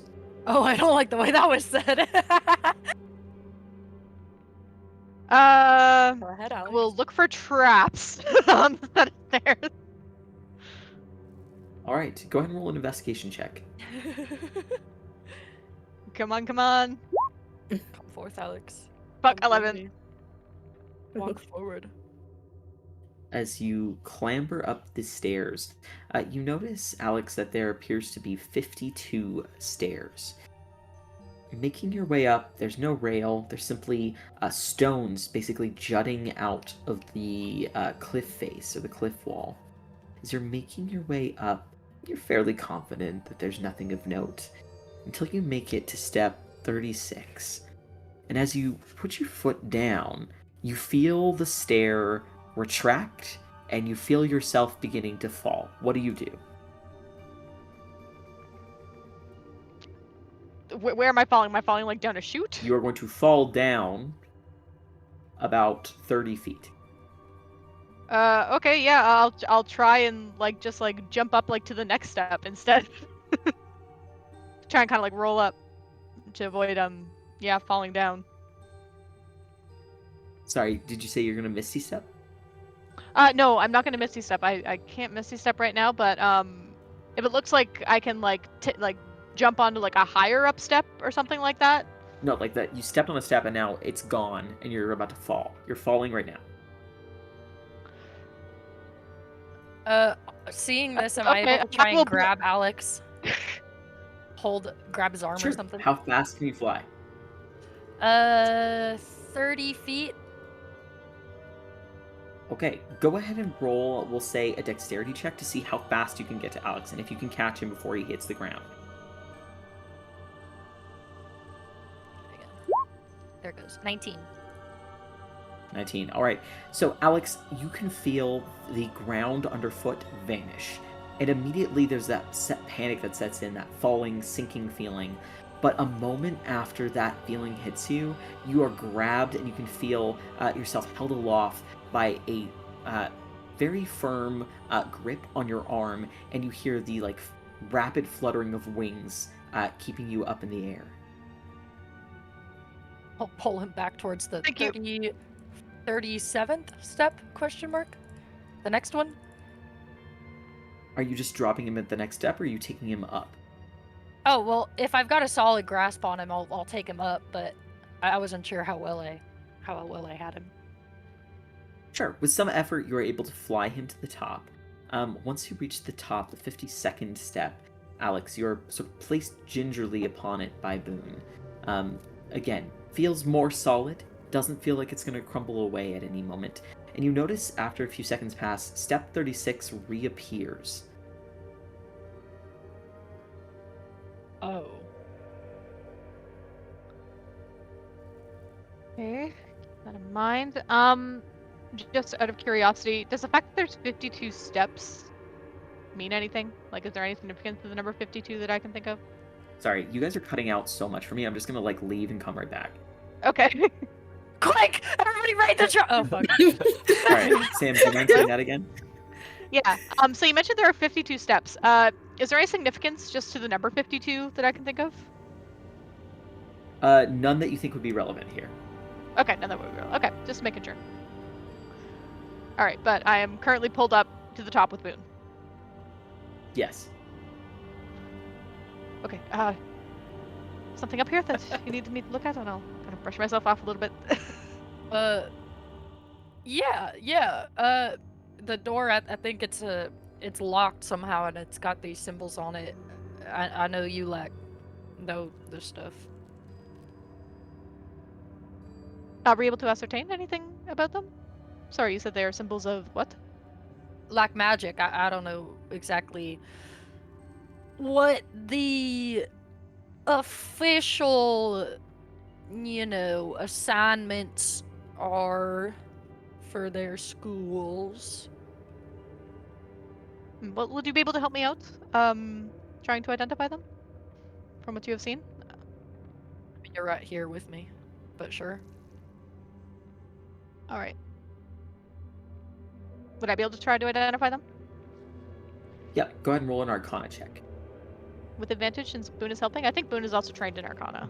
Boone already looked at them and was not able to ascertain anything beyond the fact that they were Yeah, that's what I magic was asking. Maybe she can give the help action I from what she slept through learned. my I don't know. classes. I mean, all she learned is that it's magic schools, and you're standing right beside it. Okay. 8. Nope. That sure is magic school. I will unlucky point that. All right, go ahead and try again.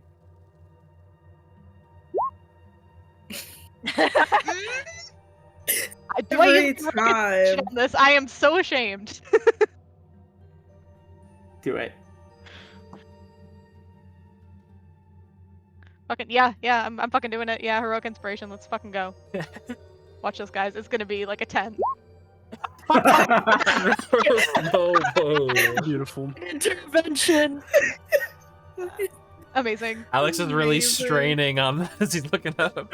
Dude, he's The gonna get manifestation cataract. month. Looking over them, Alex, you have a sense that they are symbols of the different schools of magic. However, there's only 3 of them, and they appear archaic, and you are unable to identify anything else. These are symbols of the schools of magic, and they are very old. I got that, yeah. Mhm. Oh, that. They're very old. Okay. Rowan! I made another nerd. Rowan!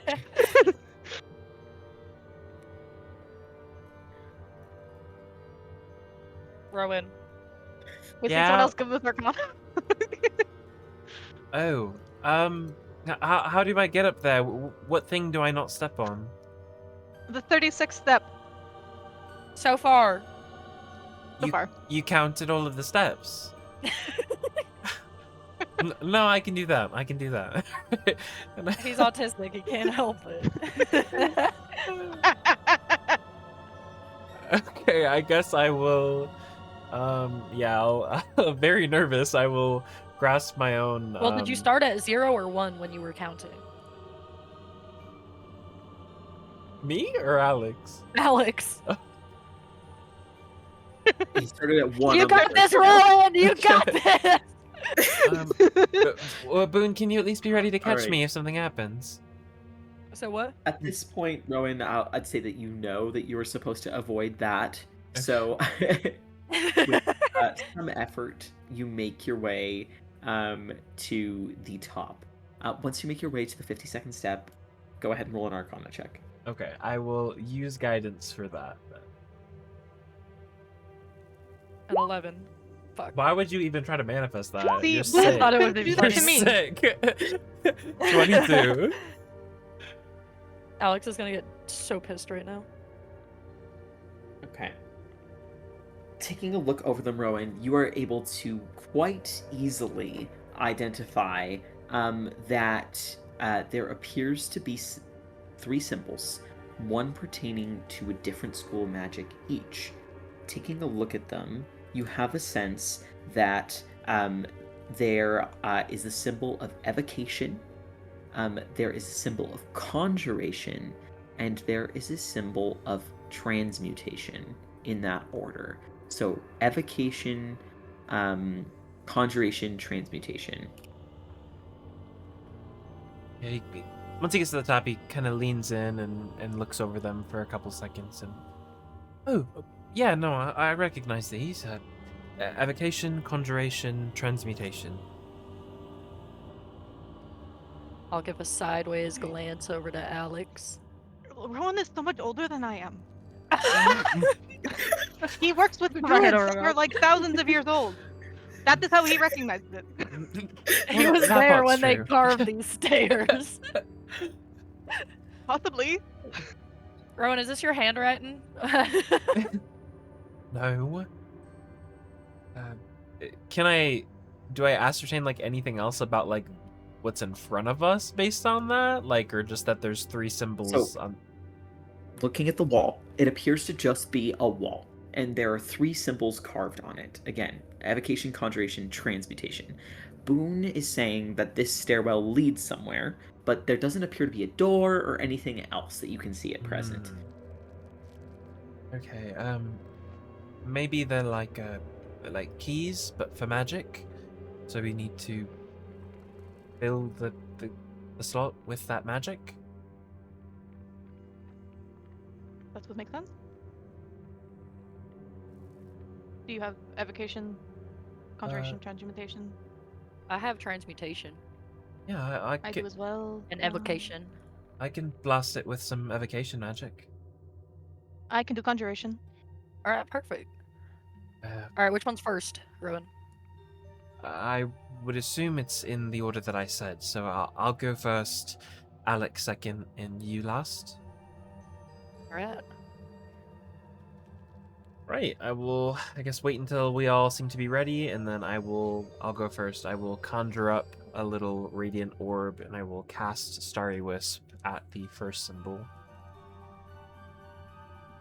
Alright, as you cast Starry Wisp, you notice that the sort of like brilliant light that you conjure almost seems to be like drawn into the wall. And as it's drawn into the wall, you see that the symbol of evocation lights up the same color as your spell. All right.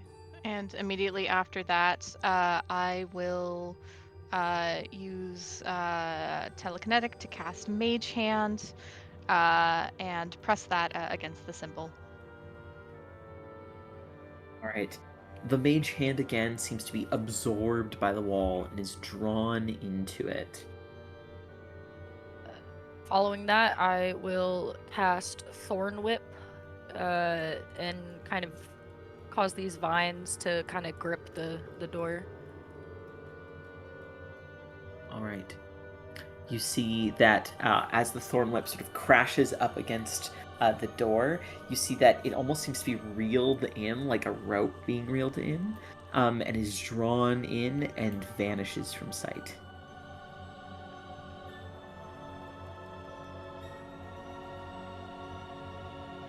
As you do that, suddenly you hear a heavy grinding noise, and you see that a doorway sort of magically seems to appear surrounding the outer edges of the sort of area where the magical symbols were.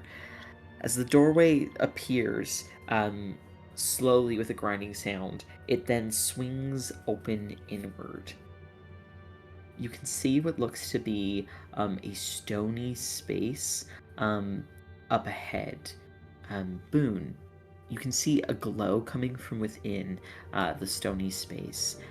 You do have a sense that there will likely be treasure in there. After all, that is the treasure room. It is the treasure room as opposed to the mine post. I'll make a gesture for Rowan and Alex to head on in. Do we see any traps inside?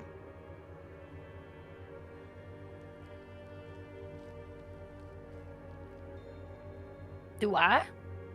Do we? Do we? Maybe we're breaking up again for Harry? Sorry, give me a second. Alright, grab everything. Yep, take him run.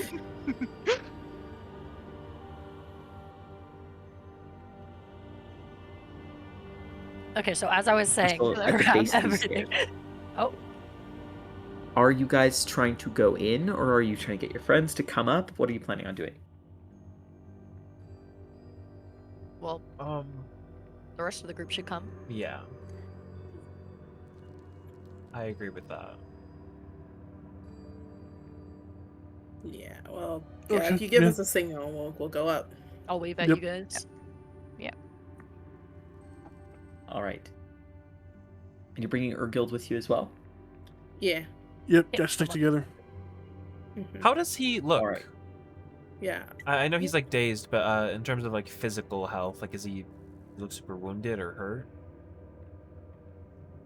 Looking at him, he does appear to be sort of like stumbling a little bit. You, again, do see like a large spider bite on his throat. He does appear to be like sort of stumbling around. He doesn't seem to be particularly coordinated at present. Mhm. Um, If Beacon sees that, he's going to kind of hold out his hand, put his hand on Gerthild's back, and I'm going to expend 5 of my lay on hands to purify poison. All right. As you press a hand against him and use your sort of magical divine energy, you see that the ogre sort of blinks a few times and seems to have an enhanced clarity to him. He does not appear quite so distraught or confused presently. As he sort of looks over to you, he's like blinks in thanks. He still looks tired, but you have a sense at the very least that it's not as bad as it could have been, and that you have certainly helped him in this moment.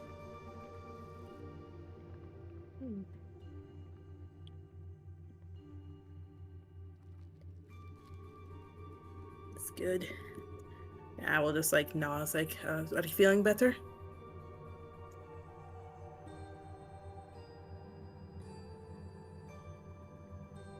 The ogre sort of gives like a low groan and a nod. Less sleepy, but still tired. Don't worry, we're finding our way out of here. Hopefully this will be the way.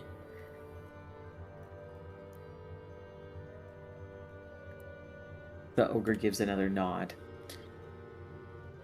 At the top of the stairs, as you wait for everyone to approach, everyone carefully skipping over that particularly worrying step.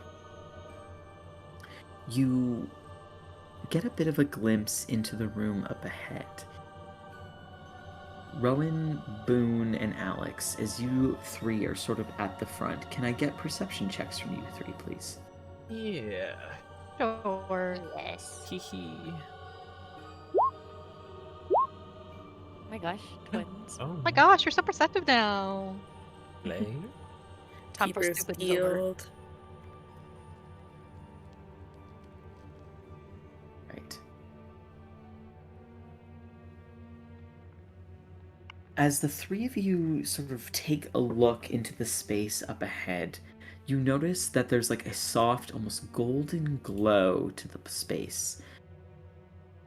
You see that there's a set of stairs that leads down to where you are attempting to go. And within there, you think you see piles of gold coins, a chest, and something intricately carved at the center of the floor.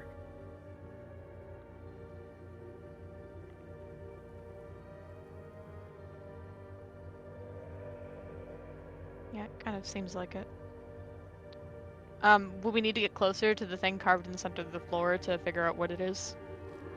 Yes, I'm trying to upload this map and Roll20 just like won't take it for some reason, so instead let me just sort of send to you what the room looks like. Oh. In the space up ahead, again, you can see that there are what appear to be piles of gold. There are intricate sort of statues around the room. You can see that there appears to be 3 large treasure chests, and there is something carved at the center of the floor in the distance. There we go. Okay, I think it is best if we do not touch anything yet.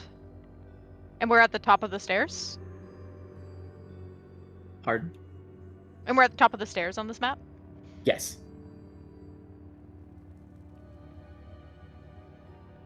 Okay, I'll see if I can, I guess, see any types of traps here on the stairs. Go ahead and roll a investigation check for me, please, Sam. Sure. 22. All right, taking a look over the stairs, you do notice that it seems like every 10th step out of what appears to be about 100 steps, you notice that every 10th step, there is a slight difference in the surface of the stairs themselves. As to what happens if one were to step on those every 10th step, you're not entirely sure. Try to avoid every 10th step. And I will start making my way down, avoiding every 10th step.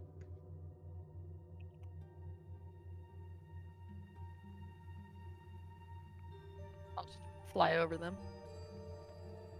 That works too. I'll follow them carefully. All right. So you all follow their lead, Beacon, Urgilt, and Rykard. You guys are sort of coming up, following after them.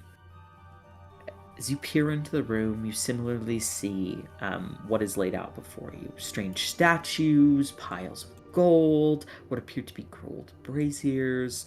There are 7 statues at the center of the room, a strange carving at the middle of the floor, and there appear to be 3 large chests. You do hear Alex as he warns you about every 10th step. Okay. Is there anything anyone wants to do in preparation of walking into this room? And as you think about it, let me reconnect my internet really fast because you guys are still cutting out a whole bunch on me. Yeah, no problem. Hey guys, this feels really bad. Yeah, I'm like, this feels like it's trapped. This feels so But I bad. keep Oh yeah, thinking, But it's like, marked treasure room. And what are the statues? what I keep thinking is like, you know how Well, I know Nothics are kind of like a magical, or created by like corrupted magic, basically. And there's a lot of them down here. And the adventurers before us obviously went into this room, and one of them was turning into a Nothic. So I'm kind of like. I didn't see that. I didn't see that. You know what I saw? Treasure. Oh God. But Yeah, I'm consider. not feeling. I I'm have- not feeling good about I have this. 1 third-level spell slot, and I'm half HP, by the way. Okay, make it worth it then. Uh, All I hear is a bunch of complaining. All right, Mm. none of you guys let us anywhere. I'm just saying.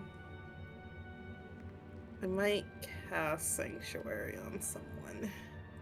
Urgilt probably.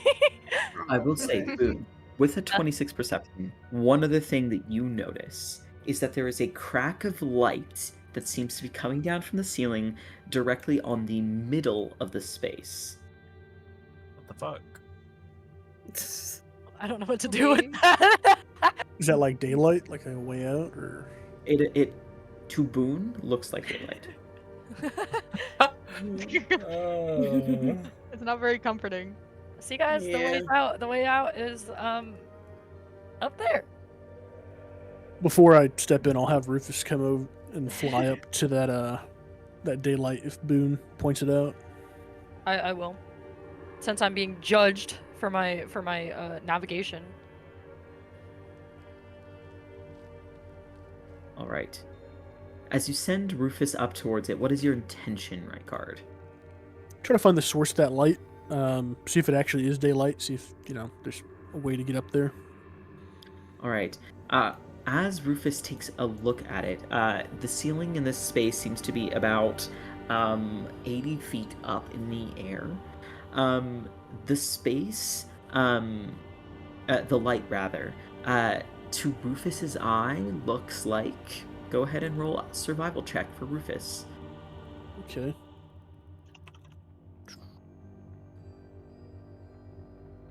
Where is this? Survival is wisdom based? Yes. Okay. Be a +1. 4.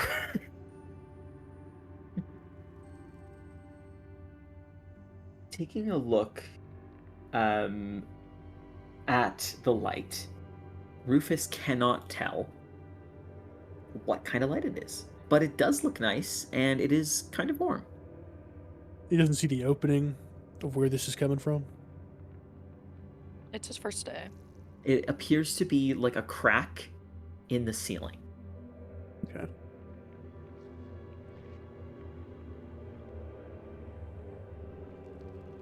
It might be daylight. I can't really tell. I don't know how deep we are right now.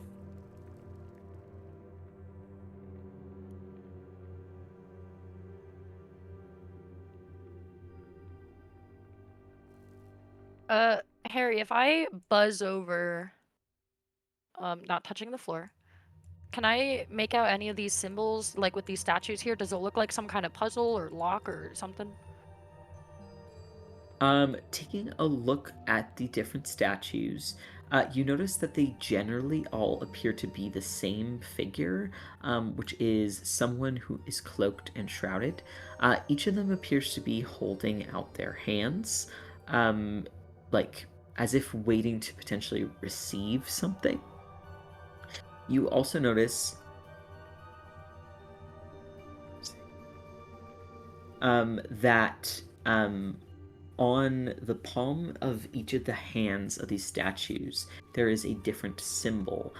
3 of them you immediately recognize, seeing as they were also on the doors. So you notice evocation, conjuration, and transmutation. But the other symbols, go ahead and roll an Arcana check. Oh, yeah, maybe I'll know these 3. 21! The half of the test is on what I studied! Yes! The other ones are of necromancy, illusion, enchantment, and abjuration.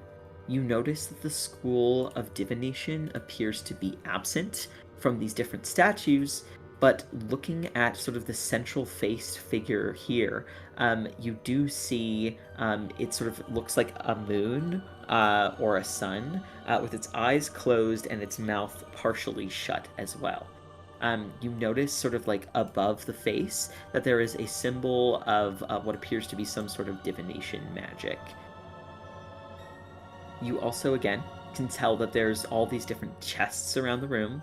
The chests appear to have skulls in front of them.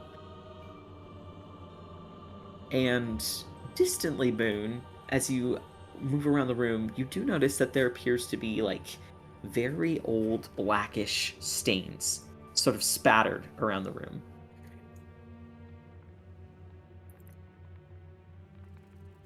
Huh. All right. First impressions. Bit of a fixer-upper. It looks like there's a puzzle in the middle. And wrong answer means I'll point at the stains on the floor.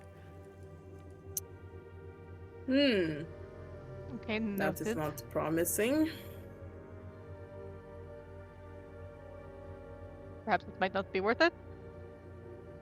This Harry, does it look like feels- the thing in the center is a door? Like, does it look like it goes down or something? Not that you can presently see. You do know that vaults usually don't have multiple entrances. Okay. There is also a large pile of coins. Oh, Hmm.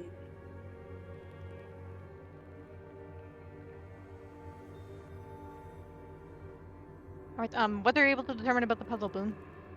well, the schools of magic on it are the ones from the door, and then also necromancy, and the other two, except for divination, which is in the center.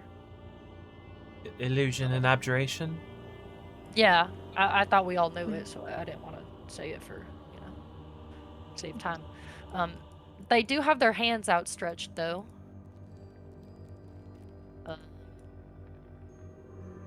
Harry, does it look like a clock or anything? Like, does it look like there's an order to it?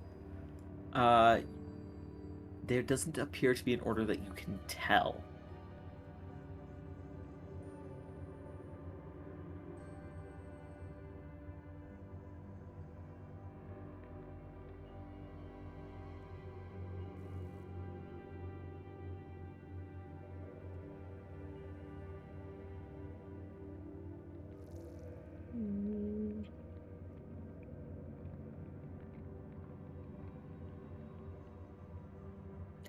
I don't think. Are there I should symbols around here as go well? here.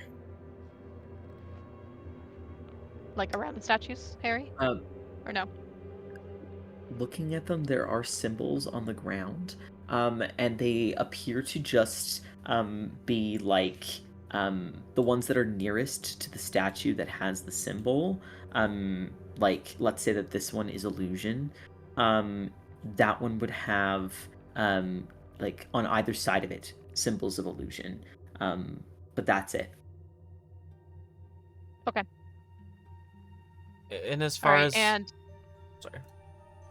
oh yeah, No, sorry. you're good. Are these also like present here as well? Like the little animal things? The little animal things, like the ones on here. Yeah. They're there, but they're not like, you don't think that they have any But significance. yeah, they don't seem to have any relevance. Okay, okay. I was curious. Looking at like the overall pattern there, like I'm just looking at like what's in the actual image. I don't know how faithful that is. Would we get any like inkling that this is like the beginning and the end down here?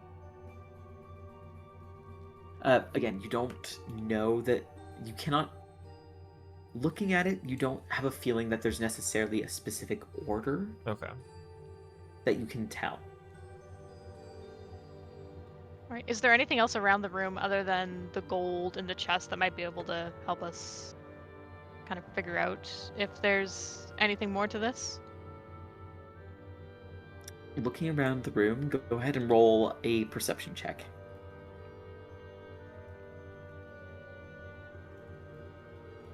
17. looking around, nothing really stands out to you, Alex.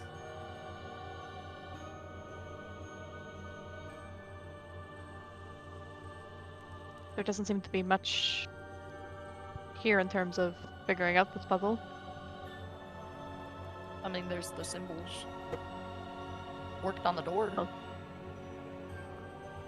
Doesn't necessarily mean it's going to work here, and on the door we have a certain order. Unless you want to end up like one of those stains. Harry, what symbol is on this statue closest to the front? Here, let me label them for you. Oh my gosh! Wow! Label.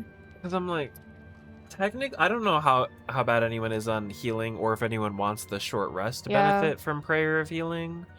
I would probably like it. Short rest benefit, you said? Yes. Yeah, Yeah. would be nice. A warlock Like has that. spoken. And it is also an abjuration spell, so I'm like, maybe at the finishing of that could be what starts us off, or I don't know how we want to do any of this. Yeah. That Not a could bad stop idea. I'm Yeah, down I for think that. that would work. Maybe, Yep. yeah. I mean, I was just gonna launch one at the first statue, but that works too. I was gonna say, do we even have And all one of night- this? I have necromancy, I have transmutation, I have evocation, and conjuration. You have transmutation twice, Harry. Yeah, and I think I have all of them as well. And also, there's a lot of us, so. Yeah, I think we'll be able to cast all the spells. I'm wondering if like the order is like the same order from the door, if that There were makes only sense. 3 of them on the door, though. Yeah. No, I know what you mean, but like. But they're if already it's, like- broken up. Yeah. Oh, okay. Like, yeah, no, transmutation was yeah. after Oh yeah. conjuration. It went, yeah, like that. Yeah. Yeah. Yeah. A pentagram? Well, no, there's too many. Well- It's like that scene in The Magician's Apprentice with the fucking Yeah. statues. Never, I don't know if what I'm Oh, saying. yeah. is- Yeah, see? Kazi gets it. Yeah, I don't know. No, either. Yeah, because I'm worried. Like, prayer of healing would be really good right now, Yeah. but I'm worried if you cast it, it like activates and it's the wrong thing, and then we all get like crushed or. I mean, I feel conjured like by we've Maybe it. had if a we pretty like, safe. go up. I feel like like, we'd if have. we, like- Yeah, I mean, we don't have to do you mean? necessarily be in here. We could walk back outside. Yes, we do. Yeah, we could walk No. out and No, but the cast treasure it. is in here. Rangers. And then it's divination in the center. Yeah. Yeah. Yeah. Well, I'm like, aside of prayer of healing, I'm basically like cantrips only right now. So Yeah. Me too for the most part. But if I get a short rest, I might be able to get some stuff back. and guidance is divination. So I'm like, I would have that. I have all of my spell slots except for 2, so I'm good. But Chris, if you short rest, you get your wild shape charges back, and you can Yes, wild yeah. resurgence that. That would be nice. Harry, is there any significance to like a 7-pointed star? Sorry, do you mind repeating that, Vic? Is there any significance to a 7-pointed star that we've come across? The Star of David. That's That's 6. 5 or 6. Star Eater or something. You have seen a lot of things about 6-pointed stars or 6-pointed symbols. As to 7, you can either roll Arcana or you can roll History or Religion. We have seen a lot of 6. Kind of history or religion. Okay. What's going on here? Those are all the same. We will do religion. He's sticking his tongue out. 14. 14. The immediate religious sort of connotation or information that comes to mind, Rykard, as you look over it, is not necessarily. You're like a little hesitant to assume that this may actually be the connection. You have heard that in some of the cultures of Arianthea, specifically in the olden tales that you heard once or twice growing up of the wizards that live in the Aether Caps, ancient powerful wizards who hide away from all society. You have heard the story of the 7 oracles, the most accurate diviners to have ever existed. And maybe the presence of divination at the center has some connection to this. You're not entirely sure.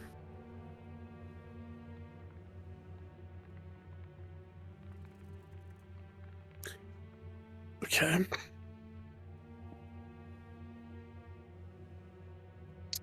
Is this something we actually want to try? Yes. I mean, I get why we're curious. I mean, this is really cool, but what if something bad happens?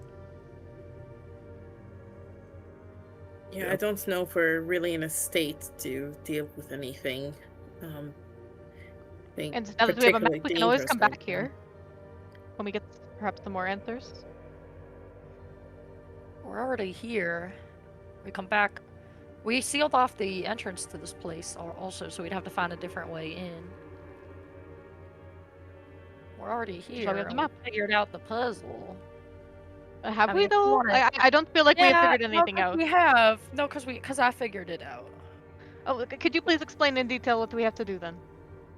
Yeah, so first and then I will cast poison spray on the necromancy statue's hand. Oh my It is a God. necromancy cantrip. Backing up. All right.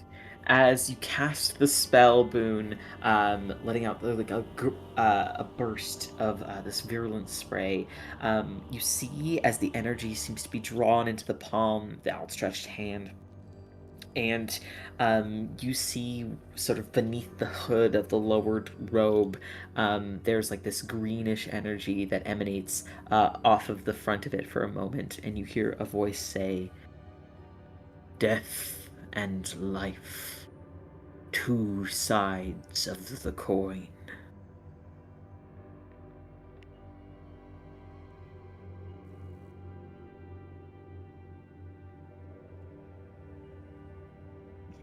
Yeah. And then you and I'll go over to this one. If nobody's fucking doing anything, I'll go over to this one Girl, we for don't know what to transmutation, do. and I'll smack its hand with the thorn whip. Right, as you crash the thorn whip into the hand, you say, I say. or sorry, it says, as a sort of like golden light comes off of it, you hear a voice say, "The power to change at will. All sides change." Uh-huh. So seeing if this is if this seems to be working, I will cast minor Feel free to illusion, chime in. illusion one from a distance. Right. You gotta hit its Yeah, and hand. I will minor illusion up. I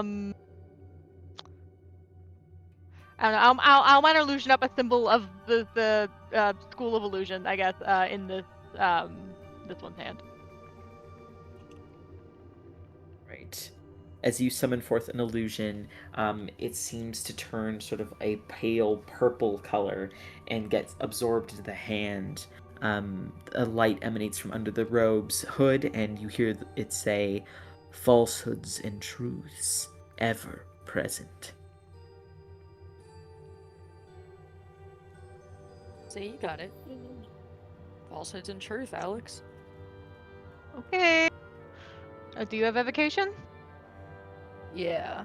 I'll go over to evocation and I will cast firebolt at its palm. All right. You hear it say, to burn, to blossom, to freeze, to charge.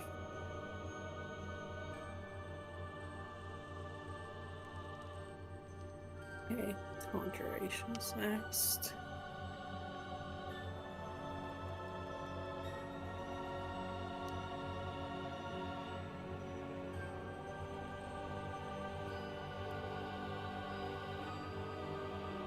Conjuration.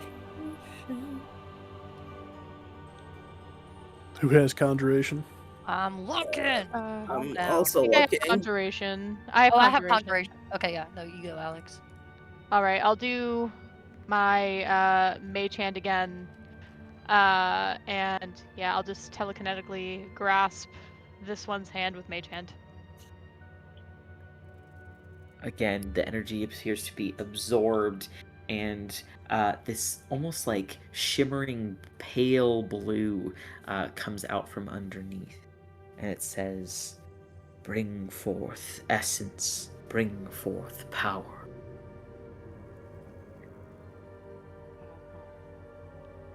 All Does right, anyone what's have abjuration? Abjuration. Okay. I guess. Well, just step on the ground. I'm scared. Alex is already over here. Yeah. Okay. I'll go. I'll go down. The stairs here. Towards where the abjuration is, and I will cast Cure Wounds.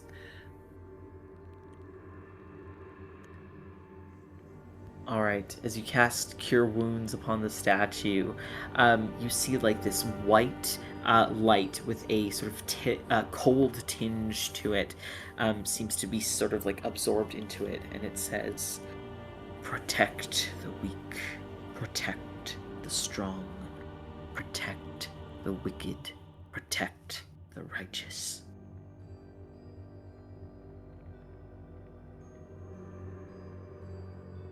All right. I'll go over to enchantment and I will cast friends at its hand. Kind of clasping my hand with it. Oh, it's here. I went to the word.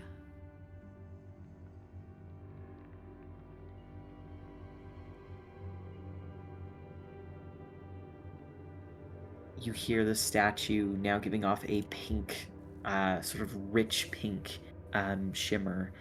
Says, "To love, to hate, to feel it all." The face in the middle of the circle begins to move its mouth, and it says, "Speak and hear the answer."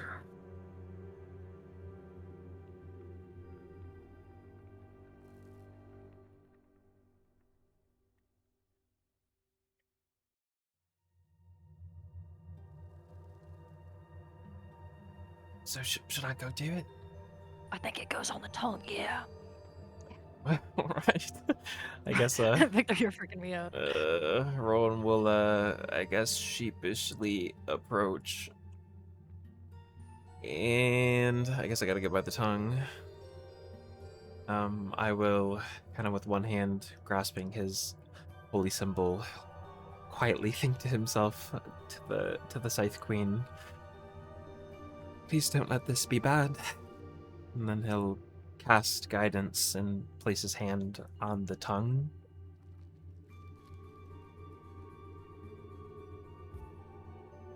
As you place your hand on the tongue, it feels like hot, but it feels like stone at the same time. And you see as the light on all the other statues vanishes and nothing happens. Rykard, Rufus is still up in the air. Yep. What is Rufus's passive perception? It's a good question. Passive perception. I don't think he has one. So would that just be his wisdom score? It would be his 10 plus. wisdom on top of 10. Yeah. Wisdom on top of 10? Yeah, 10 plus wisdom modifier. Oh, okay. 11. All right. Rufus, still engrossed in the light, does not notice something. It takes a moment before, Rowan, you notice that the light that's sort of above the circle at the middle shifts. You also begin to hear like a hissing noise. Alex and Boone, it takes you about a second more to notice the same thing. You hear hissing, like something pressurized being moved. Rykard, behind you, the door shuts.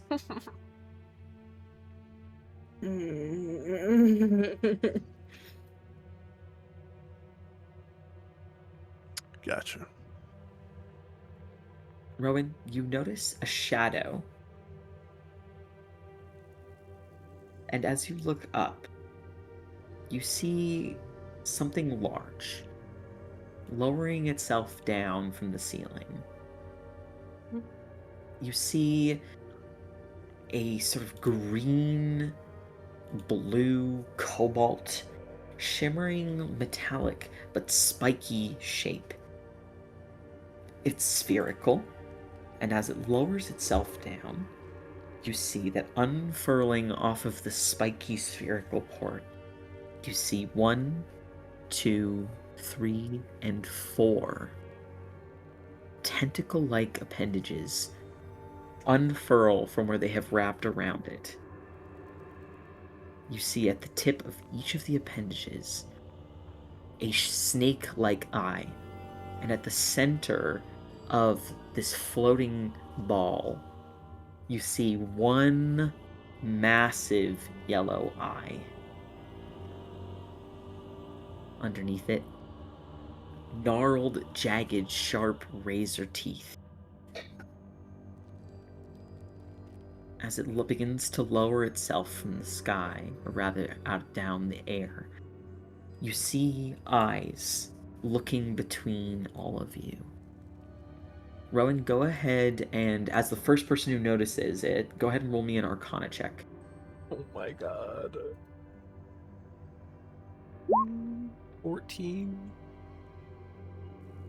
Right. You've seen creatures like this before in books that you've read about, but this particular creature has less eyes than you would expect.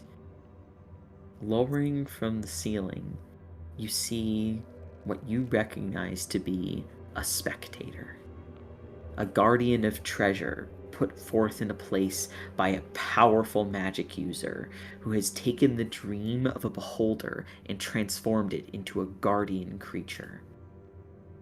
60 feet up in the air, it looks down towards all of you. And we'll start next session by rolling initiative. Oh no. Oh my goodness. Oh, it looks so cute though. Look how cute it is. See, that can't hurt anybody. That's Girl. Girl, spectator, what the fuck? Why did It's we so do this? little. See, but it's so small. We could win. Hmm. Girl. So, what spell slots are you working with, guys? yeah. It's a Yep. shame that we didn't do prayer of healing first. That would I have thought been you were going crazy. to. I thought you were going You to. literally. What do you mean? You literally got Yeah, us out and when then we were my, talking my about doing it. judgment What do got you mean? questions. Yeah, and then you guys were like, "Oh, you shouldn't even be here. You didn't even know how to do the puzzle." You didn't even know. So I did the puzzle. You're welcome. Nobody is Cast your saying. doubts Nobody is saying aside. thank you. I heard a few of them in the back. Those are the voices, babe. Those are the voices. My friends. Oh my god. Guys, how can Maybe you it's truly friendly. grow without hardship? That's the actual size. It's not. I mean, that's good. It's I not guess. a beholder, it's smaller. Okay. Yeah, see? Yeah. Yeah. It is made out of a dream that a Yeah. beholder had that was captured by a powerful magic user and transformed into a guardian spirit. Right. Yeah, Okay. see? No, We no. can do that. Easy. I mean, maybe it'll be okay, right? Maybe it'll be okay. It might not be that bad. Listen, you Yeah. guys are really strong, and I have faith in my friends always. Mhm. Oh, To you do protect me now? and keep me safe. do Not now, you. but Not, not- I said my not- friends. I said my friends. Whoa. All right. Listen, you're starting to get Alright. Magnus now with the little Spectator, how about it? pulling the Spectator, how about it? trigger. Oh, How about it? okay. No, Magnus was not Okay, fucking guys. me. We might have. Magnus we didn't have- give me any special assignments. Our fucking house, Deadwood doesn't know who the fuck we are. But they will after this, mark my words. Yeah. Now it's We're making going sense to that, level up Magnus said legend. you would make a great Vermilion Legend. crest. What He would was the Shrike really Syndicate onto do? something. What would the Shrike Syndicate do? Think Girl, about that. be a higher level, Think about mama. that. That's what they would do. Think about that. But how did they get to that higher level, Mama? Not with Magnus pulling the trigger. Not with Magnus pulling the trigger. Where the fuck is Magnus? I'm pretty sure you I'm guys looking did at level her. up after that. We Did we? did, yeah. Yeah.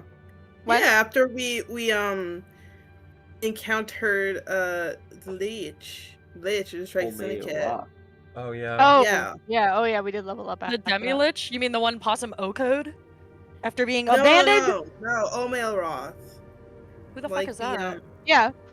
Yeah. It was Lich the same that spot. Magnus It made happened a in the deal same area. with. We killed a Lich? No, No, you killed a we- Demi we Lich. made Yeah, I No, killed a who's Demi the Lich. Lich? The Lich Omail that Roth. Magnus made a deal with. Oh, The Magnus reason is Magnus- Lich. Yeah. Yeah, Magnus Oh, Lich. okay. I don't know how to name. Or I forgot I had it. Whatever. Doesn't matter. You Irrelevant. did a whole one shot about the guy. Not. Oh, that was him? Yeah. Yeah. Fuck, I got turned into a potted plant for half Did- of that one shot. Did the so I Shrike don't remember a Syndicate whole ever lot. fight a beholder? I don't. No. No. No. No, but I Don't remember we think did so. like in the Cyberpunk one You shot. did yeah. in the yeah. Yeah. You fought something. Yeah, similar because in Kezi got Cyberpunk paralyzed one the entire. Yep. Yeah. shot. Oh my god. The amount of RP that I'm gonna need to have after this to reconcile what the fuck Moon just did to us, I'm sick. I gave us a fucking resume. No. You're welcome. Oh my god. Guys, We're- we have Urgot with us. We're fine. Don't worry. Oh, There's he's a dead. body We're gonna here. ogre with you. Don't Urkill worry. is having a horrible time yeah. right now. Mind you, he's shrunken, so he's like fucking little. No, right oh, now. that faded off a million years ago, babes. Oh, okay. Okay, one shining light in the perpetual darkness. You'll have to remind me. Actually, you know what? I'll do it right now. I'll make him big so I don't forget. Oh my god. That spell only lasts a minute. He probably came down the Well, stairs. I'm glad I'm close to Alex. Alex, you'll protect me, right? With what? Yeah, I don't know. You're like And guys, the remember chosen the room one. is probably trapped also, so watch where you stay. Oh. Oh my god. Right. Yeah. Okay, so good luck, you guys. I'm gonna go run and hide, probably. So. No, because when we get through this on the other side, we're gonna go back and everyone's gonna be like, "Oh my God, you found a way to reunite all of the ruined cities that we've been trying to do for a million years, and you killed the spectator, and you got all this treasure, and you rescued the cook. Oh my God!" And then Is they'll that like Title make us king or Pocket? something. Oh my god. Oh my god, you guys! I think. No, I and then think we Boone- become the chapter captains. Oh, true. It's that easy. I don't see them down here. I don't see them down here. And where were they? When Urgot went missing, where were they? Where were You they? took the quest. And we're like rookies. They let Yeah, us do but that. You took the quest. It's not shocking that nobody else went looking when you're the ones who said, "Oh, don't worry, we'll go looking." But he was gone for days. Why did no Yeah, one before else we take took the that quest? quest. Exactly. It's very normal for people to go missing for days. But he's an employee. Where's his workers' comp? Can't give him workers' comp if he's dead. I'm not in the worst Yeah. shape going into this. I mean, I have Yeah, 25 hit points. It could be worse. Oh my I God, you're guess. so dramatic. I'm on the verge of death. I'm on death's door. Girl, I said How I many was. hit points? I said I was half Oh, HP. 25 hit points. Said I was half That's more HP. than me. That's more than I have. How many do you have? Doesn't that reassure you? 20. Oh wait, no, I have 28. Oh, so now we're just saying. But I had things. 23. Right. Okay. No, just checking because I was wondering. 'cause I was Girl. wondering. No, because I forgot. Yeah. I forgot. Right. Allison. Right. Oh my Oh. See, goodness. and what would have happened if we didn't do this? A whole lot of schnuffing. That's what you're welcome. Let's see. Urgot would be safe. We would be Urgot. healing. Oh my god. The league name it just slipped up. Who the wait. Well, fuck? I called him Gertold earlier. Gertold. So. Who called him Bertold? I don't know. Not me. I don't know. Kezia did. They're Oh, recording. Kezia did. I Oh. did? Oh, Yeah, I What? called him Gertolt earlier. I I believe think this that. means Kezzy's in When you cahoots. helped him. Bad guys. When you No. healed him, called When him you Gertolt. healed him, you called it. Whoa. Oh. Never been in love before, though, by the way. Oh my god. Never ever. And then he says her Never. name.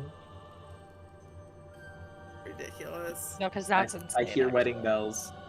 I mean, yeah, as long as I don't get like directly targeted by anything, it'll be fine. But I'm Yeah, like, good thing it only has 5 eyes to target. How many of us? 1, 2, yeah. Well, it's less 3, than a 4. normal beholder. 5. Mm. Yeah. Also, it's green. Yeah, it's not a normal beholder. It's a dream that a beholder had that got captured by a wizard. It's a dream. Dream. Dream. How do I know that was coming? See, That's we're what- fine. We know how to handle bad Oh my dreams. God. Chris, start dreaming. Start dreaming. No, you're having a nightmare. Man, Mr. Electric, send him to the result. I wish we could play this out right now. Mr. Electric cut his Yeah. dick off. If you really want to, we can. But I figured people wanted a stop point. I do work I- tomorrow. I mean, Yeah, I do that's too, okay. but I could. I mean, what's Oh, I but you'll could. gripe and moan what's about. Just another weighing 'em what's like another cards. hour? What's All of a another sudden- hour? You know? You think this will only take an hour? Yeah. I mean- Oh, It's that's not cute. gonna take an That's hour. cute. Depending It on how took us like things 3 go. to kill a nothing. I know how things go, yeah. Depending on how things go.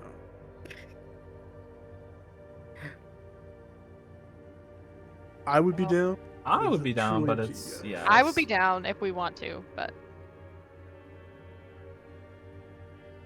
It sounds like it's up to Kezia and Madison.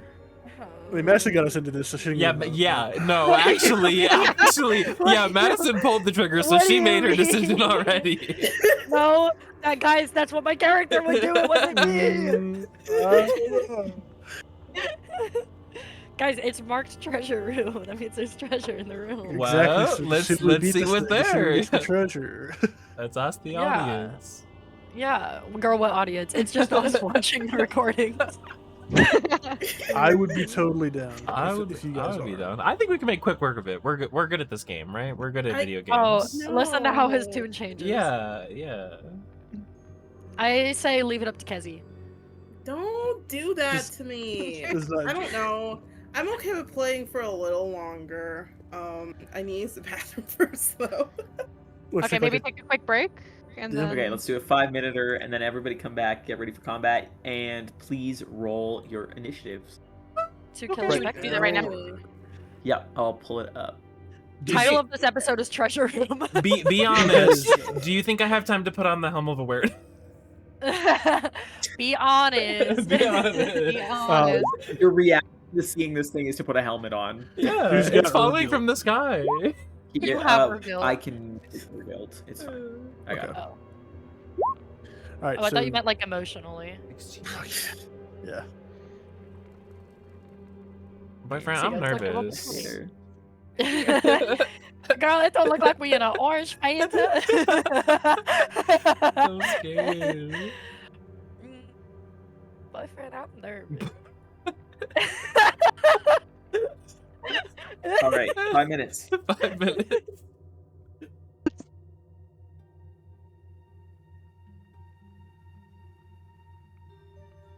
And you think I'm not gonna go to a distinctly marked treasure room when the other option is the mime post? Be so for serious. Oh my god, I'm glad nothing happened. I almost forgot to unpause the recording. That would have been scary.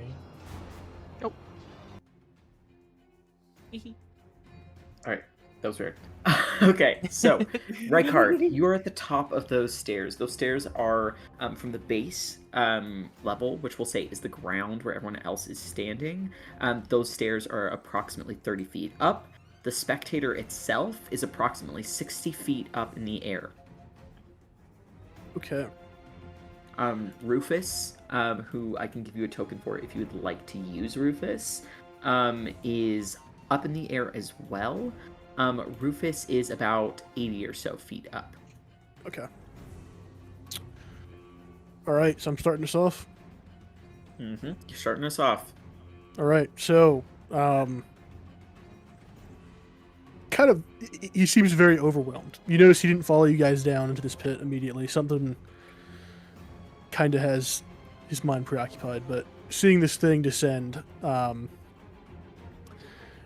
immediately he holds his hands out, and that length of chain at his side slithers up his arm, and you see 6 red-hot chains kind of burst from his chest and go towards the creature and attempt to wrap it up. I'm using Hold Monster on it. Oh, Okay, nice. old monster. Okie dokie. What kind of It'll saving throw be- is it? A wisdom save. Wisdom. Okay. Ready.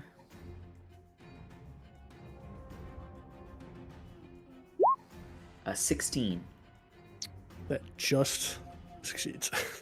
Oh, can I use a reaction and try to use a Weave of Fate on his spell?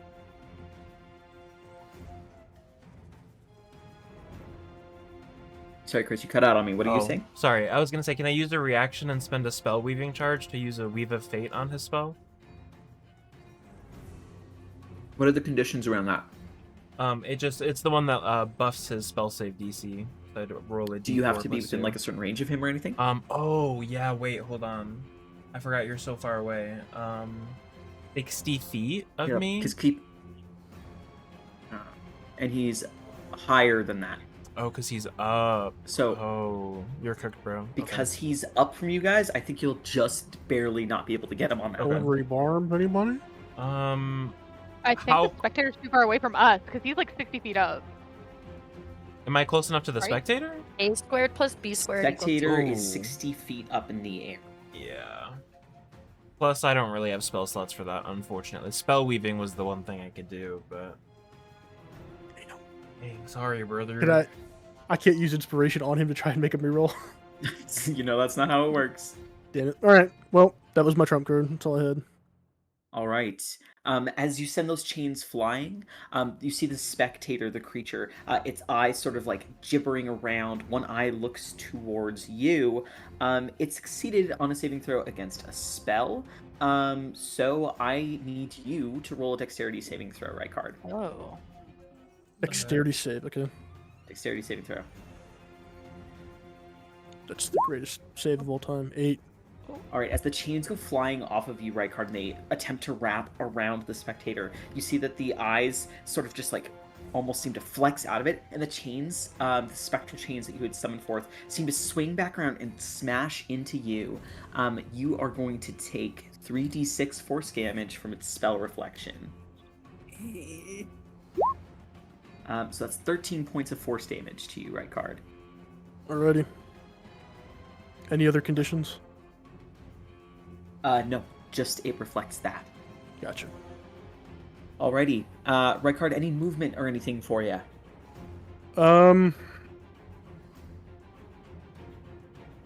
There's no cover up here, I'm assuming. Nope. Gotcha. And every 10th step is trapped. Every 10th step is trapped.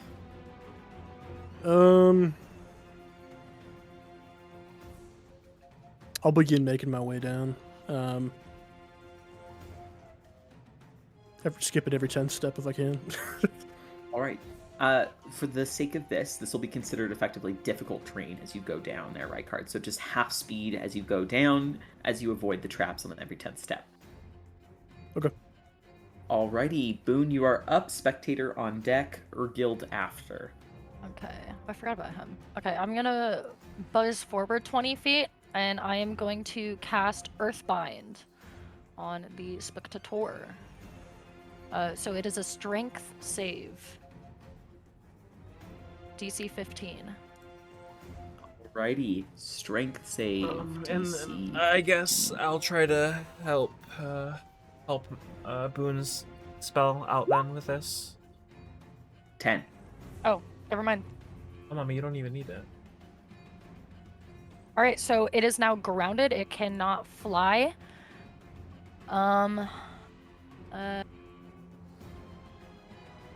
Yep, and I'm concentrating on that. Alright, as you concentrate on that, it is dragged down to the ground. 60 feet. It is now just above the sort of central area here. Alright. And in that case, I used 20 feet. I have 10 left. I'm gonna go behind this statue here. All right. As you move behind the statue there, attempting to sort of get out of its many lines of sight, you move out of the way. And now it is, assuming you don't want to do anything else, the spectator's turn. right. Actually, Mhm. I'm going to use my Defile Ground. It is a bonus action to defile the patch of land in a 10-foot radius centered on the spectator where it's now grounded. It lasts for 1 minute. It's difficult terrain for the spectator and only the spectator. And whenever the creature in the area takes damage for the first time on a turn, it takes an extra d4 necrotic damage. Okay. Good to know. I can Think put that's that in about there. the right size. And it says flying creatures are unaffected, but it's now grounded. It is grounded for now. Okay. Perfect. All right, Boone. So that green circle there, that's going to be your defile ground right there. And Oh. it doesn't affect allies, so. Yeah, just the creature of your choosing. So, Yep. as it's lowered down, spectator's turn, it is going to use its eye rays. So I roll a d4 2 times. Okay, so confusion and paralyzing ray. Okay, so with its many eye stalks sort of looking around, it is going to sort of turn an eye towards Rowan and one towards Alex. Rowan, can I get a Constitution saving throw from you? And Alex, can I get a Wisdom saving throw from you, please? Can we swap those, please? Oh. No. That seems very intentional, and I hate it. I rolled those eye stalks. What do you want from me? Oh boy. In that order? Okay. What No. do you want from me? I'm Mm. scared. Alrighty, so Rowan, you have the paralyzed condition now as Oh, you feel sick. an eye looks towards you and you can see a beam of like blue light shoots off of it. As it sort of like looks towards you, you feel all of your limbs start to solidify. It feels almost like cramps passing over all of your body, and it feels as though you're like turning in on yourself and unable to move. You currently have the paralyzed condition. You can repeat the save at the end of each of your turns, and you end the effect on yourself on a success. However, if a minute passes, then you will succeed automatically and be freed from your paralyzation. Okay. Alex, you are confused. So you're going to take some psychic damage, and you can't take reactions until the end of your next turn. On your next turn, you cannot move, and you can only use your action to make a melee or ranged attack against a randomly determined creature within fuck? range. No So thanks. you're going to take some psychic damage here. So that's 5 points of psychic damage to you, Alex. And again, no reactions until the end of your next turn. And on your next turn, you cannot move, and you can only use your action to make a melee or ranged attack against a random target that we will determine once we get to your turn. Okay, the spectator then is going to, it can't really fly because it's kind of bound down with Earthbind. Difficult terrain. It is The on movement difficult speed is terrain. halved. The target must succeed a strength saving throw. Interesting. It's not even at the end of each of its turns. It's just that one Yeah. time. Eh? It's going to basically bounce like a grounded bowling ball the one spot that it can move right now, kind of towards you, Boone. And as it like flails against the ground, its eye stalks moving around. It is unable to use any bonus actions right now. So that's all it can do for now. All right, Urgild's turn. Urgild is going to run in towards the spectator and is going to attempt to hit it.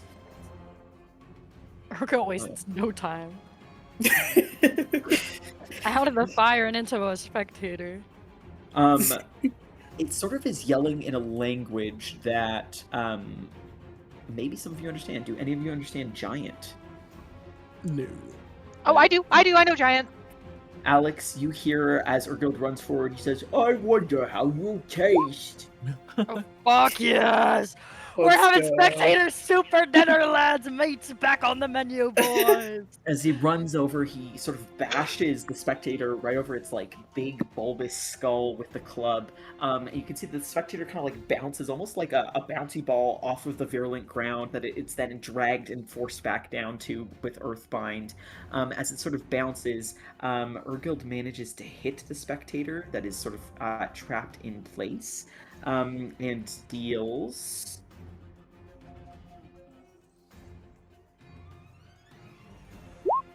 12 points of damage to the spectator as he bashes his more. club against it. Yeah, it takes an extra D4 necrotic. Oh, all right. So that'll From the be. power Go ahead ground. and roll the d4 there, Boone. 2 points of necrotic damage. So that'll be 14 points of bludgeoning damage as it just cracks the spectator on the skull effectively.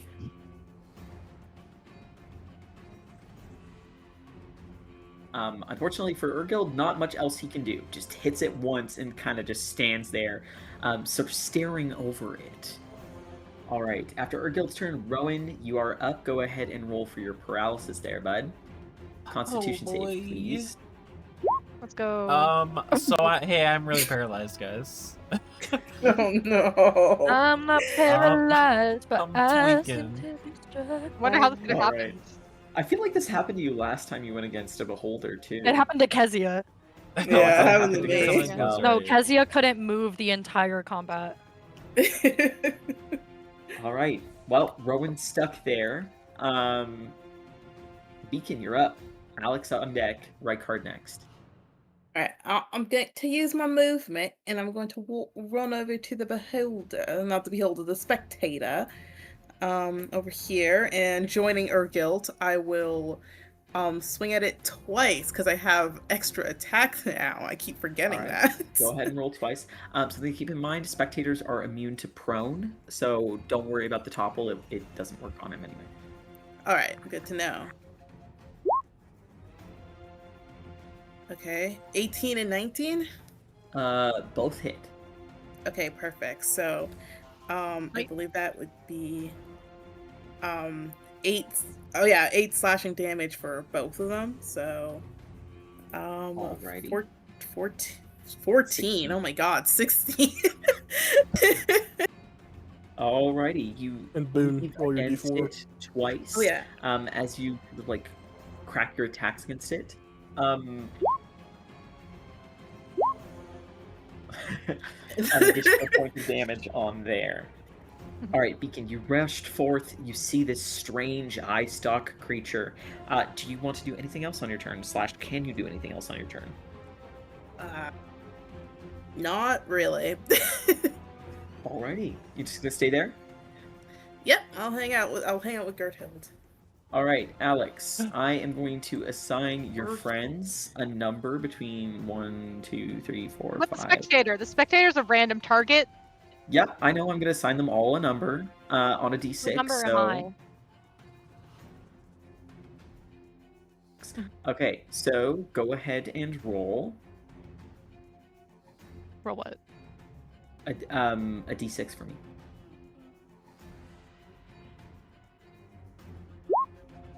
Six. All right, so you're gonna attack Rowan, and it's at advantage. because he's paralyzed. Brother, what? What am I attacking Rowan with? Did you say it's a ranged attack? It says a ranged attack or a melee attack, whichever can reach. I can only do a ranged. Is it like a do I have to use a weapon? Like what do I You have can to use use? an with unarmed weapon. strike on melee with your What? negative strength modifier. Can't reach him. But I can't so move. No. It can be a Oh, spell, yes. And this is a crit, isn't it? No. No, I think it's only if it's it's melee. Yeah, yeah. Okay. Disadvantage right now. Oh my god. The way Thank that I'm God. tweaking is just Alright. shimmying out of the way. Through the haze of confusion, sort of clamoring in your mind, Alex, you stumble a little bit and you attempt to send a an attack with your crossbow. You sort of aim weakly, and you send a bolt flying randomly. Rowan, distantly in your mind, you think you hear a whoosh as something flies by you rapidly. All right. What happens after Alex? that? Is the confusion gone? Do I roll again? You get to roll again to try to break out of it. Damn. Oh, wisdom saves, not my friend. Oh wait, never mind. It's done at the end of your turn. Oh, thank God. All right. So Alex, the confusion begins to wear off. You do see that you just shot a crossbow bolt at your friend, who's basically turning to stone. But aside from that, Rykard, you're up. Alrighty. Pride damaged. He will crack his together and send 2 Eldritch Blasts towards it. Alrighty, go ahead and roll to hit. Alrighty. I would say that from where you are, Boone is covering, this has cover, and this is giving cover as well. Even though I'm higher up. Yeah, but there's still, like, it's pressed to the ground by Earthbind. Urgild is a large creature. There's a statue, and also Boone's there. So, like, even though you're higher up, I wouldn't say that you have enough of an angle on it to be able to, like, take pot shots sort of thing. But regardless, with an 18 or a 20, you still hit. Okay.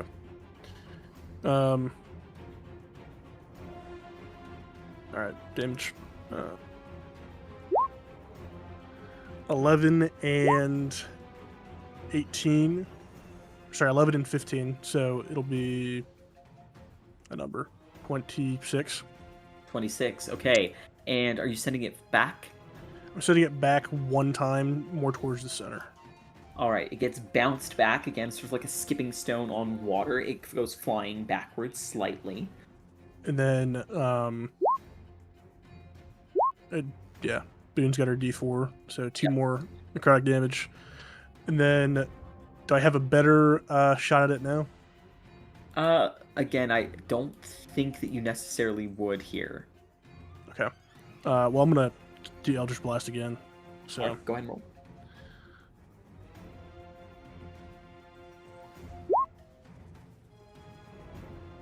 Okay, 14's a miss. terrible.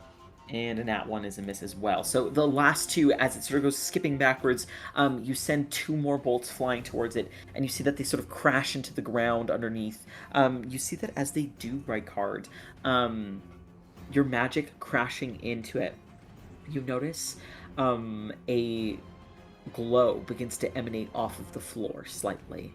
This sort of reddish glow. Beacon, Okay. from where you're standing, you notice that as Rykard's magic crashes into the sort of central circular area of the carved thing, you notice that the strange face on the floor begins to blink as though it's coming alive once more. Oh, that's interesting. Beacon will immediately point that out, say like, "Oh, the face on the floor, it's blinking. It looks like it's waking up." All right. Anything else on your turn, Rykard? Yep. I'll use the remainder of my movement to get all the way down. And I'll have Rufus fly 40 feet over to... I know he's high up. He'll hit kind of a diagonal and fly kind of just directly over Rowan. Okay. He's probably still a little higher, but he'll definitely be above Rowan. That's all right. I'm going to put him right here just so we don't overlap. Alrighty. And that's Boone, it. Perfect, thanks. Now, Boone, you are up, and you are currently concentrating on Earthbind. I am indeed. Oh, because that's also but all right. I am going to cast at 3rd level Wither and Bloom in a 10-foot radius around the spectator. So same as my other area. Beacon is inside of it. Cool. What do I need to So- do? It is a Constitution save, DC 15. Okay. Beacon, da da da da da da da da da da da da da da. No, Beacon doesn't have to make it. Just the spectator. Okay, cool. 22. That does unfortunately succeed. It takes half damage. It is going to use its spell reflection reaction. Because it succeeded on the saving throw, you are going to take 3d6 force damage. Is there any way I can try to dodge Yeah. that? No. Do you have counterspell? No, but I have an that's that. AC. All right. So you're going to take 14 points of force damage, Boone. Yes. It's just a flat D20 roll for concentration. So yeah. Constitution saving throw. Sorry, Oh, yeah, it's a con save. Yeah. Constitution saving throw. I was thinking of death saves for some 16. reason. 16. You I succeed. Yeah, so I Yeah. maintain concentration. Let me subtract that 14 from my health. Okay, so it takes. Oh, let me check this.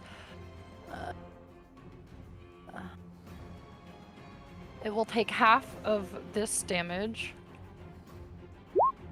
So it'll take 3 damage, Yes. necrotic damage, and then plus another 3 necrotic damage.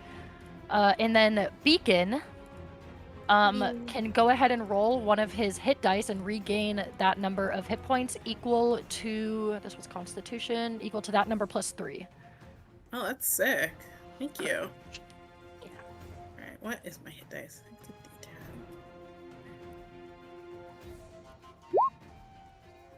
Alright, so 3 You plus... regain 6 plus 3. You get 6. 6 HP back. Nice, thank you. And I am going to stay where I am. Alrighty. Okay, it is the spectator's turn. Let's see which eyes it gets this time. 24. Okay, so that is going to be paralyzing and fear.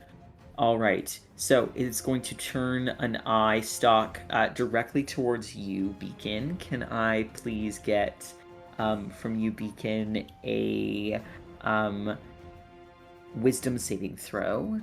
And Yeah. it is going to look towards Urgild. Oh my word. Sorry. It's a wisdom saving throw for you, Beacon. Yeah. I did the thing again. Ugh. Okay, and Urgild needs to make a con save. Okay, Urgild gets a 14. So Urgild just succeeds, and Beacon, you fail yours. So Beacon, you failed on the Fear Ray. You are going to take psychic damage, and you are going to be frightened until the end of your next turn. So you're going to have disadvantage on ability checks and attack rolls when the spectator is in your line of sight, and you cannot willingly move closer to the source of your fear. So Okay. you are going to take 5 points of psychic damage, Beacon, and you cannot approach the spectator any further. Urgild succeeded, so is not being turned into stone. The spectator is going to bounce like a bouncy ball, 1 square sort of this way, as it's still pinned down by the earth bind. Alrighty. It's now You get an attack of Urgild's opportunity turn. from that? Beacon can get an attack of opportunity if he wants. It's at disadvantage. Give it a shot anyway. He'll kind of just like flail wildly with his axe. All right. It's 25. 25. Okay. Go ahead and roll. Or said damage is already on there, so that's 10 points. Do you get the? It's. Oh, it's not your turn. You already had your turn, so Yeah, no That's- D4. doesn't apply. Okay. All right. It bounces like a bouncy ball, but 1 square can. Urgild's going to continue to approach. Urgild's sort of going to run around and attempt to smash the spectator again. Wait, it was the spectator's turn, so it would take a D4. Yeah, but is it once on that creature's turn that's doing No, it damage? just says once on a turn. Huh. Okay, sure, you can just add it on there then. I'll do that. Okay, 1d20 plus... So I already rolled a 2, hit. I'm sorry. It's all good. Okay, Ergild hits it with a 23 and does 2d8 plus 2 damage.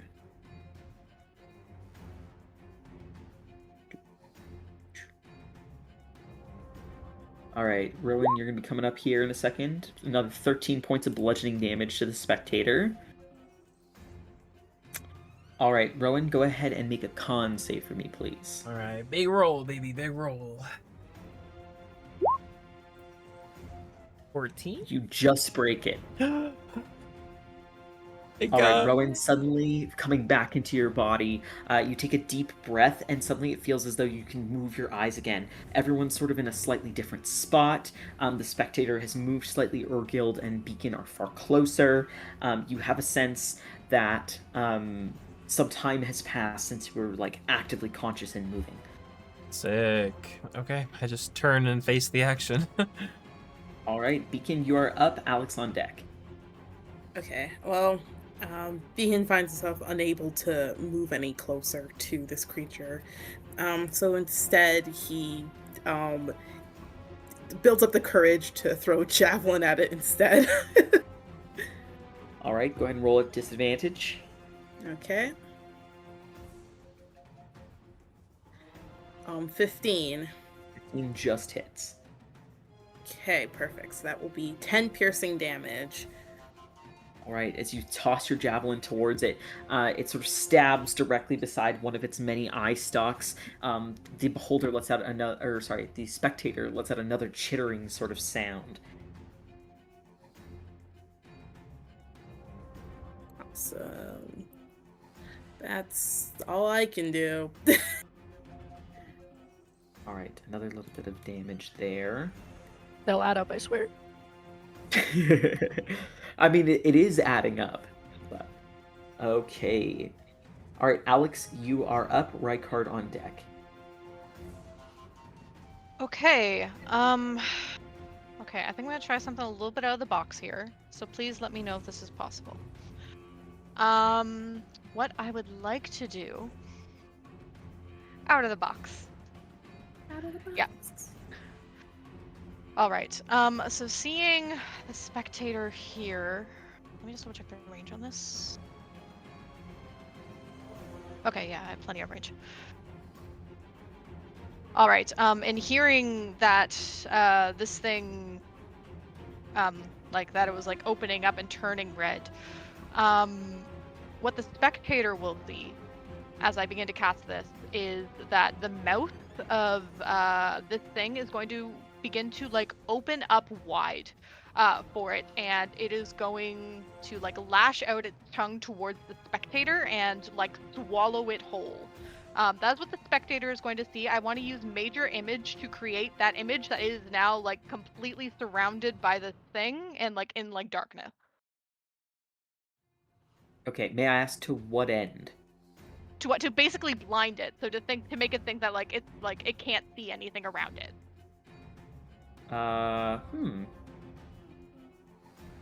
Okay, sure. What's the save for it? Intelligence? There is no save, but it can make an investigation check.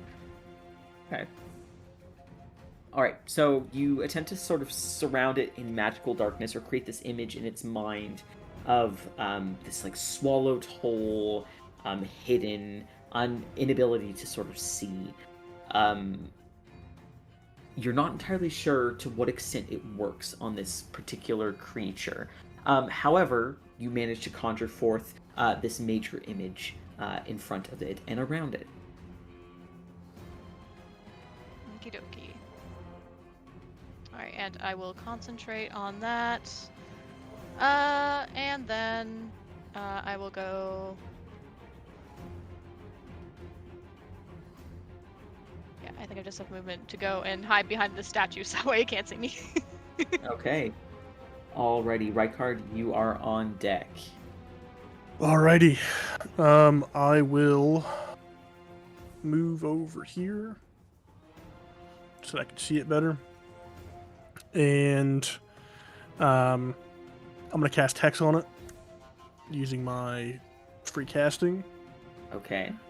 and then I will Eldritch Blast it. Okay.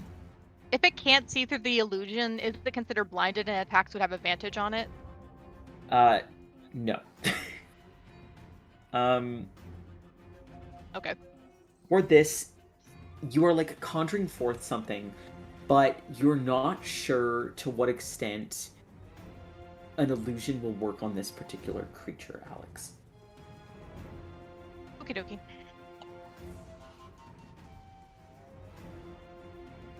All right, so slaps his hands together. 12 fiery spectral Rufuses go over and surround it, and he casts two Eldritch Blasts. All right, go ahead and roll. 22, 21. So, be this 17 plus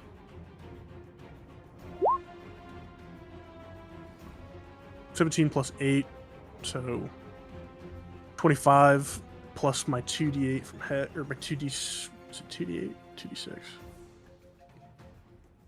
Spells. Hex. Yeah, D6. D6. 2d6. Boone, roll your thing.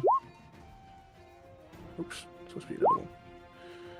So it's a total of 27 plus 4, 31 points of damage.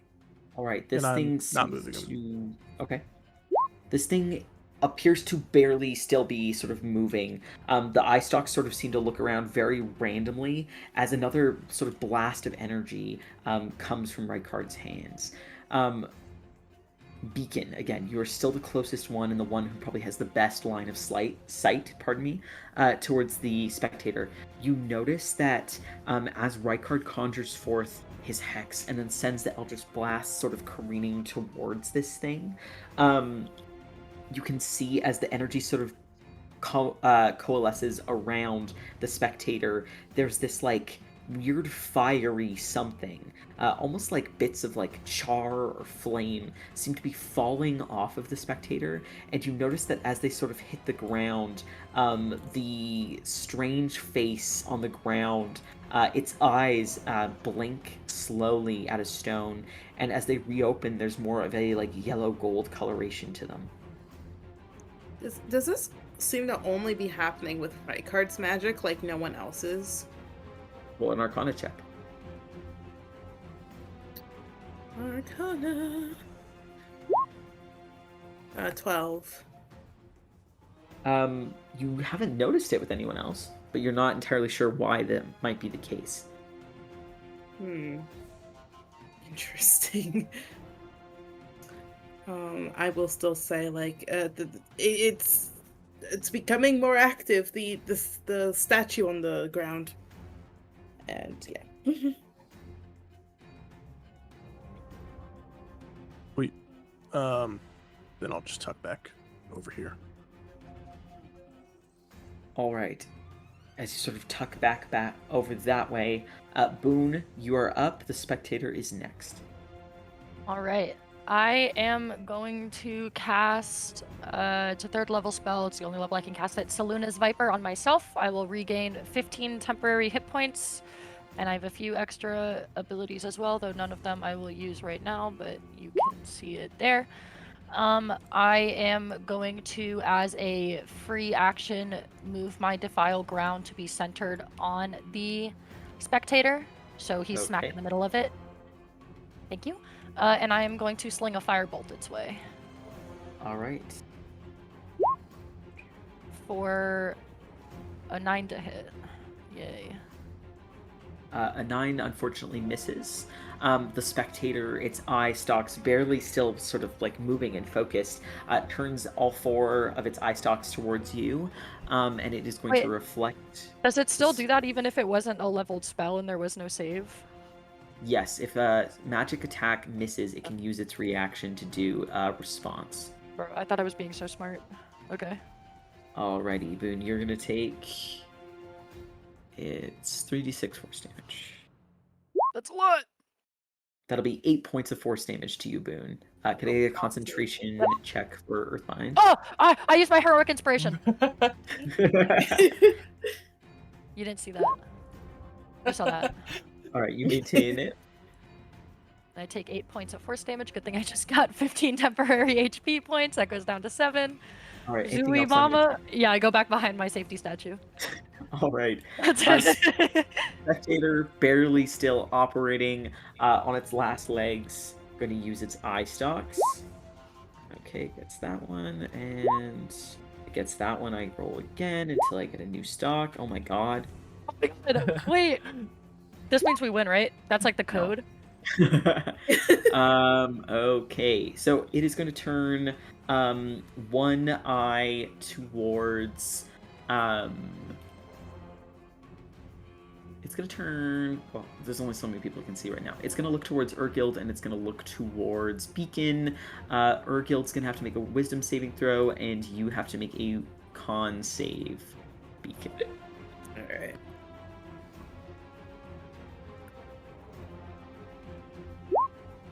$15. Alright, you just succeed, so you'll take half damage on the wounding ray, Beacon. Okay.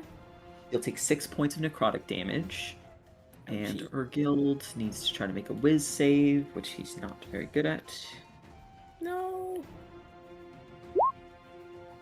Oh, okay. Well, that's a failure. -2 for Urgild.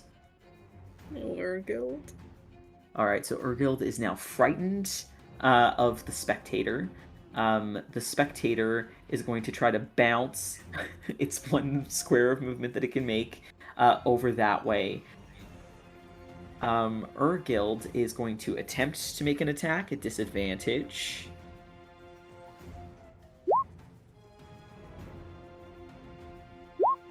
Nat 1. So as he attempts to bash against the Spectator, there's a fear that glosses over his eyes as he attempts to sort of like crack the large club down on the Spectator. Nothing really seems to happen as it like completely misses. Rowan, you are up, Beacon on deck, and Alex after that. Oh god. Okay, I think just coming to, Rowan will kind of turn and see the Spectator not looking too well. He's gonna reach out and kind of focus on this like defiled energy that's Boone has beneath him, and kind of draw these green tendrils of magic up that start to wrap around the Spectator, and then as they kind of fuse into its body. Oh.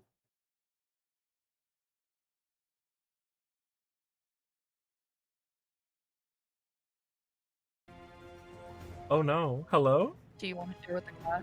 Hello? Hello? Am I back? Good? What's Oh my god, I don't know. I thought You were never gone. I thought I was never gone. Oh, you could hear me the whole time. My No. whole No. my whole PC froze. The screens went off. Like everyone's dead silent. I was like, That was the Spectator. yeah. Actually, Roll20 looks crazy too. Oh my god, that was scary. Okay. Anyway, I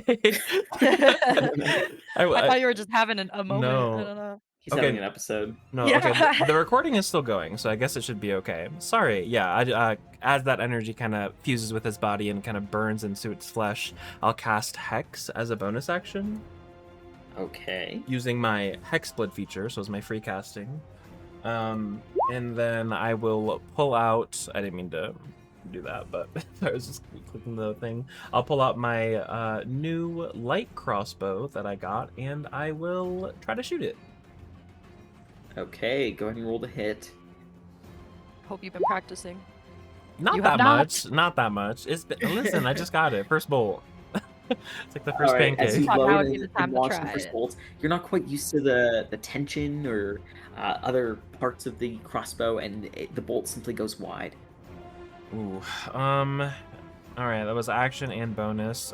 Still concentrating on Hex. I will. Seeing that everyone's hiding behind statues, I will pick a statue. That'll be right, Jordan. Did Hex do damage? I didn't hit, so. Um. Yeah. Per. Alrighty. Okay, Beacon, you are up. Okay, I'm gonna move over here. And I'm gonna smack it twice. Alright, go ahead Uh, and roll to smack. I'm rolling the smack. Smack. Smack. 10 and 15. And Uh, 10 misses, 15 hit. okay, on the 15, I am going to. Should I do this? Yeah, I'll do it. I'm going to expend a second level slot to use Divine Smite. Okie dokie. Go ahead and roll your damage here, Beacon. Will do. 11. So 22 damage in total. Alright, Beacon, Plus describe 2. how you destroy this thing. Okay. Let's go. 24. Alright. Yeah, so Beacon is going to charge towards this creature, and every step his axe is going to glow brighter and brighter, and then he's going to slam his axe down on its eye, and it's going to the eye is going to kind of explode in like radiant light as he strikes a final blow. Alrighty. As you strike it down, you sort of cleave it, bisecting it directly in half. As you carve it in half, it sort of bursts in this green sort of sludge that then evaporates up into like almost like glitter, begins to float up in the air as it flops sort of limply upon the ground. Immediately, you can see Urgild begins to like takes out what looks to be like a chef's carving knife and approaches the spectator. As for the rest of you, go ahead and roll a perception check for me, please. Oh my god, it's so quiet. I'm locked the fuck in. Everybody owes me an apology. Is the music off? You can line up. Yeah. Okay, Yeah, it sorry. is. The ambiance. They'll know.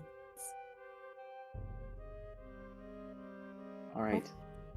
Looking around, you notice, of course, Urgild drags the spectator away and begins to carve it.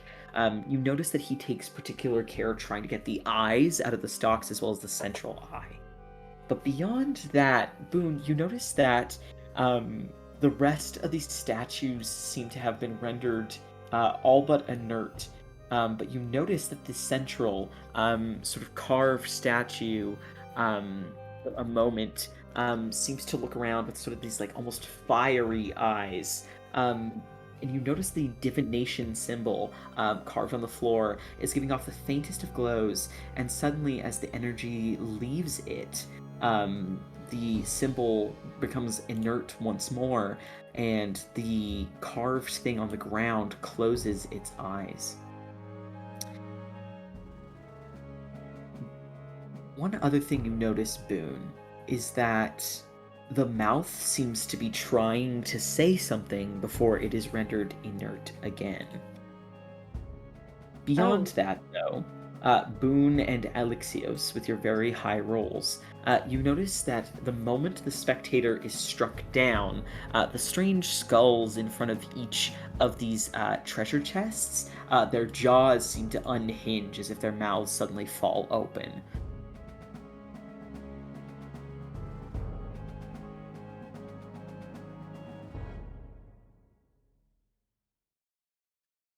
So, did we do it right or wrong? I think it was talking the face in the middle.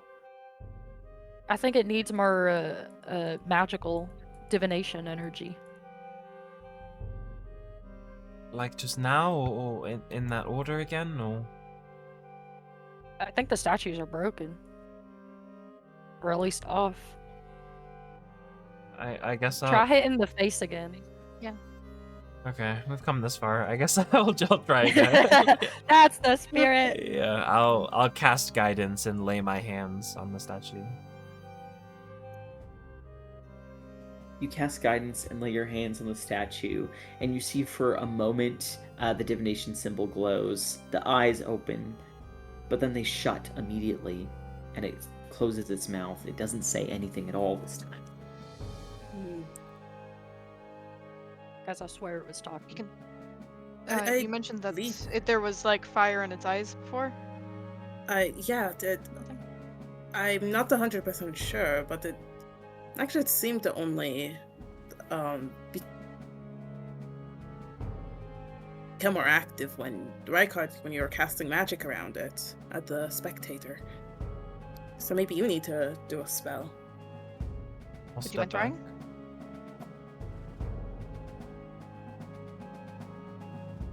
Uncharacteristically, he seems very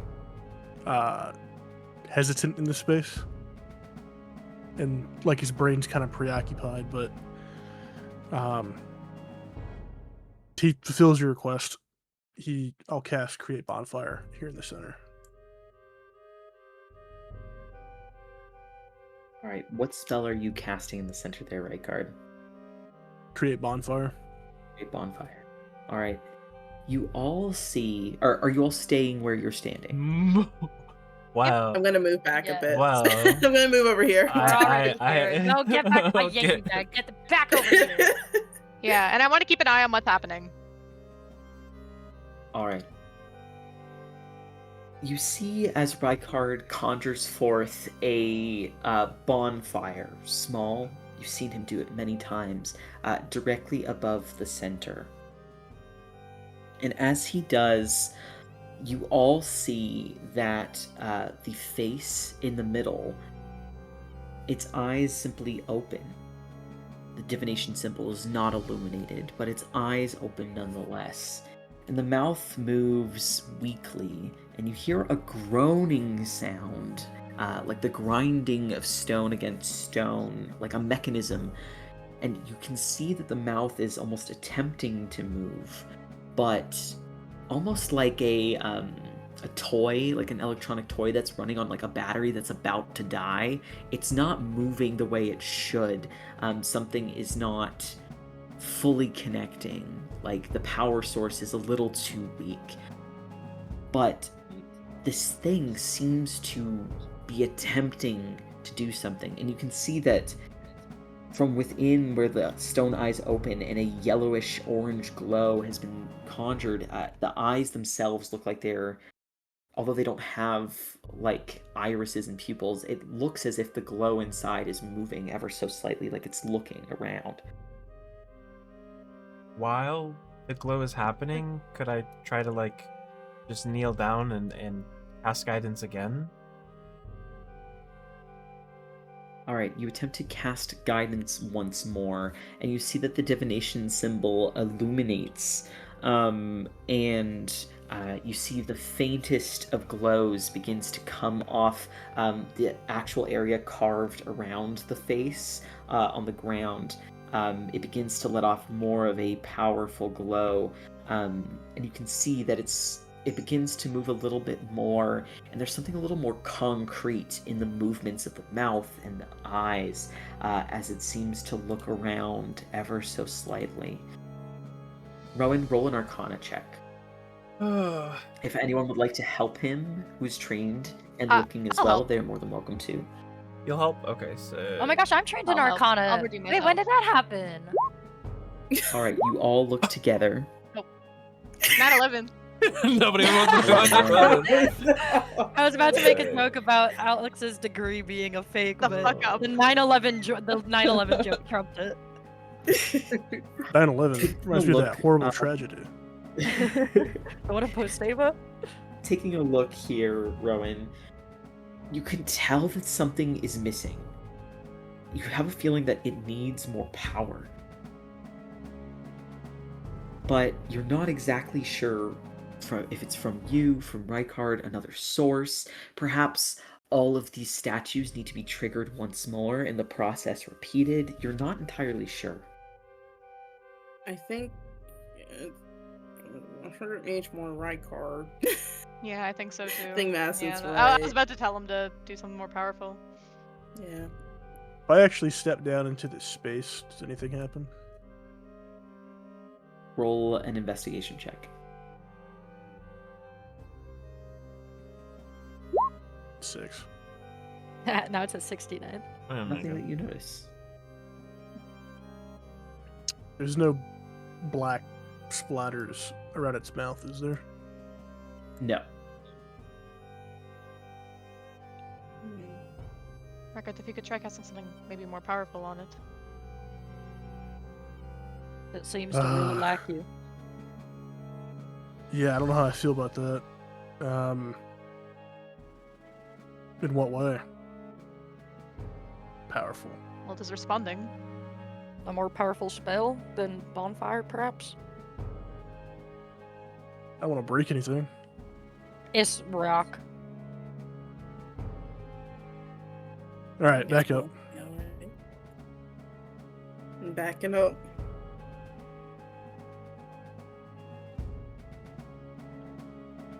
And he's gonna take his spot over here. And Hit Rowan. Wait. I'm gonna have Rowan. I'm going to cast Fireball. I'm gonna try and kind of breathe into its mouth.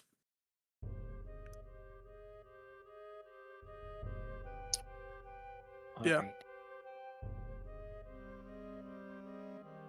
As you begin to conjure forth the magical energy from within yourself, Rykard, you summon the powerful magical energy within you and begin to allow it to sort of coalesce and bubble over, that powerful heat from deep within you that feels innate and intrinsic and never foreign. The fire within you becomes focused and begins to bubble out of you. As you feel it rise within you, magic, fire, you allow that power to unleash itself from within you. And as that raising fire bursts forth, you allow the flames to sort of expand over the space. And you all see from your sort of periphery where you're standing around where he conjures forth the magic that it seems not just like a typical fireball or like the fire he had even summoned earlier. Instead, it almost seems like pure fire. Fire that burns hotter than anything, or like a concentrated miniature sun has summoned itself forth before you.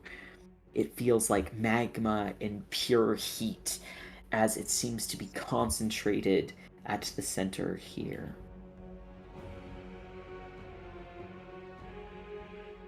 The face begins to shift, and its eyes now firmly open, this vibrant, scorching, white-hot color. They go blue for a moment, and then go to a pure white flame that seems to burst forth out of both the eyes, and seems to be sort of swallowed down into the mouth.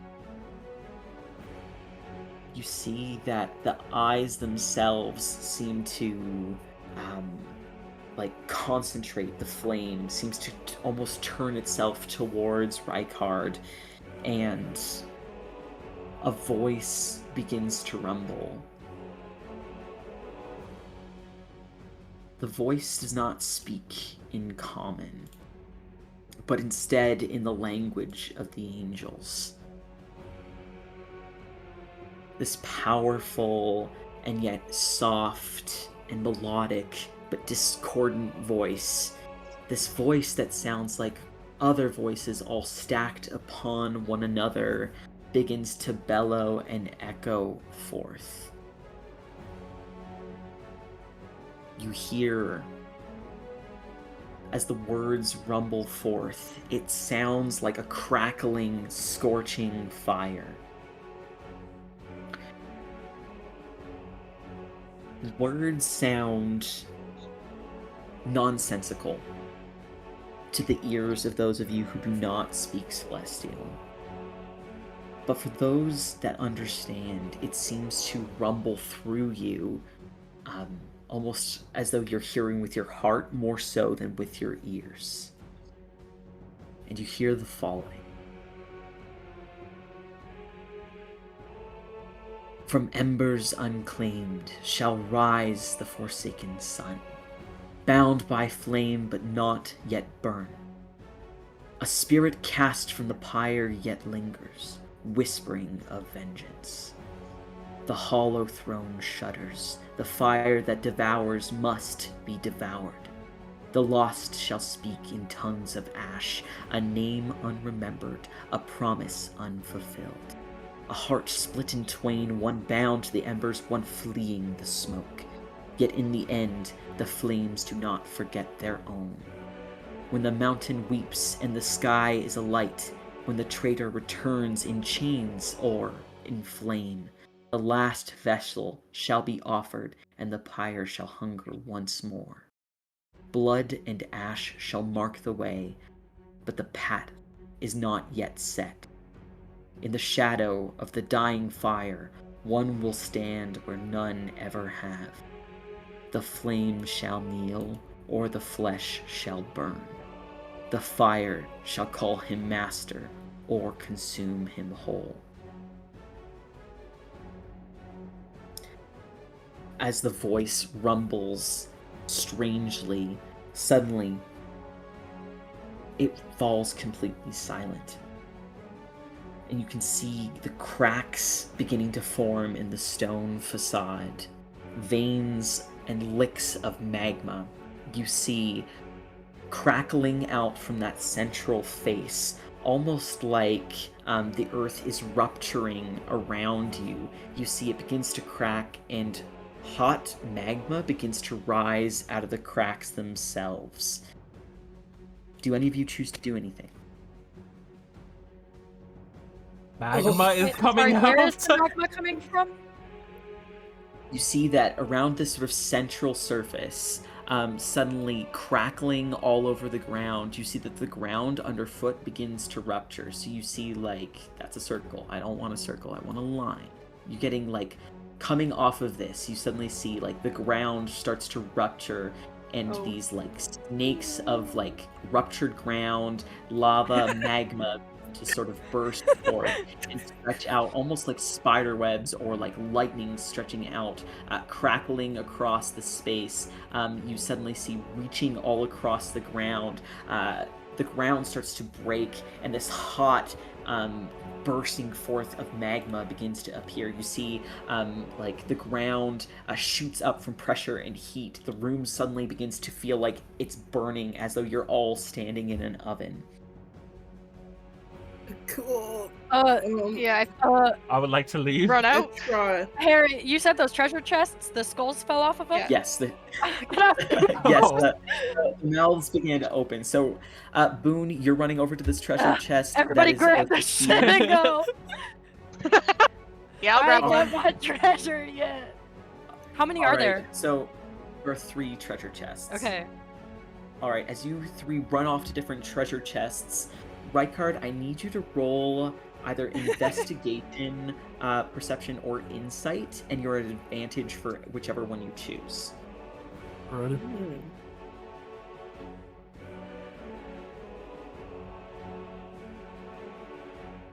Where's insight?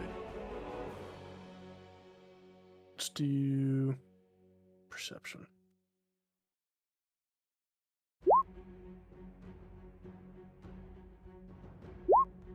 Nat 20. Good thing you got advantage. Nice. Rykard, you feel the lamp that you keep on you at your hip. It feels as though suddenly a buffeting wind swirls around you, or like a powerful magnet is directly ahead of you. You feel where it's clipped sort of at your belt or at your side where you typically keep it. It almost just feels as though suddenly it's being dragged towards the central circle. You feel as it sort of shifts where it is and begins to tug you, and it takes all the strength in you, taking a firm sort of step and stance to hold yourself from being pulled towards the central circle. You can see the mouth where that like stone tongue had been sticking out, suddenly welling out of it like blood or some sort of putrescence. There's just this burst of like flame as the mouth opens, and bubbling and rising out of it, you see white hot lava bubbling out. But you hear the following words.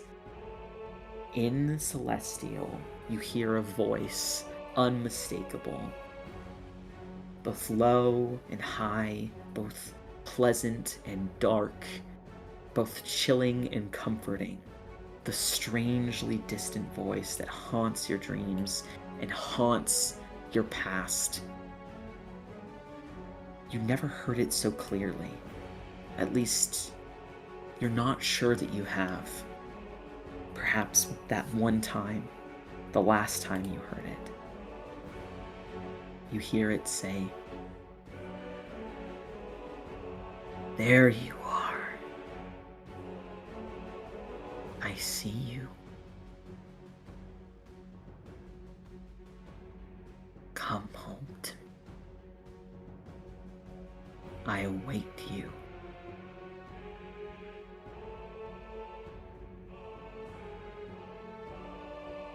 As that voice echoes out, more lava begins to pour out this point. Rykard, any reaction to that? No, none at all. Alright. Beacon, you can sort of see Rykard seems to be stuck in place where he is standing there. You notice the strange sort of lifting of the lantern at his hip as he watches. Suddenly, the area around this central face begins to fill with lava, suddenly bubbling out of nowhere. It seems to fill the space. All right, so all of you are taking looks at different... Sorry, doing my best to show where the lava is. You three are going to different chests. So, Boone, you open the chest in front of you. In front of you, Boone, you see that there appear to be several items. I'm grabbing and getting. All right, you can add a strange bottle, a hat, and an orb The to apple. your inventory. Okay. I'm gonna add Alright. that unknown leather chest plate that I got earlier also. Yeah, Oh, yeah. you can add that armor to your inventory as well. Okay. Rowan, you throw open the chest in front of you. Yes. The chest in front of you, Rowan, has what looks to be a medallion. You also see a potion. And you see a ring. All right, I scoop it up as quickly as I can. Alex, in the one in front of you, there is a large tome, there is a staff, and there is a robe. Cool. Picking it up. Grabbing it. Along with a wand. And Ooh. wands. Hell yeah. What a wand. Alrighty. Those appear to be the only things that you will find in the chests. Looking around, you can see that the space continues to crackle with the fiery energy that seems to reach out and extend, much like a flaming web. Can I, if Rykard still isn't moving, I think Beacon is going to run over to him and say, "Rykard, come on, we have to go." And kind of just like grab his arm, like trying to get him to move. Does anything happen? I mean, you've seen Rykard angry, you've seen him annoyed. but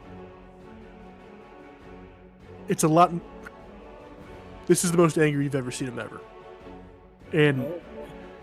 you're used to him being loud and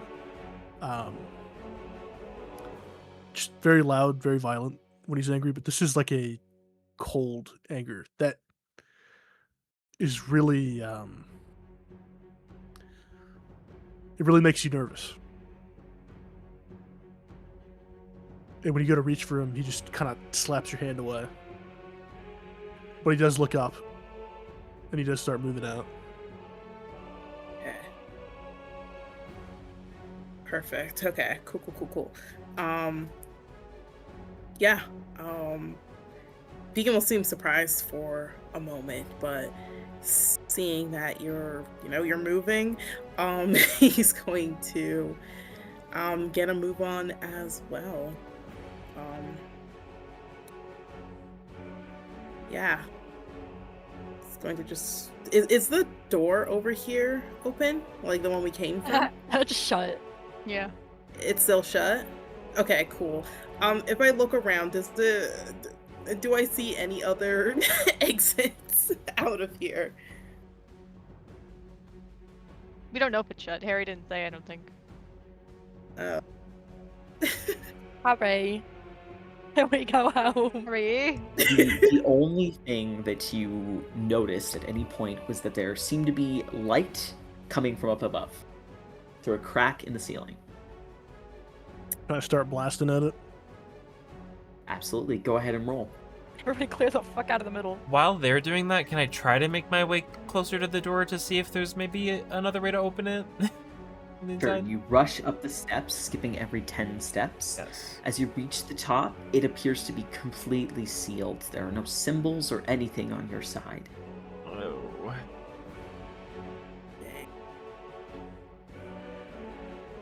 Right. You all see that Rykard suddenly, sort of reaching up towards the sky, sends two Eldritch blasts spiraling. They crash into the ceiling above, and you see begin to splinter away at the stone. Go ahead and roll damage for those both, please, Rykard.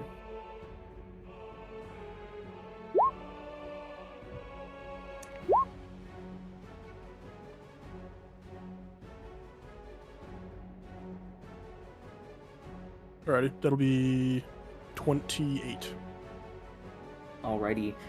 You all see as like threads of light begin to crack through the stone above. You can tell that they appear to be sunlight from what you can presently see.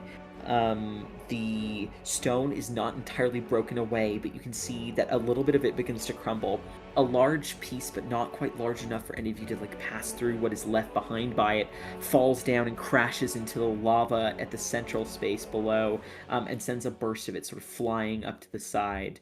And Rykard, once more you hear a voice say, "It's futile. You will be mine."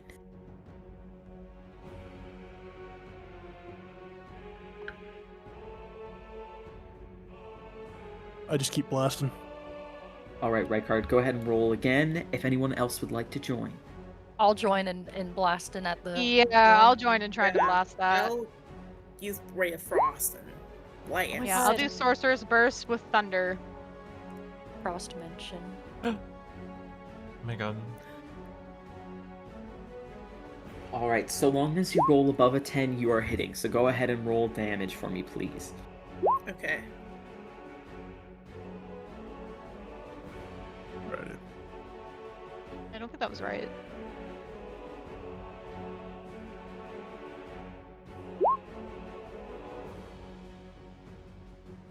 I'm gonna roll these all at once, so I'm doing 4. Alrighty, go ahead and roll. This plus 20, 54. 54. Okay. Alright, so you all working your way, sending Sorcerer's Burst's powerful energy all careening towards the ceiling. The loose bits of stone and rubble all begin to fall. piece by piece, the ceiling falls down. Rykard, you think you hear the voice speaking to you, but through your blind rage, you just continue to fire, burst after burst, ignoring the words that send chills and both heat and fire up and down your spine. You see as the ceiling comes falling down, crashing into the strange device or strange carving on the floor, crashing into it. Rubble begins to almost make a small sort of stairwell for all of you to rush upward as magma continues to fill the room. Is Urgild with us? Is he running Urgild too? is carrying a spectator on its back, is running over. Hell yeah! Perfect. Let's This go. dude better be fucking fire. We booking it, boys. Let's go. Wait, grab Rufus. Somebody grab Rufus. He's coming with. All right. The rubble, as it falls, makes about a 15-foot pile for all of you to clamber up on as the room continues to fill with lava, giving you a little bit of space to climb above the rising, boiling heat. As you do, you have a sense that overhead there is some sort of open space leading up to some open sky. You're not exactly sure where, but it surely isn't the Underdark space that you had been scouring before. How are you going to get out of here? I think we're flying. If Rykard can make himself fly, I could do myself and Urgilt since he's carrying a fucking spectator. Yeah, I'm not gonna be able to get both of them. Go for it. Yeah, I You can got boots. levitate. Let's go. Yeah, let's I go, will- Let's go. Bonus action, flare out the wing. Start flying up. I will grab the moon fan from my bag and kind of flick it out and fan it, and then these weaves of air will come off of it, and I will also spend a spell weaving charge. I think that's my last one. Let me look. Oh, no, I haven't. Okay. And then I will use a weave of linking to cast investiture of air on myself and Urgilt. And the fan All crumbles. All right, as you sort of flourish with the fan, you both begin to float up into the air, rising up into the sky.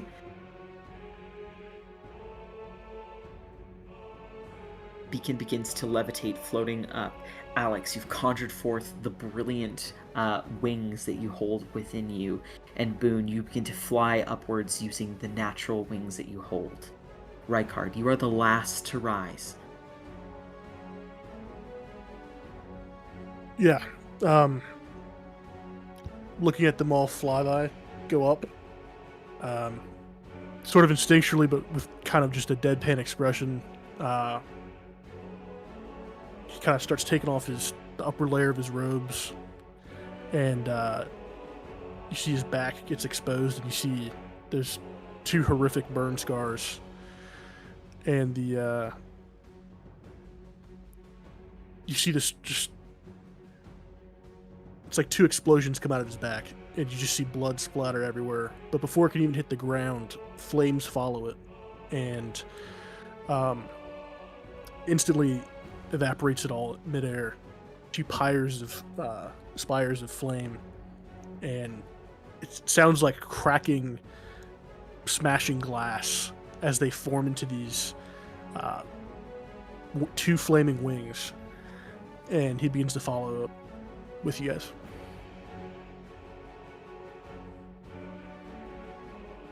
As you all fly up away from the rising lava and the strange ruin that you had found, ascending back up towards the sky and out of the darkness that you had been kept within, you burst forth to an open, glowing, vibrant sunlight. As you pass through into it, rising up out of this, the depths of this darkness, you look around to find yourselves in a new space. A space bereft of lava, but instead filled with a rising grassland and an outstretched forest. And that's where we will end our session for today. What the fuck? Oh, Jesus Christ. that was so good. I'm happy we kept playing. Me oh my too. goodness. That fight Oh my was God. really I got a 9 to fun. 5 tomorrow. That would have been crazy to open up with. Yeah. And then Holy Yeah. fuck. it's good to get off on. Nice. Very Oh nice. my God, yeah, that And we was got all this awesome, cool shit to Harry. identify too. Yep. Yep. Also, Rykard might be the son of Satan. Yeah. Literal antichrist. I'm scared. No, it was the voice of the angels, guys. Don't worry about it. So Yeah, Satan was an angel. No, Rickard didn't Very even nice. understand that. Yeah, I feel like Does Rickard speak Celestial? I feel like he should be No, granted he's not. celestial from that. Yeah. He understood it. Yeah, despite not knowing Celestial, he understood every single word that was Yeah. said in that. Sick, Yeah. sick. That's it. I hate the fact So that I'm I did. excited for Spectators too. Spectators do. Me Yep. too. Spectators too. Or maybe some seared eye stalk. Eyeball jelly. You know, Mm. like Shrek. It's good on toast. Ooh, We're back in the delicious. forest biome, which means we're closer to the eastern outpost than we were before. Yep. True. Mm. And hey, we're like alive. And Well, we're I never alive. doubted that. I was worried. I never there. doubted that. RIP to the mimes at the post though. Hope they got their mail. Yeah. Yeah. My minds. Oh my god. That was insane. Uh, Thank you, Harry. Don't know. Yeah, Yeah, that was thank you great. so Thanks so much. much. Now I have to I'll go have to close my re-listen eyes to and make that. music videos in my head. Oh my god. Everyone say bye recording. Bye, Bye, recording. recording. Recording.